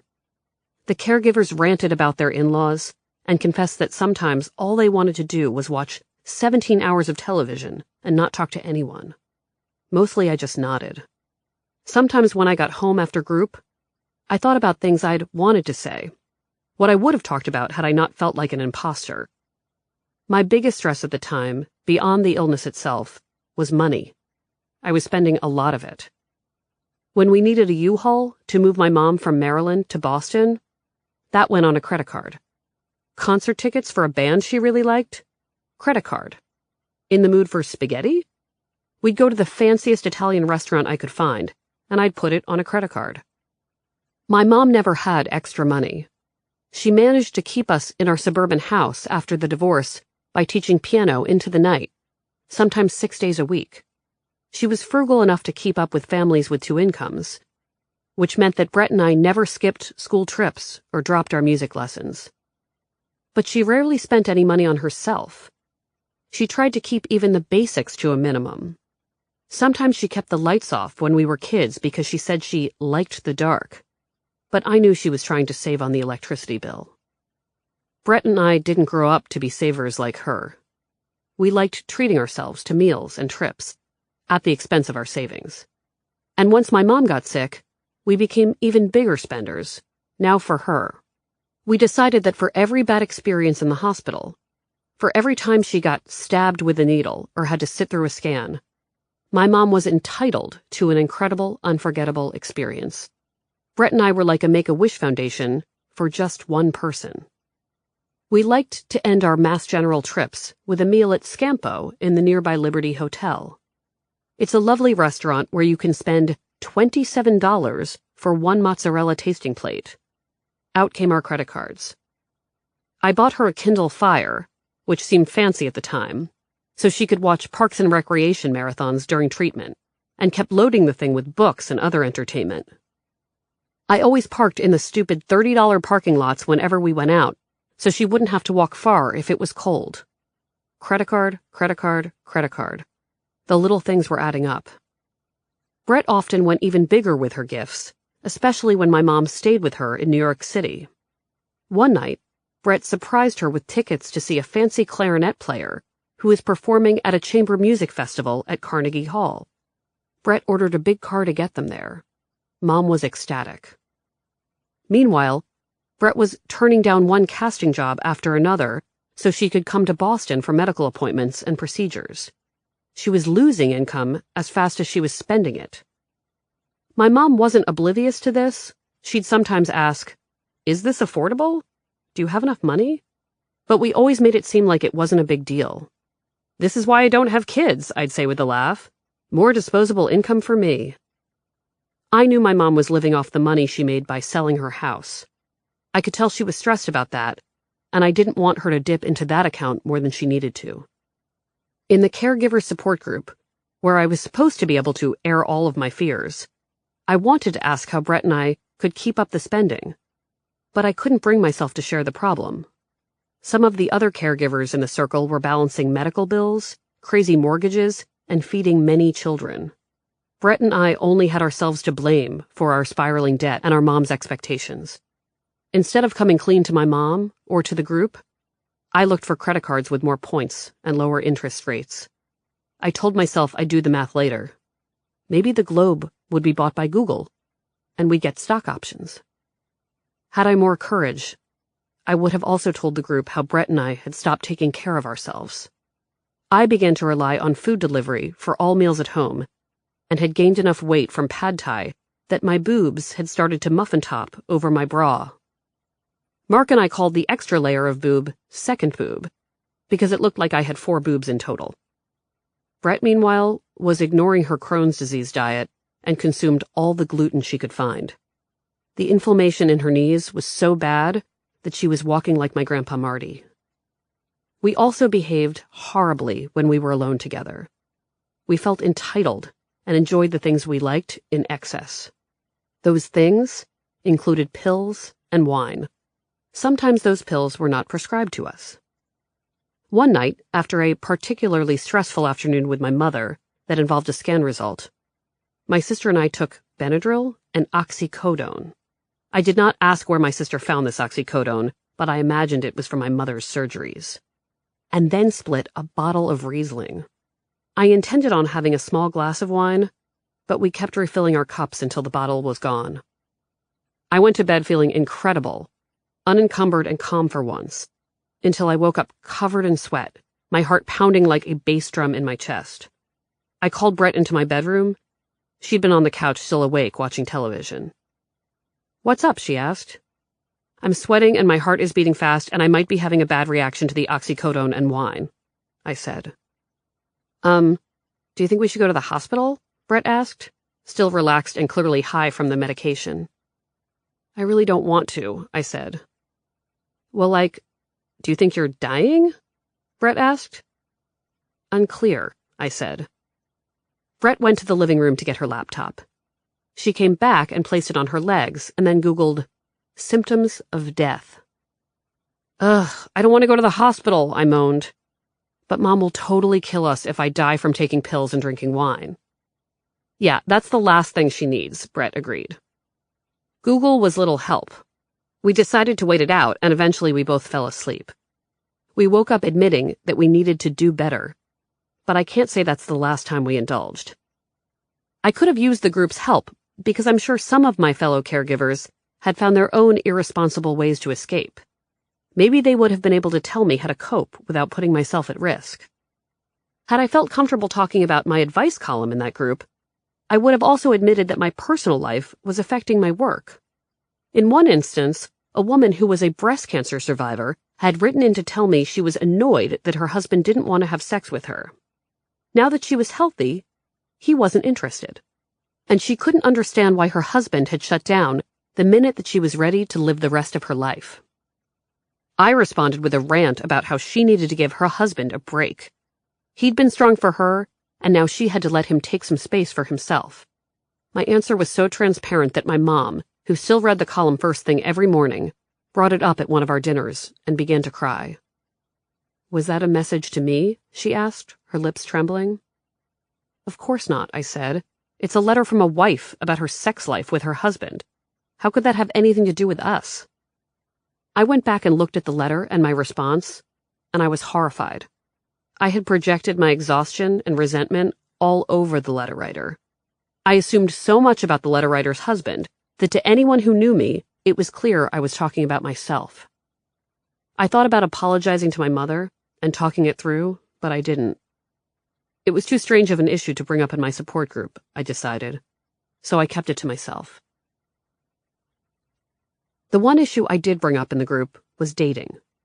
One evening, when the leader asked for an update, I told my fellow caregivers that I didn't think I could date while my mom was ill, which meant that the longer she lived, the longer I'd be single. I didn't know how to meet someone new without talking about my mom's cancer. What else mattered? The group had some advice and did what commenters do. They became an in-person message board of strangers who knew almost nothing about me but had an opinion anyway. I tried to imagine what their screen names would be if they were on love letters. There was woman who doesn't believe cancer patients should take antidepressants, guy who hates his in-laws, woman who's annoyed we forget how to pronounce myeloma. I didn't know them, not really, but I trusted them the same way I trusted my readers. They told me not to bring up my mom's cancer on a first date, if I could get one, and they helped me think of other things to talk about. They admitted they were baffled by the question because they were all married and agreed it must be overwhelming to even think about getting to know someone new during this kind of life-or-death struggle. It's okay to not date at all, one said. But maybe I want to date somebody, I admitted. And if she keeps living, like this at least, I can't. No one had answers, but it felt good to say it out loud. My support group experience didn't last long. After a few months, the members of my particular circle decided to disband. My group leader attributed it to the fact that one member's husband died shortly after our sessions began. The loss was so jarring and scary that the rest of us never quite rallied. It made the rest of us feel as though our little club was simply a stepping stone to the bereavement support group, which met down the hall. I was told about the disbanding of the group while on vacation with my mom in Ireland. Credit card. She'd never been there, and it's an easy flight from Boston, so we spent a week touring the sites. We stayed in Dublin and Galway, and she fell in love with the Aran Islands because people built tiny homes for imaginary fairies next to their houses. My mom took many pictures of those miniature homes, like she was thinking about shrinking herself and living in one. I understood why she was drawn to them. Ireland in general felt like a place where there might be magic cures. The group leader left me a voicemail while I was on the islands. He said we'd no longer be meeting, but that Facing Cancer Together offered other services if I needed them. I didn't call back, mainly because the thought of trying again overwhelmed me. Also, I got one big thing I needed from the experience. I learned that even if it was many years in the future, I would graduate to the bereavement group. I don't think I'd admitted that to myself until then. Sex after cancer. Question. I have been a long-time reader. Really enjoy everyone's input. I've been married for almost 10 years. Right after we were married, I was diagnosed with breast cancer. I was in my 30s and was devastated. After multiple surgeries, including a mastectomy, chemo, and radiation, we started to build our married life. We were blessed to have 2 beautiful children. After my second child, my remaining breast started showing signs of potential breast cancer. Over the next year, I had 2 biopsies and multiple mammograms. Emotionally, this tipped me over the edge, and I had the remaining breast removed. My issue? Since my last surgery 3 years ago, my husband refuses to have marital relations with me. No touching, no nothing. I mean, nothing. A peck in the morning to say goodbye, and a peck in the evening to say goodnight. A few I love yous throughout the day. I understand for men, breasts are very important. I miss them also. I've tried to approach the topic, and his response is, we need to schedule a time. Well, with 2 children, it's difficult to schedule a time. Counseling? He owns his own business and works 7 days a week. He feels he doesn't have time to go. And no, he isn't cheating on me. I love my husband, but I can't remain in a non-physical marriage. It's lonely. He knows I'm not happy, but he feels that the marriage is okay. Well, it's not. I hate ultimatums, but I don't know what else to do. Meredith, readers, help. Signed, Breastless in Massachusetts. Answer. This isn't about his busy schedule, and it's not about your breasts. It's about the whole ordeal. When someone gets cancer, their family and friends often become a full-time support group. And when it's over, if things work out for the best, there's this massive sigh of relief, and everyone tries to go back to their normal lives as best they can. That's fine, except for the fact that the main caregivers are still emotionally exhausted. They've used up all of their energy to help their loved ones and themselves get through the experience. Sometimes they're not just tired, they're angry. Irrational or not, sometimes they're furious with their formerly sick loved one for unintentionally putting them through so much. And no matter what, they're panicked that the illness will return. There's a lot of literature out there about sex after cancer, that caregiver spouses are afraid of accidentally hurting their partner physically by taking part in sexual activity, or worse, hurting their partner's feelings if they have a negative reaction to their new body. That could be part of his problem, fear. There's less literature out there that adequately describes the emotional crash that happens after years of compartmentalizing a very scary thing. You've asked him for support for years, and now you're asking for something else. He's having trouble understanding that this request is supposed to be a fun one. I think he's still shell-shocked. I'd start slow with cuddling, sit close to him in front of the television, or offer up a back rub. See if you can move it along from there over time. No matter how he responds to PG touching, he has to make time for therapy, probably without you. You can tell him that a lack of interest in sex after cancer is very normal and fixable. He'll probably be relieved to hear that he's not a horrible jerk for wanting to avoid it after all that you've been through. Assure him that you'll watch the kids while he takes an hour to talk to a professional, or, better yet, a cancer support group, of which there are many. Do this with a loving smile on your face. Remind him that your marriage is okay, only if you both think it is. And maybe plan a vacation. Get some of those supportive friends to watch the kids. The more new memories you make that don't involve waiting for the results of a PET scan, the better it will be for both of you. Meredith. Readers, what do you think? NYLady01 wrote, My boyfriend was diagnosed with prostate cancer after we had been dating for 9 months.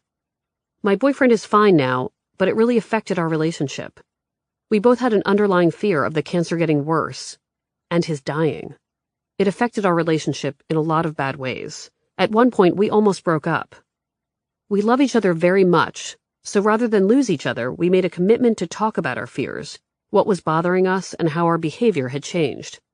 That was over a year ago. It was hard, and we had some bad times, but slowly, we've become closer than ever. EDU Girl wrote, I finished all of my cancer treatments in February, and my relationship with my husband is nothing like it was before my diagnosis. My cancer didn't affect any part of the female anatomy, but we do have a near loveless relationship almost exactly like yours. I agree with Meredith. Perhaps he's feeling that I unintentionally put him through so much, is panicked that the cancer will return, and feeling he may accidentally hurt me near the incision during sex. I am still very tender. I believe he is still shell-shocked. I have forgotten so much of what went on, and have a bright outlook. But he was there to see me in all my pain and suffering during chemo and radiation, almost dying several times right in front of him, extremely difficult surgeries, and a high rate of the cancer to spread. All that is still in his memory, as he was seeing it all happen. I just lived through it. There are efforts being made on his part, as well as mine. We are making slow strides. Perhaps you could show him some of this column and ask him to be your partner in strengthening your bond and recommitting to the health of your marriage. Chapter 13. Ring Watch. The first time Ring Watch was mentioned in the column was in January of 2013. The phrase was used by a woman who wrote in to confess that she was on track to get married, even though she had major doubts about her relationship. This pang of insecurity started lingering maybe a year ago, but I just attributed it to being too young to get married, she wrote. Now that I'm officially at an age where I thought it would be appropriate to count down the months on Ring Watch, it's become more serious. Readers latched on to the phrase Ring Watch because it seemed like a good way to describe another kind of letter we'd seen over the years. So many of our questions came from people who felt pressure to lock down their relationships. They were on a path to a prize and wanted public confirmation. For the record, most Ring Watch letters were submitted to the column in January. I assumed that was because so many people had expected proposals around Christmas and New Year's, and when no questions were popped, there was anger. Then, later, a letter to an advice columnist. The Love Letters audience saw Ring Watch as a bad thing. The concept suggested a prioritization of trinkets and rituals over real partnership. But to me, the concepts didn't have to be mutually exclusive. I'd never had any interest in weddings, marriage, or hand accessories. Rings often give me eczema. But I understood that those things were important symbols of a shared life.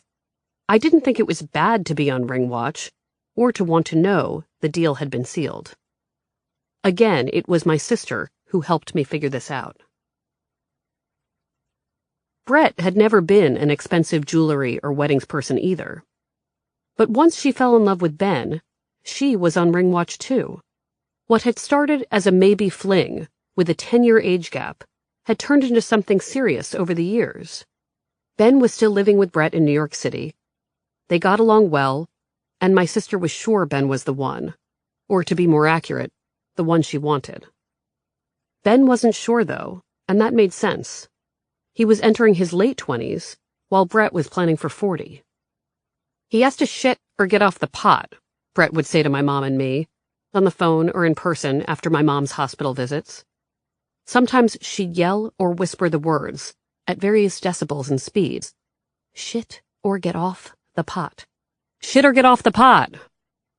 Ben understood Brett's drive to start planning the rest of her life.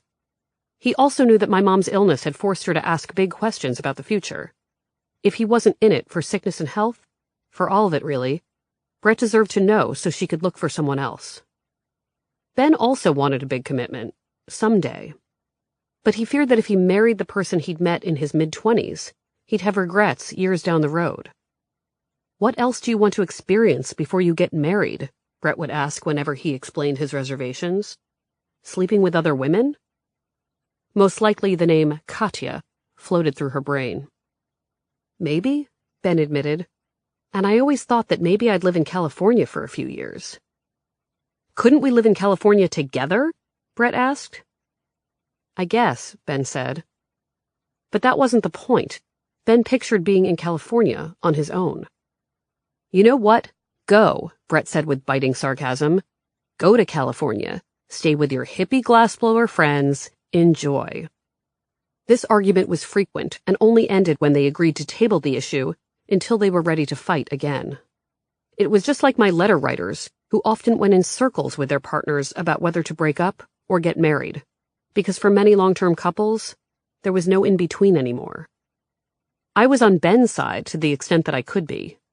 I told Brett it was unfair to expect Ben to have final answers in his mid-20s, because in her mid-20s, she was nowhere close to settling down. Had she been forced into making a decision about marriage back then, she would have chosen to remain single, no matter what. But I hadn't met the right person in my mid-20s, Brett argued. I don't think I would have let the right person get away. My mom sided with Brett, at least about it being time for Ben to make a choice. He can do whatever he wants, but he can't have her waiting around for years, my mom said. She's almost 40. If he's not in this relationship for the long run, she needs to know. Exactly, Brett agreed whenever my mom made that point. He can get off the pot if he wants. He just can't hover over it, pretending he might eventually shit. Brett didn't need a wedding, she said. She wasn't obsessed with getting a certain kind of ring. But she did want both of those things, because she believed they were symbols of his intentions. They meant something to him and to the world, and maybe to his family. Having the promise, as well as those signs and rites of passage, meant it was real. I wondered whether Ben would be more comfortable making a big commitment if it didn't involve a proposal. My friends Jen, from work, and Paul, from college, whom I'd set up in their early 20s, were still together more than a decade later and had never been interested in marriage. I believed their success was tied to the fact that they'd never had a shit or get off the pot moment. They'd just kept living together, day after day, planning for the future with the best intentions. Over time, their commitment became clear. They'd invested in the same property and cared for each other's families. They agreed that if one moved, the other would follow.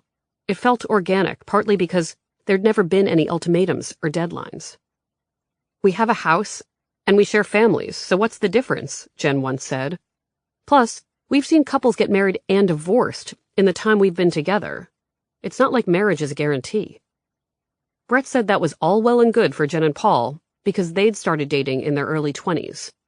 They had years to grow into their relationship, so by the time they needed to ask bigger questions, they had answers. Brett had a point. I didn't know whether Ben's intentions could ever match Brett's. It was clear that he loved her, but in his heart, he had concerns about forever. My mom and I braced ourselves for the possibility that Brett might have to let go and start over. Like many of my letter writers, She'd already set a few ultimatums, but she let them pass. Now it was an unspoken thing between them. He knew what she wanted, and that at some point she'd tell him it was over. The waiting and unmet expectations were poisoning their great relationship by the day. But eventually, there was a decision. One random afternoon, when the issue was still hanging over their heads, Ben took a long walk around New York City. The point of the journey, he later said, was to make peace with the reality of his relationship and what he needed to let go. He knew it was time. He wandered the East Village and then returned to the apartment where Brett was on the couch, waiting to go to the bathroom. She had a colonoscopy scheduled for the next morning. She had them often because of her Crohn's disease, and now because of my mother's illness. So she was in gastrointestinal purgatory, waiting for the PrEP solution to tear through her system. Ben knew it probably wasn't fair to have the conversation while her stomach was in knots. His timing was terrible. But he had to come clean in his own way, and it couldn't wait. He was ready to accept the fate of their relationship. He let her know that when it came to his own pot, he had decided, figuratively, to shit. "Will you marry me?" Ben said. "Are you sure?" Brett asked. "Yes," Ben said. "Me too," Brett answered. Then Brett picked up her phone, walked to the bathroom, and called my mom and me while having explosive diarrhea. Later, I tried to get to the bottom of what Ben discovered on his walk, how he got his brain around the idea of a lifelong commitment. I wanted to know what he told himself, and how he made peace with foregoing other experiences, like whatever he imagined would happen in California.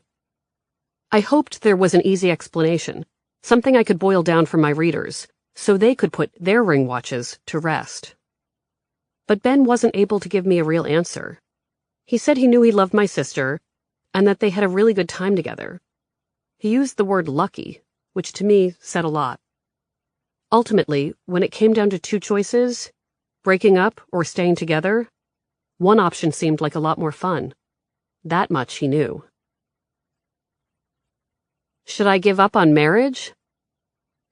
Question. Hi, Mare. I've been with Dave for 3 years now, living together for 2.5 and very happy. We have had our ups and downs, but we are both happy. Now here is the issue. I want to get married. I'm not in a hurry, but eventually I want that form of commitment from him. I am 27 years old, from a large Irish Catholic family background, so growing up, marriage seemed like a natural next step.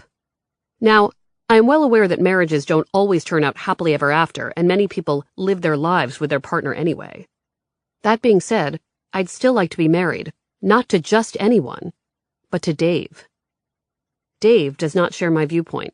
He's 37 and feels that weddings are too much hassle, and that you don't need a piece of paper to be happy and to show commitment.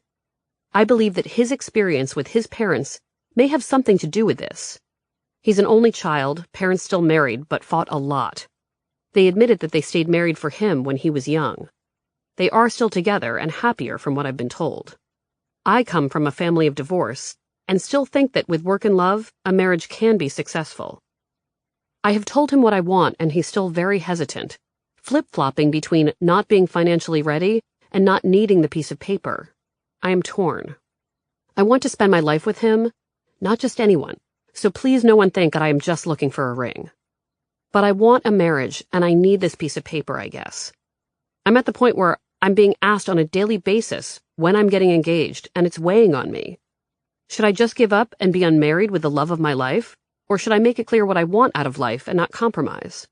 Am I being selfish in wanting more? Should I accept that I will have a permanent boyfriend? Thanks for everyone's help. Signed, Always the Girlfriend, Worcester. Answer. It's okay to want the piece of paper. If the legal document is something you need, you must talk to your boyfriend about a compromise. Maybe he'd be open to marriage if you skip the big wedding. Is there a way to remove the financial pressure from the request? It sounds like you haven't articulated why you need the piece of paper, beyond the family obligation stuff, and how a marriage might change the relationship. Perhaps you should sit down with your boyfriend, yes, again, and talk about where you'd like to be in 5 years. Does he anticipate that you'll still be together, with a family? If so, how would marriage help or change that experience? This doesn't seem to be about ring watch, and it shouldn't be about people asking you when you're getting engaged. Please tell them to mind their own business. Marriage is about living and planning as a team, so ask your boyfriend, what is the plan, and more importantly, what's best for both of you? Meredith. Readers, what do you think? Sexual Chocolate wrote, "Sorry, but you shouldn't compromise. You should be clear. This is a deal breaker, and stop calling him the love of your life. He's only the love of your life up until this point." Wizen wrote, "You will have to decide what is more important to you, marriage or Dave. That said, he does sound like he's vacillating a little bit. If you can explain to him why marriage is important and what it means to you, he might see your point. Not wanting to get married, not needing to be married, and not being ready for marriage are all different things.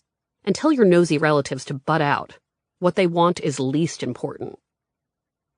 Stella Z wrote, "Holy hell, did I write this letter? Letter writer, let me know what you learn here. I don't think I can help you today." She wants to propose to her boyfriend. Question. My question is fairly simple. Is it okay for a woman to propose to a man? My boyfriend and I are in a very loving, committed, and fun relationship, and I feel as though it is more of an equal partnership than one with traditional gender roles. We have discussed our plans for the future, and we know marriage and family are on the horizon. He and I have been saving up for a ring and wedding, but he would like to have all the money saved up before he proposes. We both have student loans we are still paying off. I understand his reasoning, but I have told him that I do not care about a ring or a big extravagant wedding. I believe he feels the pressure, not from me, to get a big diamond, do a big proposal, and then a big wedding. He wants to do it right. The more I think about it, the more I want to propose to him. I already have a plan, and I just need to pull the trigger. Is that okay for a woman to do? Even if we are equals in this relationship? Would I be stepping on his toes? What's the downside of going forward with my plans? I would love to get some male perspective on this. I've discussed this with a couple of my close girlfriends, and they have said not to do it for lots of reasons. Guys, how would you feel if your girlfriend proposed to you? Would you say yes? Thanks in advance for any advice and encouragement you can give. Signed, Will you be my husband?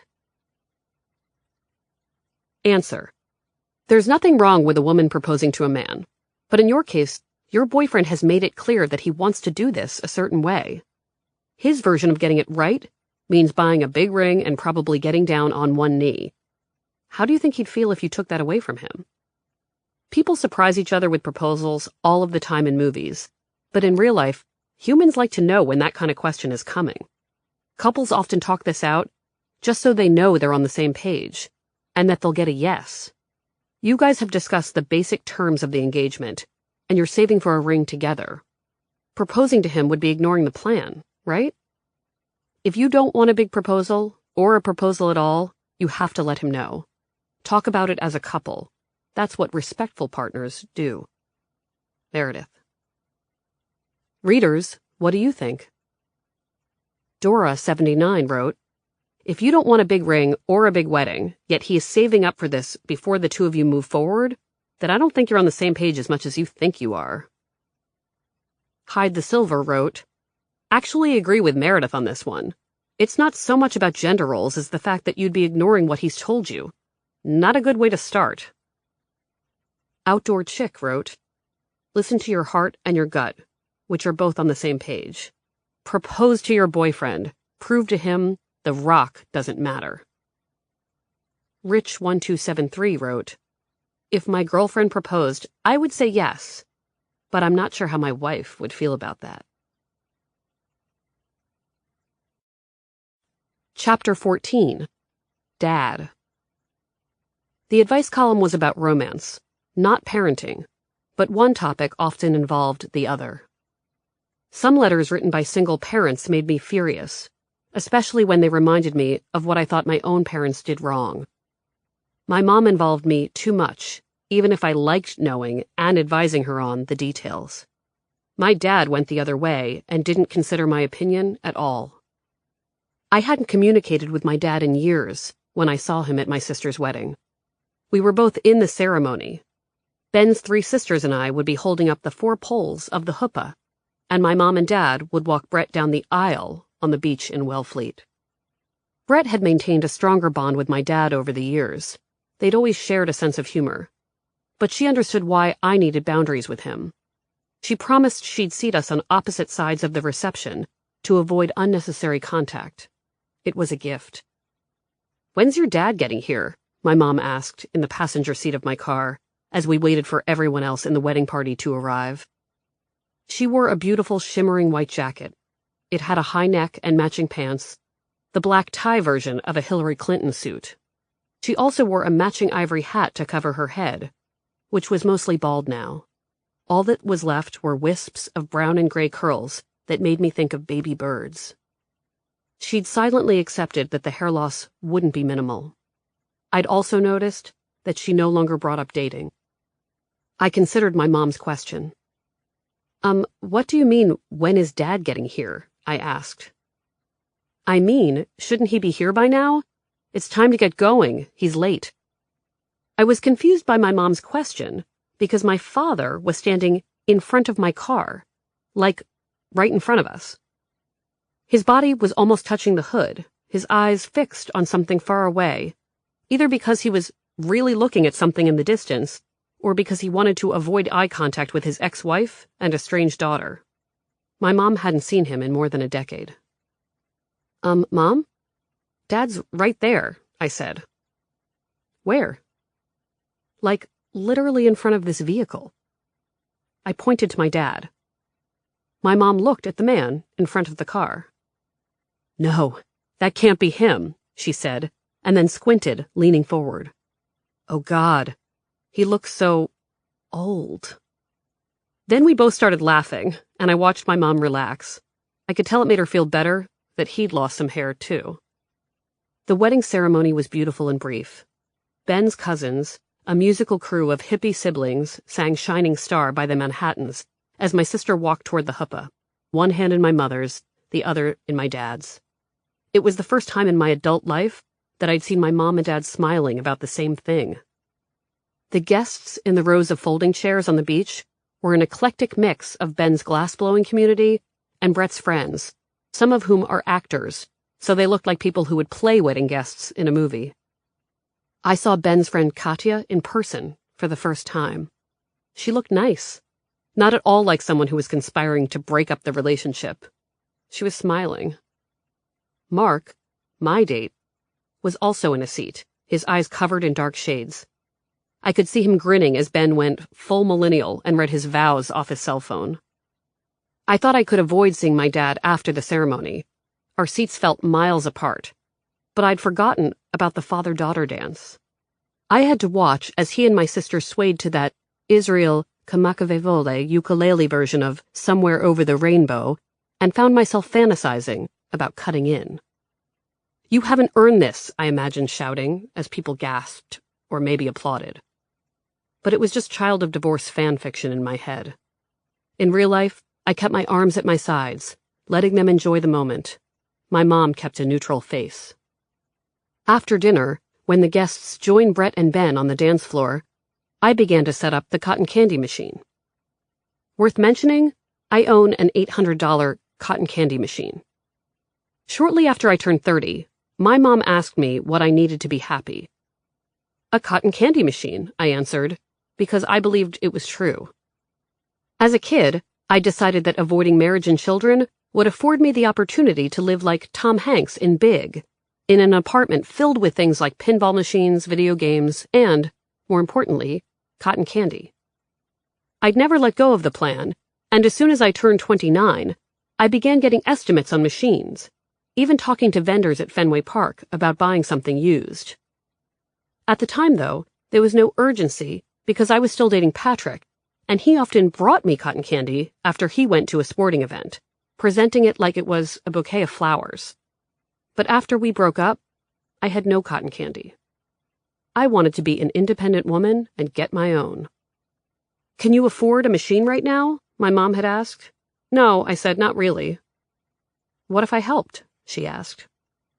It didn't seem right to take her money, but then I realized that if I never got married or had kids, she'd be spared those gift expenses. The machine was my wedding. She sent me a check for a few $100, and with what I'd already saved, I wound up finding a lightly used machine in Meredith, New Hampshire, of all places. After that, I became the cotton candy lady. I made it for Mark's kids and offered to spin at the weddings of family and friends. As I brought out the big silver apparatus for Brett's affair, some boy who looked about 10 years old, a relative of Ben's, recognized what the machine was for and ran to my side. There's always one kid at a formal event who wants to be the assistant cotton candy maker. He's usually the loner or the one trying to avoid his relatives. This kid was my guy. I'd seen him make a few bored faces at the start of the reception, but now he had a purpose. We'd do this together. As I handed him the box of cones, I felt a shadow approach. It was my dad. Mark once asked me what my dad looked like, and I told him that he sort of resembled Harry from When Harry Met Sally in that first scene when they meet at college. My dad looks like a nice, shortish guy who means no harm, and that's what he's always been. He's no villain. I want to talk to you, my dad said, as I balanced the silver cotton candy bowl on top of the machine base, not looking up. He appeared to be on a mission, ready to give a speech before I could walk away, no matter who was watching. He took a breath and continued, his shoulders back, his face determined. I know we don't speak much, and I know that's my fault. But I want a relationship with you. I want to know you, and I hope you'll let me be in your life in some way. That's all I want. I miss talking to you. The words were lovely, but they weren't his. I could tell that my Aunt Nancy and Cousin Tina had thought up this monologue for my dad at their reception table. He'd even delivered the speech with Aunt Nancy's schoolteacher lilt. My young assistant looked at me, his eyes asking, "Do we trust this guy?" "I don't know," I said with a glance in return. I watched my dad fidget, wondering what he really wanted.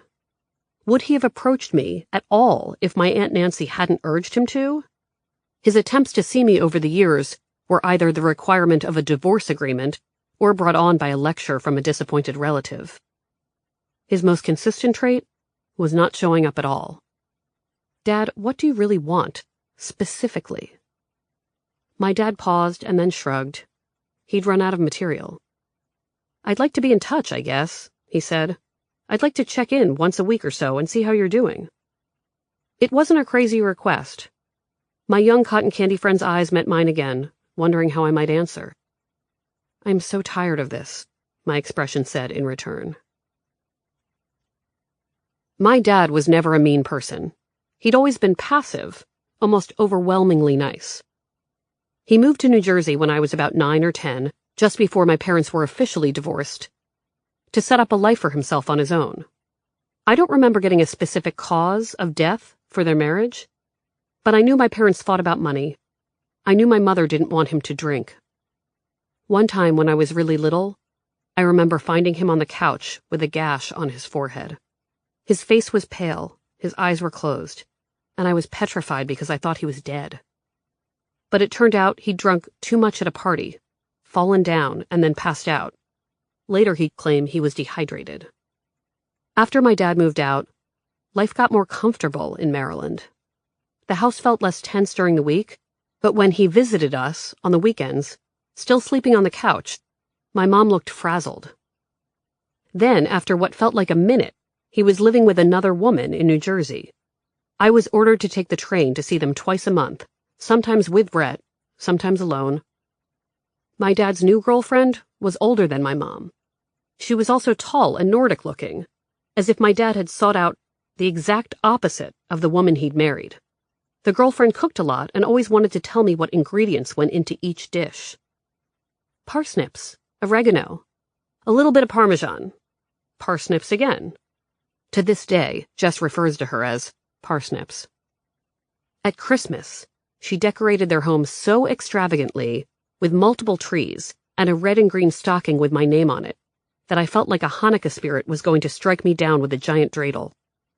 She and my dad filled their house with pets I was allergic to, the kind of cats that could send me to the hospital. I was always walking around a little bit dizzy and wheezing, afraid to sit on fabric chairs, wondering why my father hadn't said, "Hey, we can't get these pets if we want Meredith, my daughter, to be able to breathe." Even this woman's slip-on shoes had little tigers on them. It made me feel like I was allergic to her, too. They didn't tell me important things about their relationship, so I'd find out big news from other people. My grandmother was the one who told me they were dating. I learned they were engaged because I saw a congratulations card propped up on their television set. My father kept his head down as he confirmed their plans. They didn't wait long to get married. My stepmother was more open to drinking than my mother, and by the end of dinners at my dad's, they were often very drunk in front of me.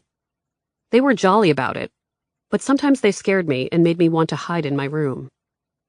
Also, they seemed at ease with money when my mom wasn't. They had a motorboat and bought a house with a tennis court, while my mom didn't seem to have any disposable income at all. At home in Maryland, I'd find little pieces of paper with equations written all over them. My mother's quick attempts to figure out if we had enough to cover our monthly expenses. My stepmother was nice enough, most of the time, but she was also always there and seemed unwilling to give me any alone time with my father. After Brett went to college and I was old enough to decline weekend visits, I often opted to stay at home.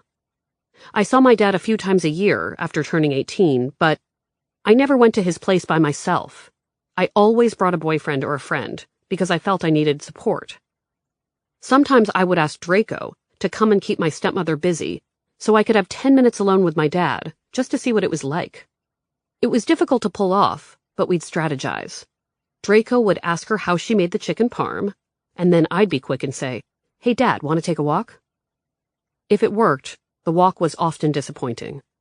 We remained silent or engaged in the worst small talk, and he didn't ask questions. He would bring his dog, Gus, the hairiest, most allergen-packed pet I could imagine, and I was sure I was the third wheel. After college, all of the visits dried up. There were fights. One about an email forward he sent me that criticized Hillary Clinton, who at that time was a senator. Some disagreements were about my stepmother. He knew I didn't like her. "She's one of the kindest people I know," my dad would say. "Everyone thinks she is the kindest person they know." She was kind in many ways. She taught me how to crochet when I was about 14, and when I moved into my first adult apartment, she bought me towels with pretty fish on them. Sometimes she branched out from cats. But nothing was on my terms. I didn't know how to make him understand that, as his kid, my comfort was supposed to come first, and that my father was supposed to want to spend time with me without his wife's supervision. It wasn't as though my mom's choice of partners had thrilled me over the years. Sometimes she lost herself in her relationships, and I had to sit through tense dinners, listening to some guy talk about himself for hours. Sometimes I was desperate for her to break up with a guy, knowing she deserved better. But I knew she and I defined home in the same way. I grew up confident that no matter who my mom was with, or where she took me, we'd end the night by watching television together, or sitting at the kitchen table, splitting an entire loaf of sourdough bread. My dad and I never ended a night on the same team, and soon enough, as I entered my mid-20s, our already infrequent calls dried up. He'd leave a voicemail on my birthday, but I wouldn't return it. Then those calls stopped too. One night, while I was still living with Jess, Brett called to tell me that my dad had been diagnosed with colon cancer. This was years before my mom's diagnosis. His was caught at an earlier stage. I remember saying to Brett, "That's the very treatable cancer, right? All men get that. He'll be fine." "You're thinking of prostate cancer," Brett said. Oh. He had surgery and a year of treatment, and I didn't call or email him once. Not after the diagnosis, not during his year of hospital visits. Brett gave me updates, and it was like I was hearing about a distant friend of the family. I told her I wished him the best. At the time, my mom asked whether I felt guilty about not offering my support, and I assured her I didn't. It was the truth. He wouldn't have been there for me. Now, at the wedding, I took a good look at him. He was so much older. We'd already missed so much. I couldn't imagine what we'd say to each other during once-a-week phone calls. I'm taking care of Mom, and you have your own life, I said, looking away. Let's just focus on that. My dad stood there, unscripted, disappointed. I wanted him to walk away, but he just kept standing. I looked down at my assistant, who'd lost interest in the adult drama, impatient to begin making the cotton candy. Then I turned to my right and saw Mark. He'd appeared out of nowhere, sort of like Batman, standing behind me, his eyes glassy and his shoulders squared and confident from wedding booze. More self-possessed than I'd ever seen him, Mark looked in the direction of my father, almost through him, and said, in a Batman voice, "I think we're done here." My dad about-faced and went back to his table. I was overcome by the strange mix of sadness and relief that I'd felt for more than 30 years, every time I watched him walk away. I never knew what to do when my dad was around, but it didn't feel right when he was gone. "Did I do the right thing?" Mark asked, now sounding less like Batman and more like Robin. "I didn't know what to do, but you looked so uncomfortable, so I stepped in." "That was the right thing," I assured him. "Thank you." I got the cotton candy machine going, and before I knew it, there was a line for my services. My assistant handed me cone after cone. In the distance, I could see Brett gyrating on the dance floor in her hot pink wedding dress. Nearby, my mom watched, her face radiating pure joy. I am not an expert on parenting. Other people write those columns. But there are a few things I'm sure about. I know that divorces and family breakups are often necessary, and that you can't stay in a toxic relationship for the sake of the children. But no matter what happens, kids should feel wanted and protected, always. They shouldn't have to sit up at night worried about their dad's drinking. They shouldn't have to feel like a third wheel. Letter writers who put their love lives before the kids feel the wrath, from me, and more importantly, from the readers. Sometimes I feel bad when they're met with an angry mob, but mostly I just watch and read, sipping my coffee as the commenters pile on. Is it time to end my marriage? Question. I'm 31 and I've been married for a few years, but I've been with my wife for 8. In the past, I've wondered if maybe I only stayed with her so long because I didn't want to hurt her, and I was too polite to end it. We have a toddler and one on the way. The last year or so has been a challenge. I think we are both lonely, but I recognize it more than I feel she does. Sometimes we fight, but the fights never get resolved. Each of us just avoids the other, and then we don't talk until the next day or whenever. I've been contemplating asking her for therapy, but I'm not sure it's worth it. We don't really have much in common, and we don't have much to talk about. When I talk, she mostly ignores the things I tell her. And when she talks, I get bored. Sex rarely occurs, and it's mostly if I persist. I'm thinking maybe we should split up before the kids get older and it becomes harder. But I can't bear the thought of not seeing my son every day, and I cry thinking about him missing me and me missing him. Is that a reason for us to stay together, unhappy? To make matters worse, I can't stop thinking about a single coworker. We have a lot in common, and we enjoy each other's company. I don't know if she feels any kind of way about me or not, and I can't plan to leave one woman just to go after another. I just need advice. Do I tell the other girl how I feel? Do I tell my wife about the other girl? Do I separate to try it out? Signed, please help. Answer. Somehow, I knew paragraph 3 was coming. There's always a paragraph 3 with this kind of letter. I understand that you have a big crush on this coworker, but she's not part of the equation right now. You want me to endorse the end of an 8-year relationship because you have the hots for someone at work, but I can't do that. Sorry. Therapy is very worth it because it'll give you the chance to talk about what's missing in your marriage. Starting a family and dealing with young kids can be hard on a partnership. There's little time and energy to focus on why you got together to begin with. The good thing about the coworker is that she's made your needs clear. You miss conversation and interest. You miss shared experiences. Take that information to therapy with your wife. Put in some effort. Meredith. Readers, what do you think? Sure Gonna Know We Were Here wrote, "What makes therapy not worth it? Your kids aren't worth it? Happiness isn't worth it? What is worth it?" St. Augustine wrote, "Love it when a guy has a toddler, another on the way, and is still dreaming about some stranger and bolting to get it. Take time to be a dad today, and knock off the crying over missing your son. Just do the right thing and take care of your family." Hide the Silver wrote, "When your son looks you in the face and says, 'Daddy, why are you leaving us?' Are you going to have to say, 'I was too bored and lazy to try therapy?' If only to be able to say you did everything you could." Just Another Bostonian wrote, "You're an adult. You're married. You have one child and another on the way. You're not supposed to be happy right now, contrary to what you apparently believe. This is supposed to be tough, and before you throw away everything for the fantasy of something new, you need to work on your marriage. Stop asking what you're getting and start giving." Enjoy Every Sandwich wrote, "Stop asking what you're getting and start giving? This. I'm going to have this embroidered on a sampler." Mariana wrote, "What makes you think your unhappily married, father-to-be status is even remotely appealing to a single coworker? You, sir, are a tool." Chapter 15. Grilled Cheese. Sometimes when you're busy writing a love advice column and trying to help your mother accept that she'll spend the rest of her life on chemotherapy, you neglect to have intercourse for years.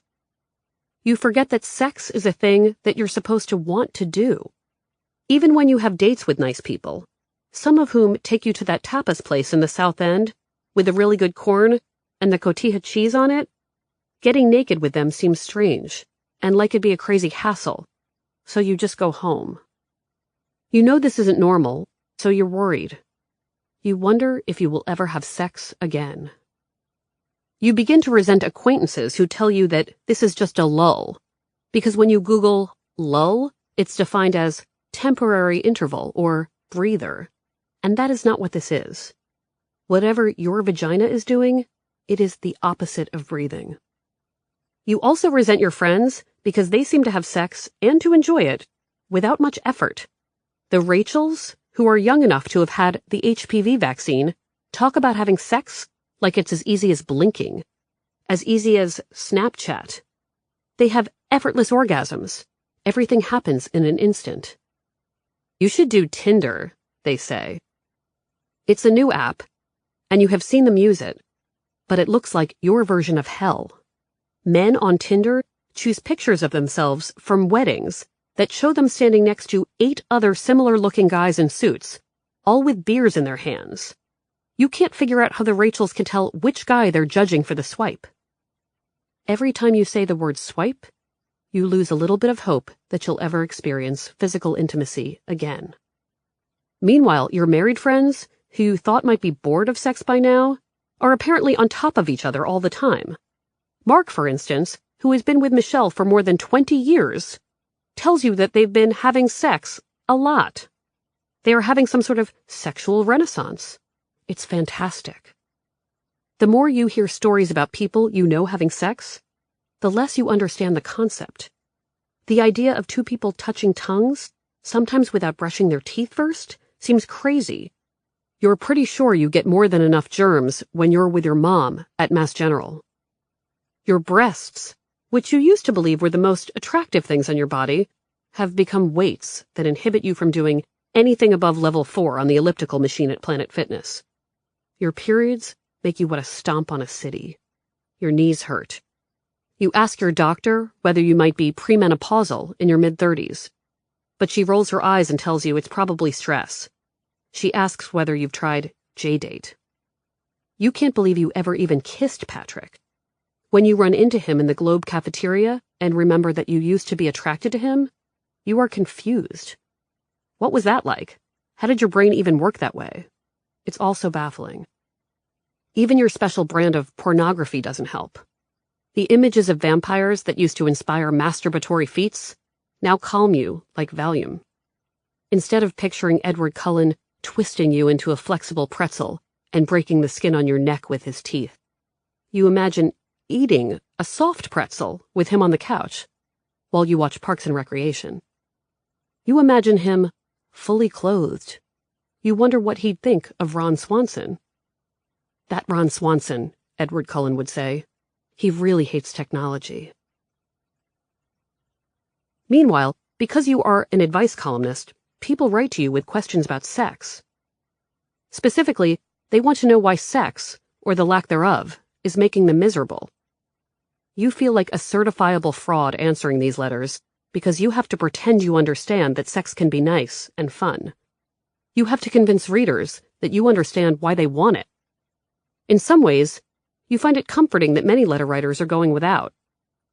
Straight women, in particular, who were told at a young age that men think about sex every 10 seconds, write in to say they feel rejected because their boyfriends and husbands don't want it as much as they do. It makes them feel ugly and awful, and they wonder what they're doing wrong. You do your best to help these women, even though you empathize with their partners. You are grateful that you don't have to reject anyone right now. You think about the most popular letter from your column, which ran during your first year on the job.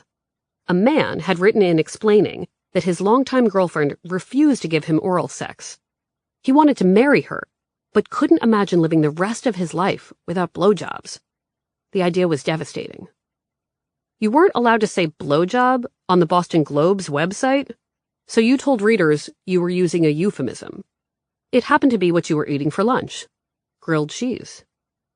Every time he wrote the phrase blowjob, you replaced it with grilled cheese sandwiches in brackets. The thought of going the rest of my life without receiving grilled cheese sandwiches is definitely a worry, the letter writer stated with your edits. I fear I may resent her eventually, or possibly feel the need to seek grilled cheese sandwiches out somewhere else when enough time has passed. Even though you and your readers suspected that the letter was a prank, maybe from someone testing to see whether you'd post that kind of problem on your site, you answered with empathy. You told the letter writer that a relationship can't be good if you're always longing for grilled cheese. You told him to find someone who wants to make it. Now, though, you can't imagine grilled cheese ever being a priority. Maybe because your mom lives down the street and she is probably calling you right now. The letter writers you relate to most are the insecure, self-proclaimed virgins, and as it turns out, there are many of them. Every few months, you hear from a person in their 20s or older who has never gone all the way. One writer in particular is worried about how she'll tell her first partner about her inexperience. She has started dating someone she likes, but will he run if he knows? Is this a secret I should bury? She asks. You empathize because it's starting to feel like you have a shameful secret of your own, even when you're with your friends. You get quiet when they talk about their own sex lives.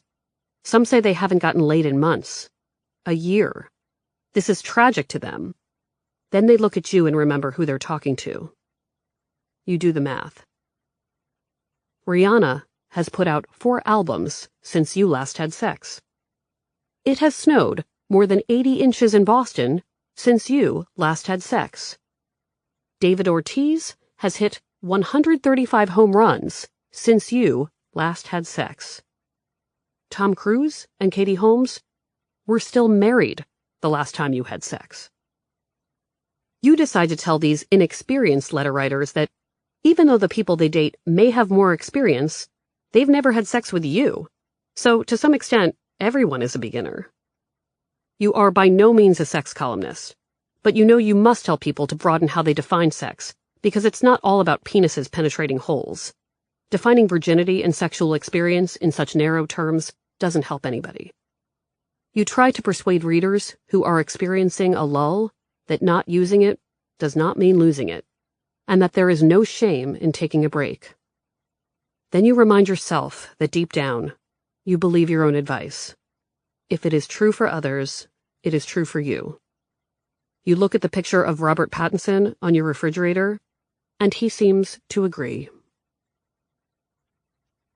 Her sex drive outpaces his. Question. My boyfriend and I are in our mid to late 20s, have been dating for 2 years, and are really happy together. We love each other's families, we don't bicker or fight very often, we laugh all the time, and we can definitely see a future together. We don't live together yet, but we've talked about it since I do spend most nights at his place anyway. The problem I'm having seems to be the opposite of most other relationships. I have a much higher sex drive than him, and I'm constantly getting turned down for sex by him. When we do have sex, it's amazing. It's just not nearly as frequent as I'd like. Since I know readers will be curious and want context, it's currently 1 to 2 times a week, and while I'd love daily, I'd be happy with 3 to 4 times a week. The first year we were dating, I know, the honeymoon phase, we seemed to be more on the same page, but now our needs seem to have gotten farther apart. I've always heard that women's sexual peak is in their 30s, while men hit theirs in their early 20s. If this is the case, I'm worried I'll become even more unsatisfied in an important area of our relationship, as I want it even more and he wants it even less. My ex-boyfriend was pretty sex-crazed and ended up cheating on me, so I'm trying to see a lower sex drive as a positive thing, especially since my current relationship is the best one I've ever been in. Is there a way to compromise, or to get him more interested? Or is our sex life going to be totally doomed further down the road? Signed, Sexually Frustrated. Answer. You're not doomed. Really, if I'm doing the math right, you'd be happy with 1 more night or morning of sex each week, maybe 2. That's not a big jump. What concerns me is how you're both dealing with the issue. Constant sexual rejection can kill a relationship. You need to talk to your boyfriend about your desires and find out if there's a way to have more sex without it feeling like an obligation. Find out when he likes sex most. Ask him what he enjoys in general. Maybe you should be initiating it at a different time of day, or trying something new. Have the conversation when you're both relaxed and in a good mood. Let him know this isn't a judgment. It's just something that should be discussed before there's a move-in. Know that it doesn't have to be a very serious talk. If you're the kind of couple that laughs a lot, you can have fun with this. Also know that this isn't the opposite of most other relationships. The whole men always want to have sex thing is a myth. Some men do, some men don't. There are many women out there who want more. Meredith. Readers, what do you think? Pat's Fan 70 wrote, I feel your pain. I have the same problem. Women I date have zero interest in sex, and it is a relationship killer. I won't sugarcoat it. I agree with Meredith. Talk to your boyfriend about it without judgment. Sometimes it comes down to changing routines, maybe getting a bit more creative, whatever. You won't know unless you ask him about it, but don't make it all or nothing. It sounds like the rest of your relationship is great, so keep that in mind when you discuss this with him. Best of luck. Leezy Weezy wrote, My ex would never do it at normal hours. I had to wake him up at the weirdest hours. 3 to 4 a.m. were peak. Not sure if this is normal. I do it with a cup of coffee in hand.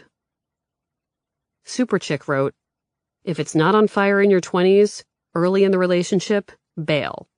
Nicely, but bail. Allergic to grilled cheese. Question. I am a 30-year-old male. I have been dating a wonderful woman for 2.5 years. I would describe everything about her as perfect, except for one thing.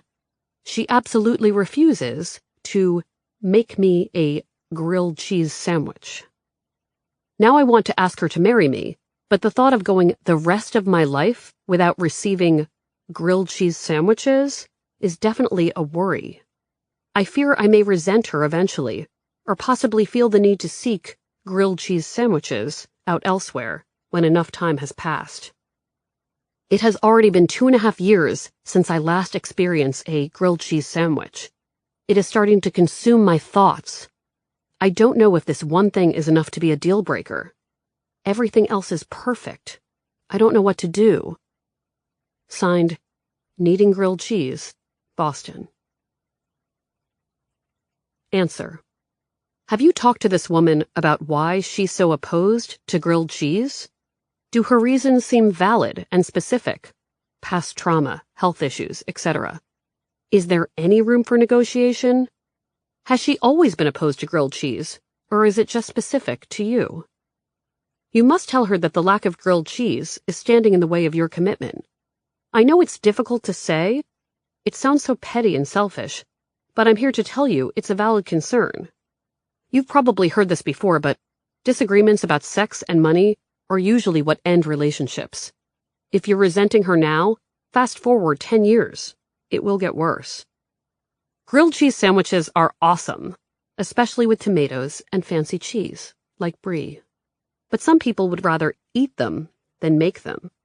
And some people are allergic to them and can't go near them. But you're not allergic. You like them a lot. If your girlfriend can't come up with a grilled cheese compromise, then yes, this may be a deal breaker. Ask yourself, is the rest of her perfect enough to balance the sexual incompatibility? Meredith. Readers, what do you think? AK Mom wrote, I absolutely detest making grilled cheese. My husband enjoys it, so from time to time, I put his needs first and make him the best darn grilled cheese I can. No half-hearted, are we there yet cooking. One factor of any successful relationship is that each party is willing to put their partner's needs ahead of their own sometimes. Grilled cheese expert wrote, it would be really helpful to know why she refuses to make grilled cheese sandwiches. Do you talk about this all the time or constantly ask for it? If you do, that's annoying and could possibly cause her to not want to do it even more. MCHZ wrote, do you make grilled cheese for her? If not, you can't really get upset if she doesn't make you any. B. Jammin, 1884, wrote, there are plenty of ladies who love making the grilled cheese. Find one, and make as many grilled cheese sandwiches as possible. In the car, taking a shower, trying on some new swim trunks, jury duty, Christmas shopping. And then pay back the love, of course. Miss Creation wrote, one thing you can do is start by making a Triscuit with a little melted cheese on top. These are easy to make and yummy to eat. Indeed, bite-sized food is all the rage these days. Amuse-bouche is the correct culinary term, right? Later, you can graduate to half sandwiches and have fun with those until she's ready to make a whole one.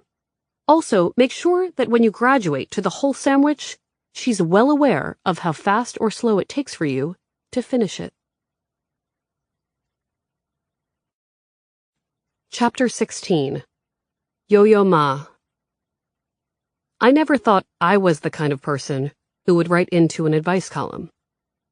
Even before I started writing love letters, I'd never been tempted. It's not that I thought I was better than anyone else. I was just scared to write it all down. I was too afraid to be public, even under a fake name. But sometimes you're so desperate for an answer to a question, so in need of comfort, that you'll reach out to anyone who will listen, whether it's in real life or online. I found myself in that place in May of 2013. It had been an easy few weeks. The weather had been nice, which made it easier for my mom to go outside. Mark and I had taken her to see the Book of Mormon. We got really good seats. She seemed really happy and said Boston officially felt like home. But about a week later, she complained that she was feeling a little sick and run down. It didn't seem urgent to me, but Brett came up to visit and assist. Once she arrived, she made a quick assessment. I don't like this, Brett said from my mom's apartment. She has a fever. I think I'm going to bring her to the hospital. Shit, do we have to? I asked. You know everyone at the hospital is sick. If we bring her in, we risk her getting even sicker. I have a bad feeling and I think we should go, Brett said. They headed over to Mass General. Hours later, Brett called to tell me our mom had been admitted. Fuck, I said, annoyed that the next few days of work might be shot. It was a weekend, which meant our regular oncologist wasn't around. We were in an overnight room in Mass General's main building, and they were pumping her with antibiotics, trying to tame her fever, which kept spiking, and we didn't know why. I snapped at the doctor because he looked like a teenager. "So what is the plan?" I asked. I just wanted all of us to be able to go home. "Antibiotics should control the fever," the doctor said. "Hopefully we'll bring the temperature down soon." We were there another day, and the fever persisted. My mom started crying a little because she was frustrated, desperate to get out of there. "What do you need?" Brett asked. "I just want to go home," she said. "You can't go home right now," I said, my tone harsh. The IVs of antibiotics, there were a few of them, were scaring me. The nurses gave us uncomfortable looks. They weren't upbeat like the nurses on the chemo floor, who knew us by name and remembered little details about our lives. "I wish," my mom said, in her youngest-sounding voice, "I wish that Yo-Yo Ma would come to my hospital room and play for me." I wasn't in the mood for her helpless princess voice. Plus, asking to hear music in a hospital room felt like the thing one does before one dies. It felt like a last request, and it freaked me out. "I'm sure Yo-Yo Ma is a real dick," I said. I spat out the words, exasperation clouding my tone. For the record, I have no idea whether Yo-Yo Ma is a dick. He lives around Boston, and on the occasions I've run into him at events covered by the Globe, he hasn't seemed like a dick at all. If anything, he's appeared to be generous and lovely, always happy to volunteer his time and talent for good causes. One time I saw him in a hotel in Harvard Square, being nice to staff members, smiling like he was the kindest guy on the planet. I only said Yo-Yo Ma was a dick because I was stressed and tired, and because sometimes when you're frightened, you say shitty things, even to your mother in an emergency room. As the words, "Yo-Yo Ma is a real dick," left my mouth, my mother went silent. Her jaw dropped, almost in slow motion. Had I renounced God in that hospital room, my mother wouldn't have cared. But one did not blaspheme Yo-Yo Ma. One did not call the leader of the Silk Road Ensemble the D-word. My mother looked away horrified by her child. "My leg hurts," she mumbled. "Did you pull a muscle or something on the treadmill?" Brett asked. "Maybe," my mom said. "It feels like a cramp or a bruise." We sat there for hours, watching the liquid drip through tubes connected to her hands, until Brett decided it was time to recast. It was a casting director strategy she liked to apply to real life. Sometimes you just need to recast the scene. This team of hospital staffers weren't getting it done, so it was time to bring in an understudy. "What if we called palliative care?" she asked. "Is this the kind of thing they'd help with?" I responded. "Palliative care people are about quality of life. They're advocates, and right now we need a fucking advocate. We need someone to tell us what to do if the fever doesn't go down." The hospital paged the palliative care nurse on call, who arrived within an hour. That's when I met him, Sebastian. He wore a suit shirt and khaki pants, and his beard looked soft and bristly at the same time, the kind of beard that would tickle you while kissing. He seemed about my age, maybe younger. He was my preferred height, not too tall, maybe 5'9", which meant I could look into his eyes. For the first time in my life, I thought to look for a ring on a man's finger. I didn't see one. I wasn't the only one who'd looked. My mom's face went from miserable to flirtatious, and she smiled like she wasn't sick anymore and would be available for a date later that night. "What seems to be the problem?" Sebastian asked, and I wanted to yell, "Everything," and then ask him to hold me. I tried to find anything in the room that was reflective to check my hair. I ran my tongue over my teeth, checking for stray food. Sebastian sat on the edge of my mom's hospital bed and asked her about her pain. He touched her leg. "It hurts right there?" "Yes," she murmured, "right there." "Could it be a pulled muscle?" I asked, wanting to remind Sebastian that I was in the room, age-appropriate, and also unmarried. I tried to breathe only out of my nose, because I knew my breath smelled like garlic naan. It could be, but we'll make sure it gets checked out, Sebastian said. Seconds after he left the room, promising to return to check in on us, we erupted. Holy shit, Brett said. Wow, my mom said. Sebastian, I said to myself, believing in meet-cutes for the first time. I imagined our future. Sebastian would return late from work, having helped sick people all day, because he is a kind person. And I'd be in front of my laptop, writing my column, or maybe a novel loosely based on our own love story. He'd have picked up takeout on the way home, and would be excited to hear about my day, and to share stories of how many lives he'd saved at Mass General. We'd have low-effort but serviceable sex, barely awake, the kind you can have with someone who knows exactly what you like, someone you've already impressed.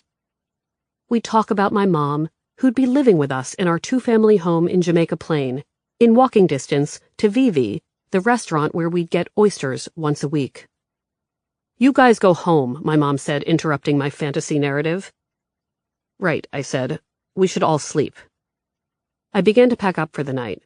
Brett and I didn't sleep in hospitals because we found that with her Crohn's and my chronic asthma, we'd always wind up sick and unhelpful. We made a plan with the doctors to scan her leg in the morning, just in case. The nurses said they'd call if her fever got worse. The call from the doctor came in at about 5 a.m. He said he needed to intubate and wanted my permission. Wait, what? I said groggy as I jumped from my bed and ran to the couch to shake Brett, who'd had a few hours of fitful sleep on my couch. Intubate? Your mom had a bad night, the doctor said, and then she lost consciousness. We need to intubate. You need to give me permission right now. Then do it, I said. We ran for my car and then sped down the empty roads around Boston Common to get to Mass General's parking lot. By the time we were inside the building, she was in the ICU. Her skin was paper white, the tube and mask obstructing much of her face. She looked like she was in some sort of coma.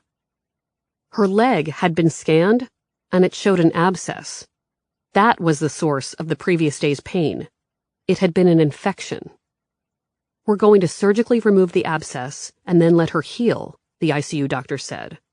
Then hopefully she'll wake up once her body gets strong again. Everything was blurry. Wait, hopefully? I asked, dazed.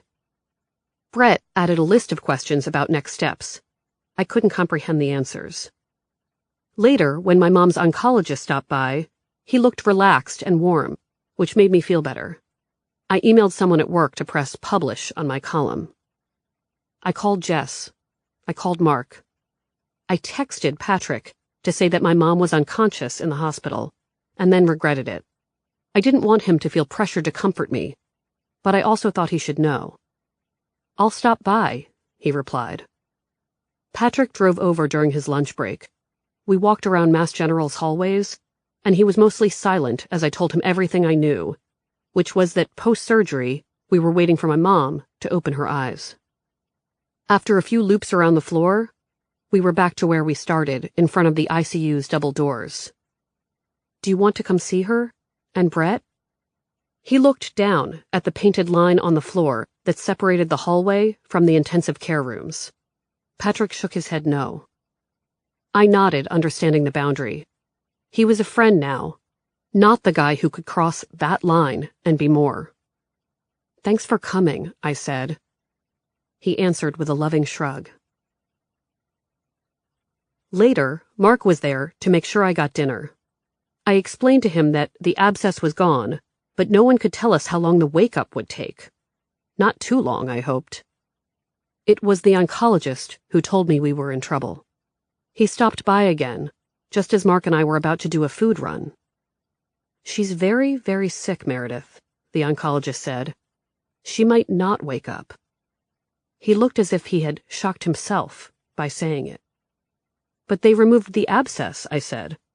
So the infection should go away, right? And then she wakes up. The oncologist repeated himself. She's very sick. But it's possible she'll wake up, right? Brett was with me now, quiet.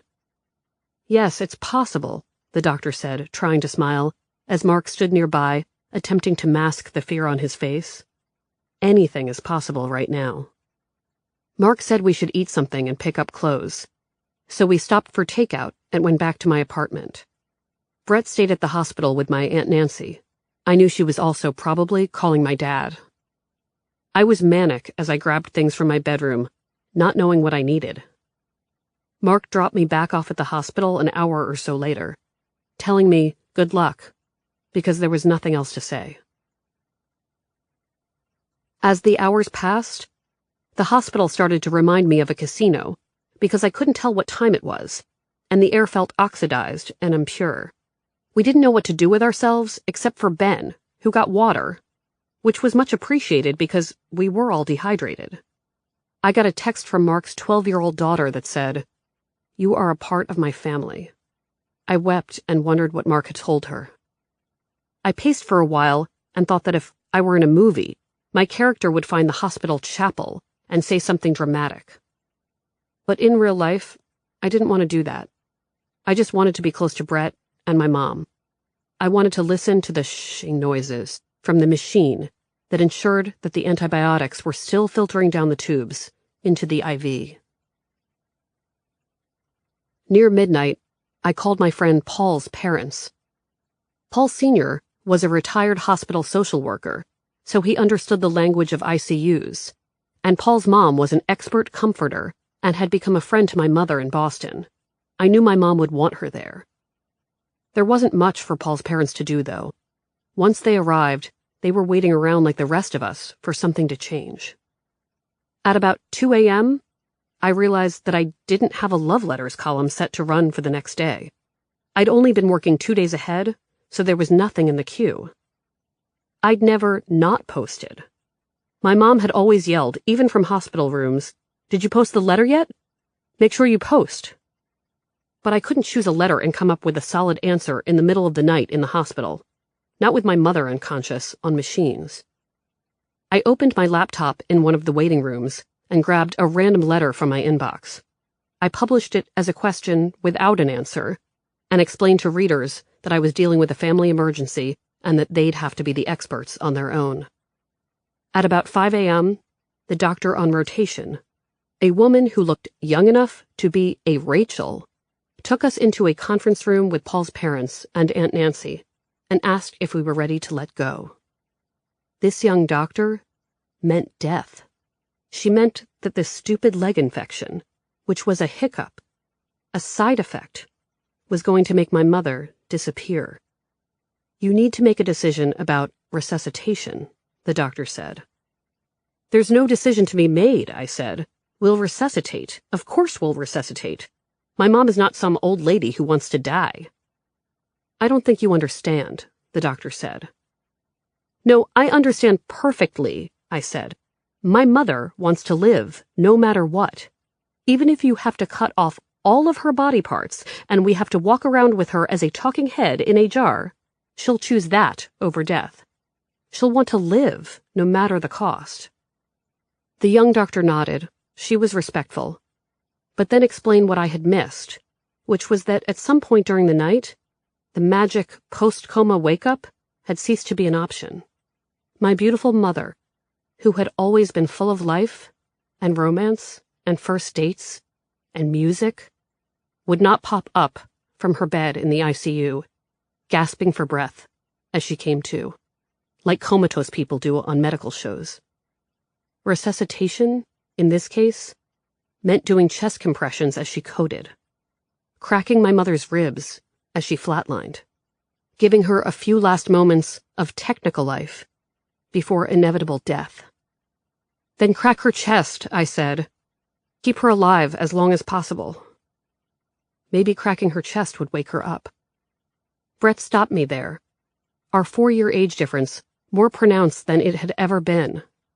She looked at me with the eyes of a guardian. "Meredith, I've read that people can perceive things that happen to them during the last moments of their life, even if they're unconscious. I don't want Mom's last memories to be the experience of someone breaking her chest in two. She's gone. We should let her go peacefully." I looked at Paul Sr., and he nodded. Everyone nodded, but me. There's not much to do when you're waiting for someone to die. My Aunt Nancy paced. Ben stood nearby like a bearded bloodhound. I was sitting in the waiting room when Brett came and explained that I had to say goodbye. She said she had already given my mom her own official goodbye, and now it was my turn. It seemed like a worthless thing to do, to say last words to someone who couldn't hear them. But Brett was sure my mom could hear everything. The room was dark as I stood by the bed. The glowing lines on the machines reminded me of Grey's Anatomy, and I thought of that ferry boat crash arc of the show where Meredith Grey almost drowns. My mom and I made fun of that plotline because it was so dramatic. I remembered talking on the phone about it one night while I was at Patrick's apartment. "Are you going to watch Grey's?" she asked. "Of course. I mean, it's the ferry boat disaster," I said, and she'd cracked up. "That stupid boat," she responded. I don't remember everything I told my mom in the hospital room. I know I reminded her of some weird things we did, and I know I said thank you a lot while I cried. More than anything, in those moments, I felt gratitude. I felt so lucky to have known her so well. After I had run out of words, I brought my laptop into the room and opened iTunes, because the Rachels had not yet taught me to use Spotify, and downloaded the essential Yo-Yo Ma. I began to play the first song, a Bach cello suite, which I imagined she'd enjoy with her eyes closed, doing that dreamy head-swaying thing she did whenever she listened to musicians she adored. From Yo-Yo Ma, I moved on to her other favorites, our favorites. Sting's The Hounds of Winter. She used to blast that one in our living room in Maryland while she was making us dinner. We'd heard him play it live so many times.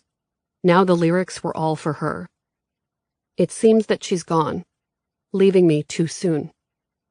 She loved the English band Bombay Bicycle Club, having found them through the Twilight soundtracks.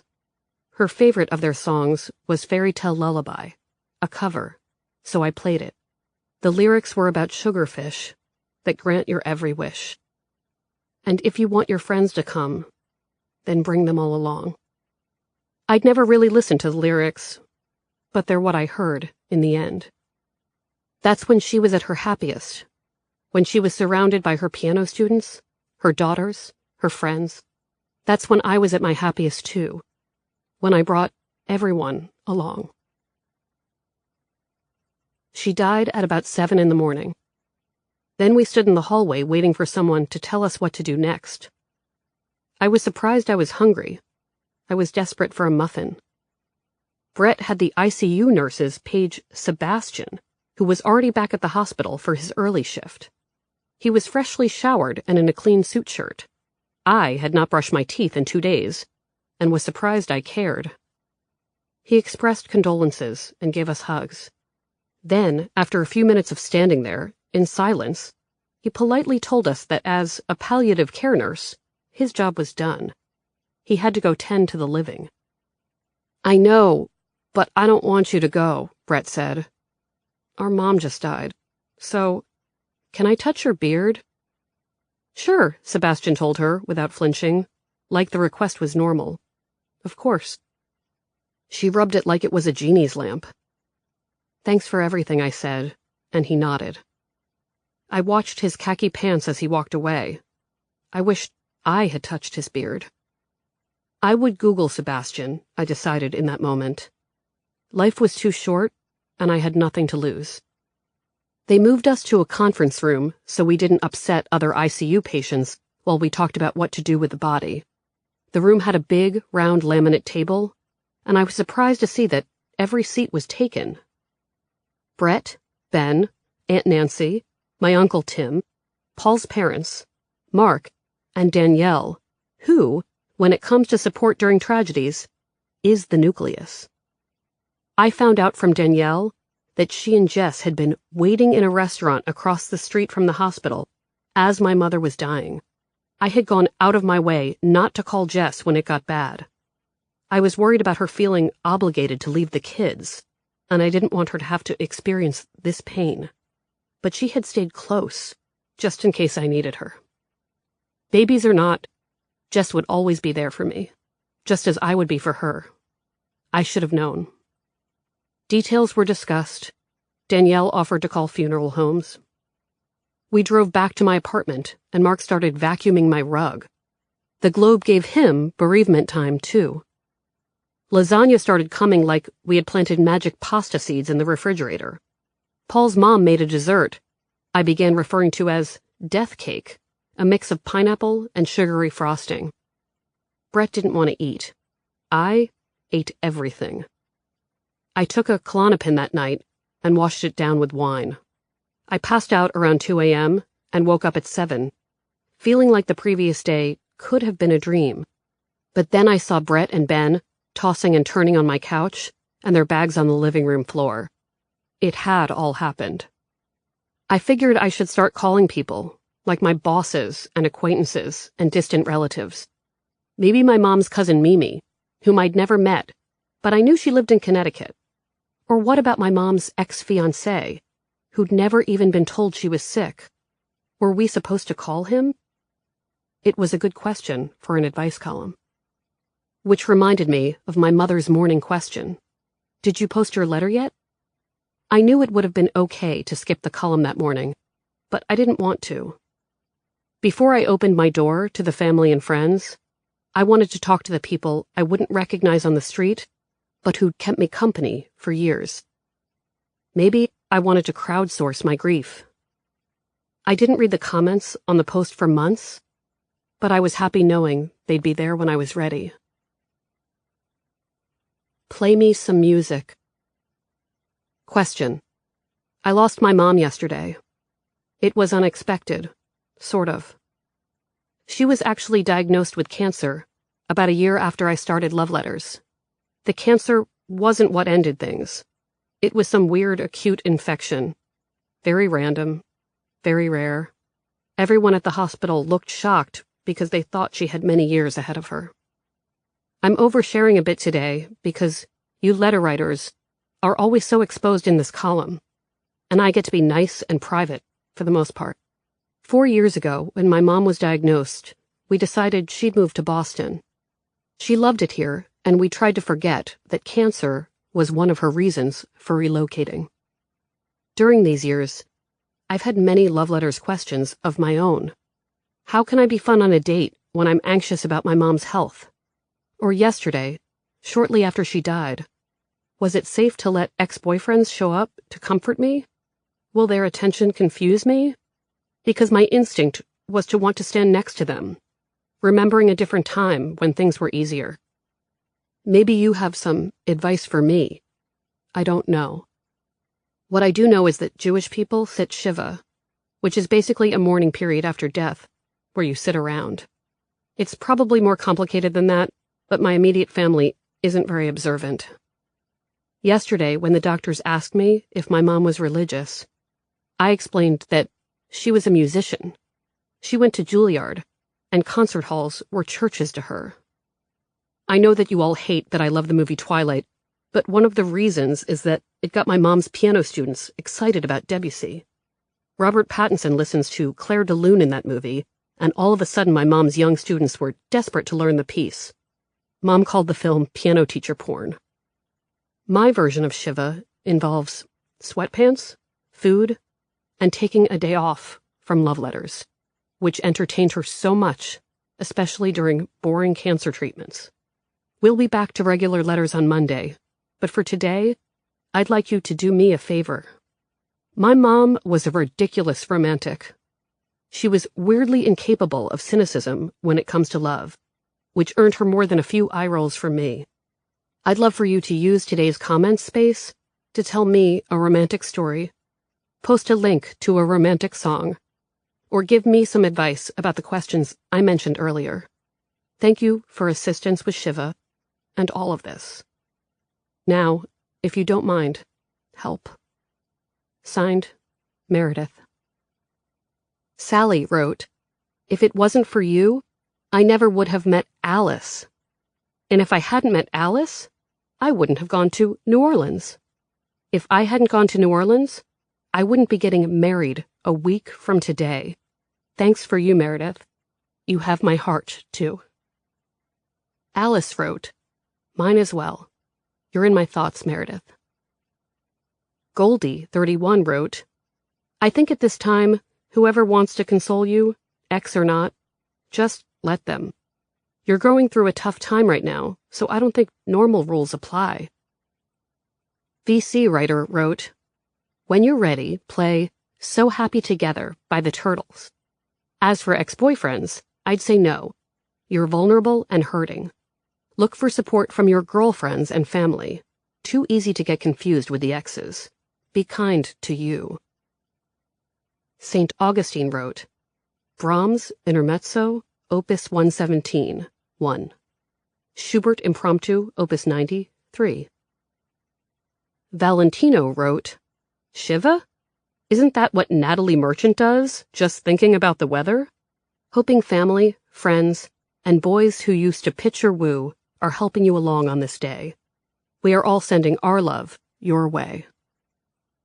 The Bride wrote, Meredith, one of the few irrational things I believe, without question, is that a mother who loves her daughter carries her in her soul wherever she goes forever.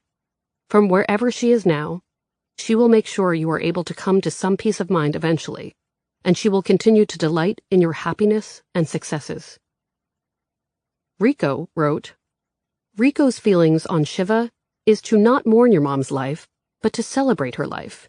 Remember those good times, the times she made you laugh, cry, roll your eyes. Rico wishes he knew your mom. Rico is a huge fan of music himself and had a relative, also female, she'd be 100 or more if alive, who went to Juilliard as well. Rico hopes you have recordings of her playing. Piano is beautiful. She's 2013 wrote, I've been lurking since love letters began. Meredith, my thoughts are with you and your family. I hope that the wonderful memories of your mother give you some comfort over the days and years ahead. May you always feel her presence in your heart and know that she is with you. LaBams wrote, I wrote in a few years ago after a particularly horrendous breakup. I had started dating someone I had known for years, but was nowhere near healed from the trauma I'd been put through. Everyone here told me to let this great guy go if I didn't want to be with him, because someone else would love to date him. I stayed. He was patient.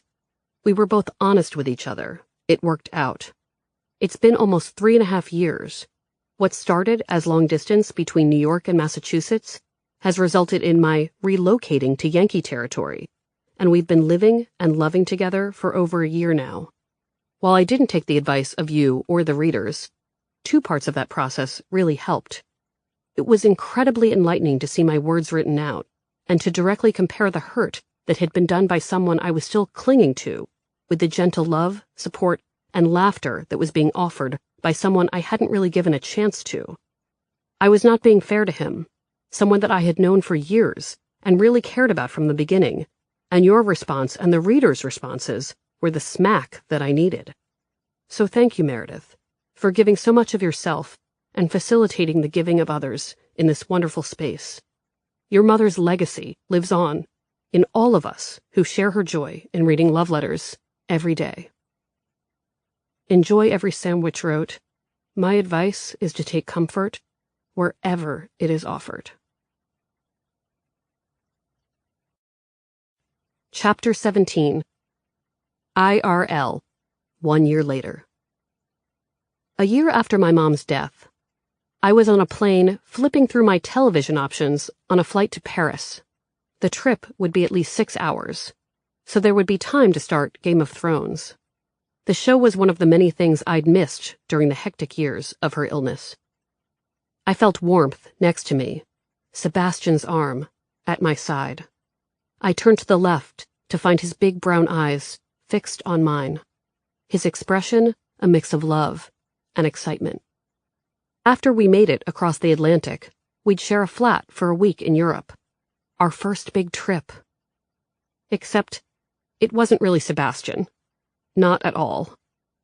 My college friend Brad, a nurse with connections at Mass General, had done some digging around about Sebastian for me, and discovered that my mom's smoking hot palliative care nurse was gay. So that was that. In reality, the man at my side was Mark, and he wasn't looking at me with love. His eyes were wide and goofy because he'd just figured out that he didn't have to pay for whiskey on the plane.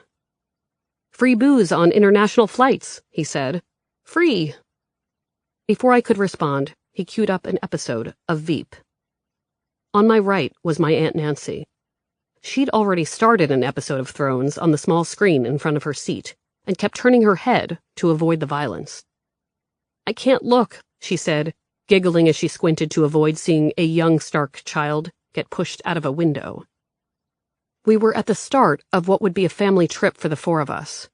Brett was on her own flight from New York City and would meet us in Paris, where we planned to mark the first anniversary of my mom's death. It was a strange group. No spouses, just Brett, Aunt Nancy, Mark, and me. But to my mother, it would have made perfect sense. I'd already queued up love letters to post from abroad. The usual topics were represented. "She doesn't want to have sex" was one headline. "Dating a musician" was another. The readers had been on their best behavior for a few weeks after my mom died, writing the kindest comments, sometimes too kind. I could tell they were scared to upset me. But, soon enough, they were back to behaving like a real family, mocking each other, giving tough love to the letter writer, and, when necessary, telling me I had it all wrong. I liked it when it was normal again, even with the occasional trolls. The thing that surprised me the most after my mother's death was how much everyone else continued to live. Jess's husband got a job in Florida, so her version of happily ever after moved to a new state. I got a better credit card for Miles so I could see her as much as possible. Brett and Ben grew closer. Mark's kids got taller and started to make weird and questionable jokes, just like their dad. The couple that met through the love letters comment section decided to get married. Coincidentally, they scheduled the wedding for my birthday. Another person ready for new experiences was Patrick. He'd started dating a woman he'd met through his sister-in-law, and he looked sheepish when I asked if it was serious. His expression told me he hoped it was. I was rooting for him. Not long before my mom died, maybe months before those last days in the hospital, she started crying, that manic half-happy, half-miserable cry brought on by exhaustion and chemo and too many feelings at once. She told me during that session of weepiness that she was afraid she had done it all wrong. "I didn't spend enough time on friends," she said. "I was too determined to get married again. I was too focused on romance." She'd noticed that it was our friends, as opposed to the great romantic loves, who kept us entertained, gave us hope, and made us feel safe when life was at its scariest. Even love letters had taught her that, she said. The more connections, the more comments, the better. "You have a beautiful life," my mom said. "It's because you weren't focused on getting married or always having a boyfriend. You did it right." "I'm not so sure," I told her. "I don't think we're supposed to forego love and romance for friendship. I think we're all supposed to do all of it, to try to have romantic love and close friends and everything in between." "It's not easy to find both," my mom said. "It's so easy to get lost in one and miss out on the other." "Right," I agreed. "So we just have to do our best and stay surrounded by good people." She would have been pleased by how that idea was represented at her funeral. The event, which was more of a recital, was held in a local bed and breakfast. A few of her longtime piano students traveled to Boston to perform. Their audience included familiar faces from Maryland, Boston Globe staffers, Brett's friends from New York, and some men we'd loved. I remember that Harry was there, without his younger brother. Patrick stood in the back of the room, guarding the door like a bouncer. My mom's oncologist was there. My dad was not. I was told that Draco had wanted to attend, but that one of our mutual friends advised him not to come. I wouldn't have minded. Since she's been gone, I stay surrounded as often as possible. I keep my friends close and try to be good to them. I attempt to show them how grateful I am that they continue to stick around. I take the train to New York City a lot so I can watch television with Brett while Ben blows glass up the street. I fly to Florida and watch Jess's boys become little men. They call me Meredith. I watch the Rachels approach their 30s with trepidation and some relief. They are figuring out how to make themselves so happy that they forget to post it all on social media. They are learning when to use the shrug emoji instead of all of those knives and toilets. Sometimes that Yo-Yo Ma album I downloaded in the hospital comes up in my gym mix, and I find myself on the elliptical machine with my eyes closed as the cello booms through my earbuds. Sometimes I hear Brand New Day, a Sting song my mom loved, but I always felt was cheesy, and I turn it all the way up. I try to be less cynical and to think of it as an anthem. I visit the vampires, but I don't let them take too much of my time. I remind myself that they aren't going anywhere. They are immortal, after all. I date. It can be scary and annoying, but sometimes I get a blowout and wear a dress with a waistline and allow myself to imagine the possibilities. When I get overwhelmed or lonely, I think of the letter writers who feel the same, and I attempt to take my own advice. I do my best to connect with other people, to be a better listener, because I'm pretty sure that's the point. But I don't know for certain. I don't have all the answers. Readers, what do you think? Epilogue. Sometimes letter writers never want to hear from me again.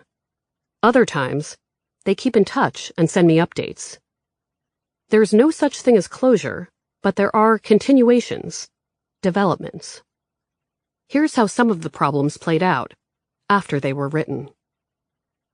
The updates. Should I give up on marriage? Dave and I are still very happily together, not married. After this letter was published, I took a long, hard look at myself and thought, why do I want this so badly? I realized that the environment around us was pressuring us more than anything, and I thought that since everyone else was doing it, we should too. I thought, I will lose him if I don't marry him, and that was not a great way of thinking. What I learned from your column, therapy, and other letters I have read is that everyone has a different timeline when it comes to love. Right now, and what I have had for the past 6 years, is someone who is committed, loving, and providing. He is a better partner than most husbands I have met. His main block was finances, and more recently he was laid off. So we are back to trying to save up for a house and future again. One thing we can agree on is that we have a future together, and that's all that matters to me. I don't need to be his wife for people to take us seriously. He is my family, and a ring on my finger or a certificate isn't going to change a thing. Like I said, if it happens, that's great, and we will celebrate it our way. But I'm okay with it not happening, or waiting, because in the end, I got what I wanted, the partner who is perfect for me. Update. Sex after cancer. A few years ago, we did go to therapy for about 3 months, and it just didn't work. We still live in the same house, but live 2 different lives. He doesn't help with the kids at all. He will come to a few of their activities if it is convenient for him. He doesn't help around the house. We don't plan anything together. We don't share a bedroom. He is basically living as a tenant in my home. I am concerned about how this will affect my kids' view of marriage. I have thought about having him move out. I have a good job and could easily support myself. It would probably make me feel better about myself. I have great friends and family, the best kids in the whole world, and a very good job. I'm happy in all aspects of my life, except my marriage. Update. Is online dating required? I'm still single. I still hate online dating. I still don't have a better idea to meet someone. I did join a couple of meetup groups and get a lot of emails, but have completely failed to follow through on actually going to things, which I understand is the crucial part of the process. I should work on that. Some commenters did hit the nail on the head. I am wishing for the impossible scenario of skipping dating to head right to a relationship. I don't like being called lazy, but they may have a point. Others correctly surmised that there was something else going on, namely a colleague friend with benefits situation that predictably went awry. That hasn't been love letter number 2 because I know the answer to that one. Stop being a dumbass and move on. It's hard to start over with someone new when there's someone I think I'd be great with 5 feet away, all the time, including right now. There's a lot more to that story, but I know what I have to do. Update. Dating with a chronic illness. When I wrote to love letters years ago, I was very sick and battling bouts of serious depression, although I did not want to acknowledge it at the time. After lots of research and finding the right doctor, I discovered that my chronic pain was caused by trigeminal neuralgia, irritated and damaged cranial nerves. And I am happy to report that I am pain-free. To be able to write that last sentence makes the last 2 years seem like a dream. Not long after my diagnosis, I met a wonderful man. He is truly kind and generous, a real genuine article, as my great-grandmother would say. He has some health challenges of his own, which he bravely shared when we first started dating. In a way, my own experiences continue to help me be a compassionate and supportive partner, because I can empathize with his feelings of uncertainty and frustration regarding his health. Whatever challenges lie ahead, I am confident that we can face them together. Thank you all for your advice all those years ago. Many comments helped me to step outside of the narrative I had built in my own head and consider different points of view. Most of all, your comments lifted me up at a time when I needed it most. Love letters readers, never stop being amazing. Update. Our 15-year age gap. I sent that letter in a weak moment, and while I do not regret it, I was both amused and kind of surprised at many of the responses, particularly that I was living off divorce money. Laughable, I work very hard. Or that I was trying to brag about my life and situation. Absolutely not the case. My relationship is very strong, and we recently purchased a house together, and while neither of us wants to get married, we have a pretty happy life. It's definitely not perfect, and we certainly have our issues. They are never age-related and are pretty typical relationship problems. I have come to a point in our relationship where I truly do not think about our age difference and care little about what others think. Update. She wants to propose to her boyfriend. I wish I had a happier update. My then-boyfriend is now my future ex-husband. We are currently going through a contentious divorce. It is eye-opening to read this letter, especially the part, he would like to have all the money saved up before he proposes. We ended up basically eloping, rushing into marriage without discussing personal finances, philosophy on managing money, or expectations on how we would do so. We did talk about marriage and having a family a lot, in a clearly romanticized fashion. Our marriage has almost financially ruined me, and I was surprised to learn that he had absolutely no savings, owed back taxes, and the list goes on in terms of his personal financial mess. I'm of the mindset that money is just money, and I tried to make things work financially for us and spent my entire savings to help our marriage. But it quickly turned into a very unequal relationship in this regard. He took advantage. We had a beautiful and amazing child, the one thing I am grateful for from this relationship. But I was solely responsible for all of our child's expenses and care. To top all of this off, the divorce is costing me more than the wedding. But I'm looking forward to a day when I am legally divorced and can start a new life with my daughter, hopefully soon. My piece of advice to the Love Letters community is to take the time to really know their significant others and their financial standing and history. Do not be afraid to ask questions and expect an open and honest discussion, because maybe they are not really saving money for a ring or wedding. Update. She hooked up with a coworker.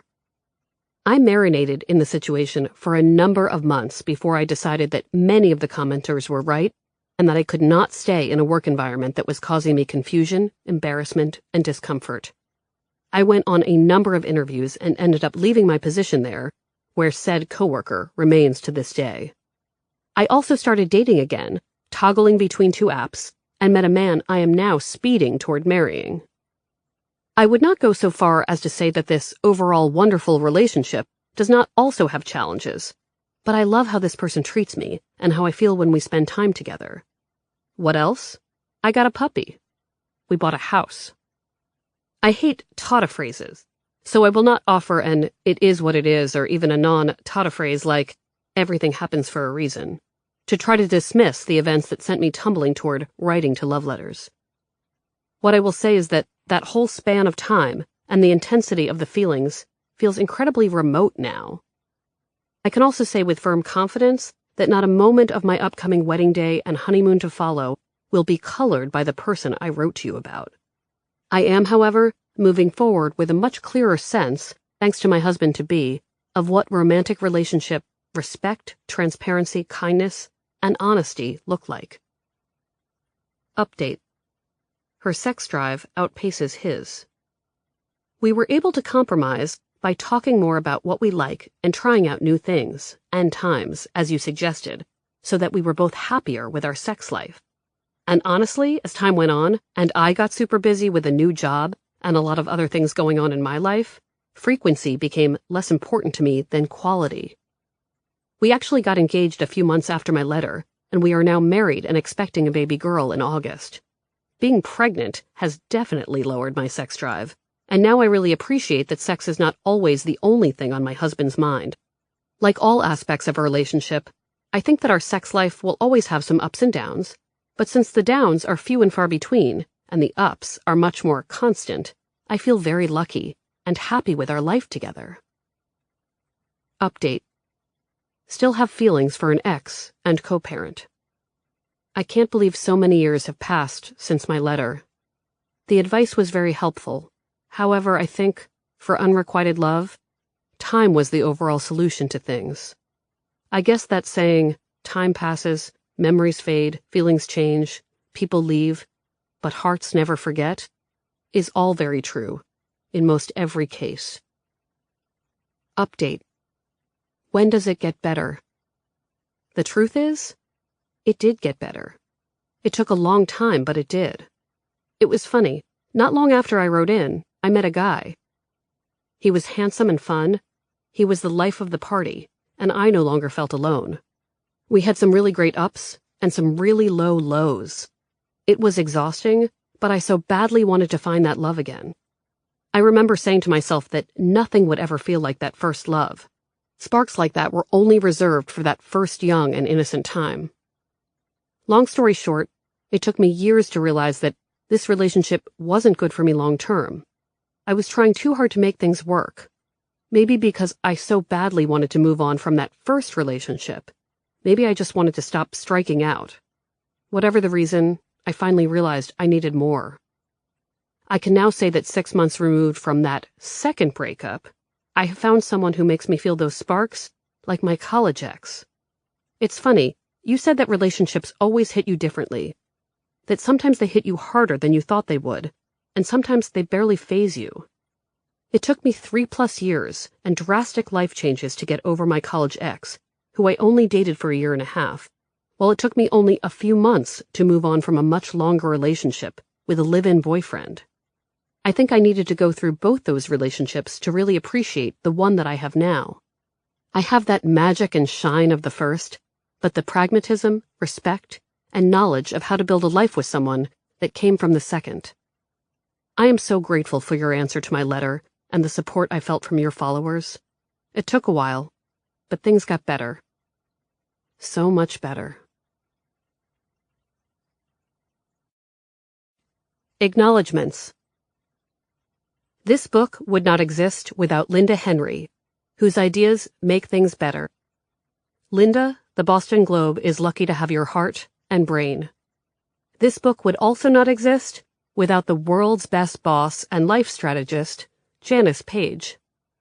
Thank yous also go to John Henry, all of my excellent colleagues at the Globe, especially the Living Arts Department, my editor at Grand Central, Suzanne O'Neill, who saw value in this story and made me laugh while I wrote it, the marketing team at the Globe, Lane Zachary and Todd Schuster, who helped make this book a book, my publishing life partner and agent, Catherine Flynn, Globe editor, Brian McGrory, who was so supportive that he let me write a book under the company name with a chapter about vampire porn, Washington Post and former Boston Globe editor Marty Barron, who is so cool he was played in a movie by an actor who has also played a sexy gangster, Joe Sullivan, Julian Benbow, Chris Gasper, Dan Shaughnessy, and the Boston Globe Sports Department.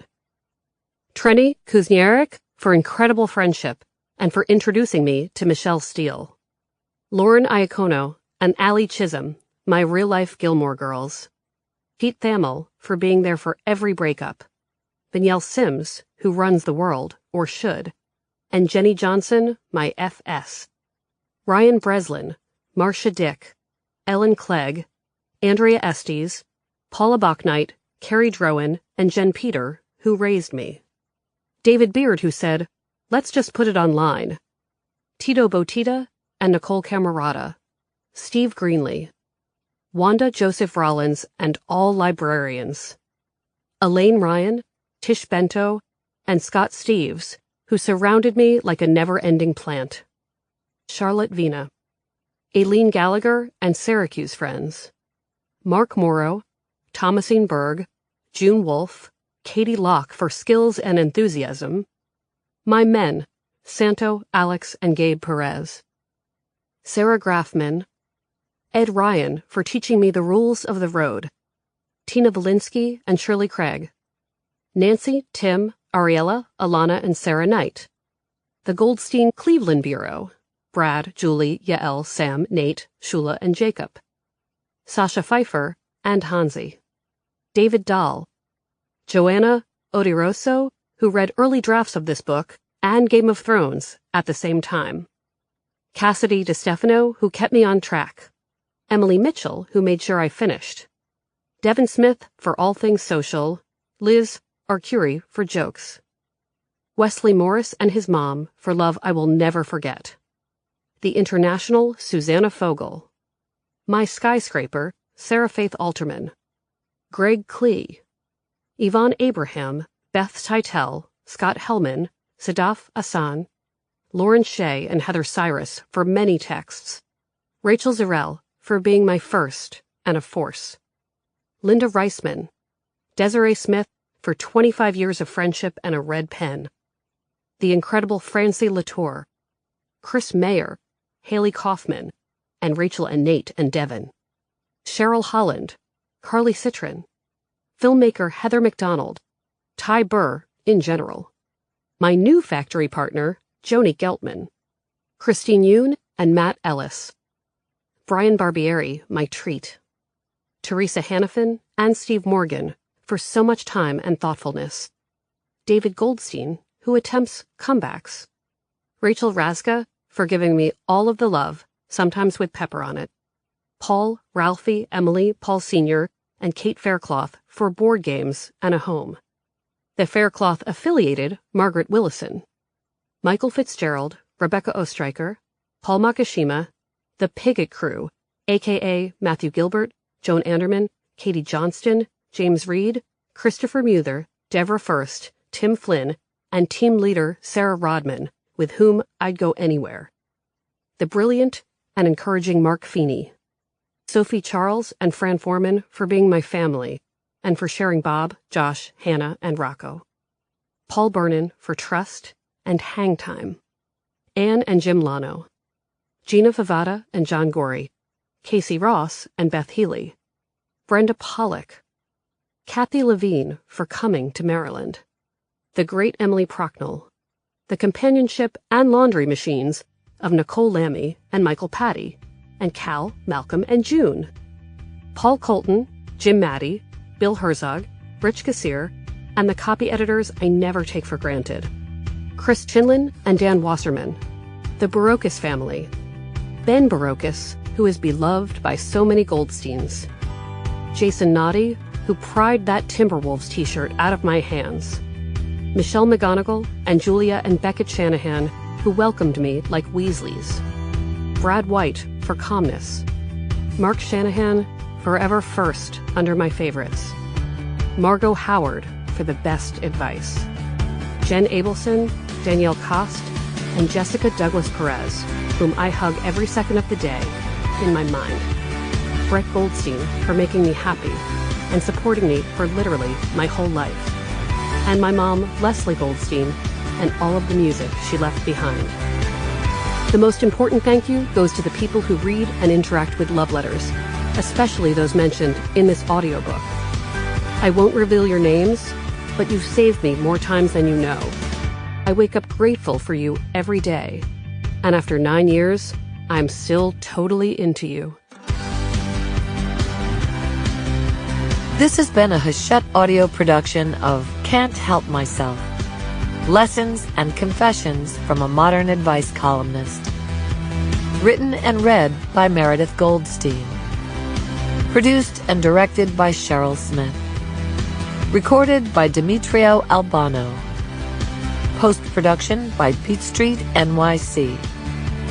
Can't Help Myself is also available in print and digital formats from Grand Central Publishing, a division of Hachette Book Group.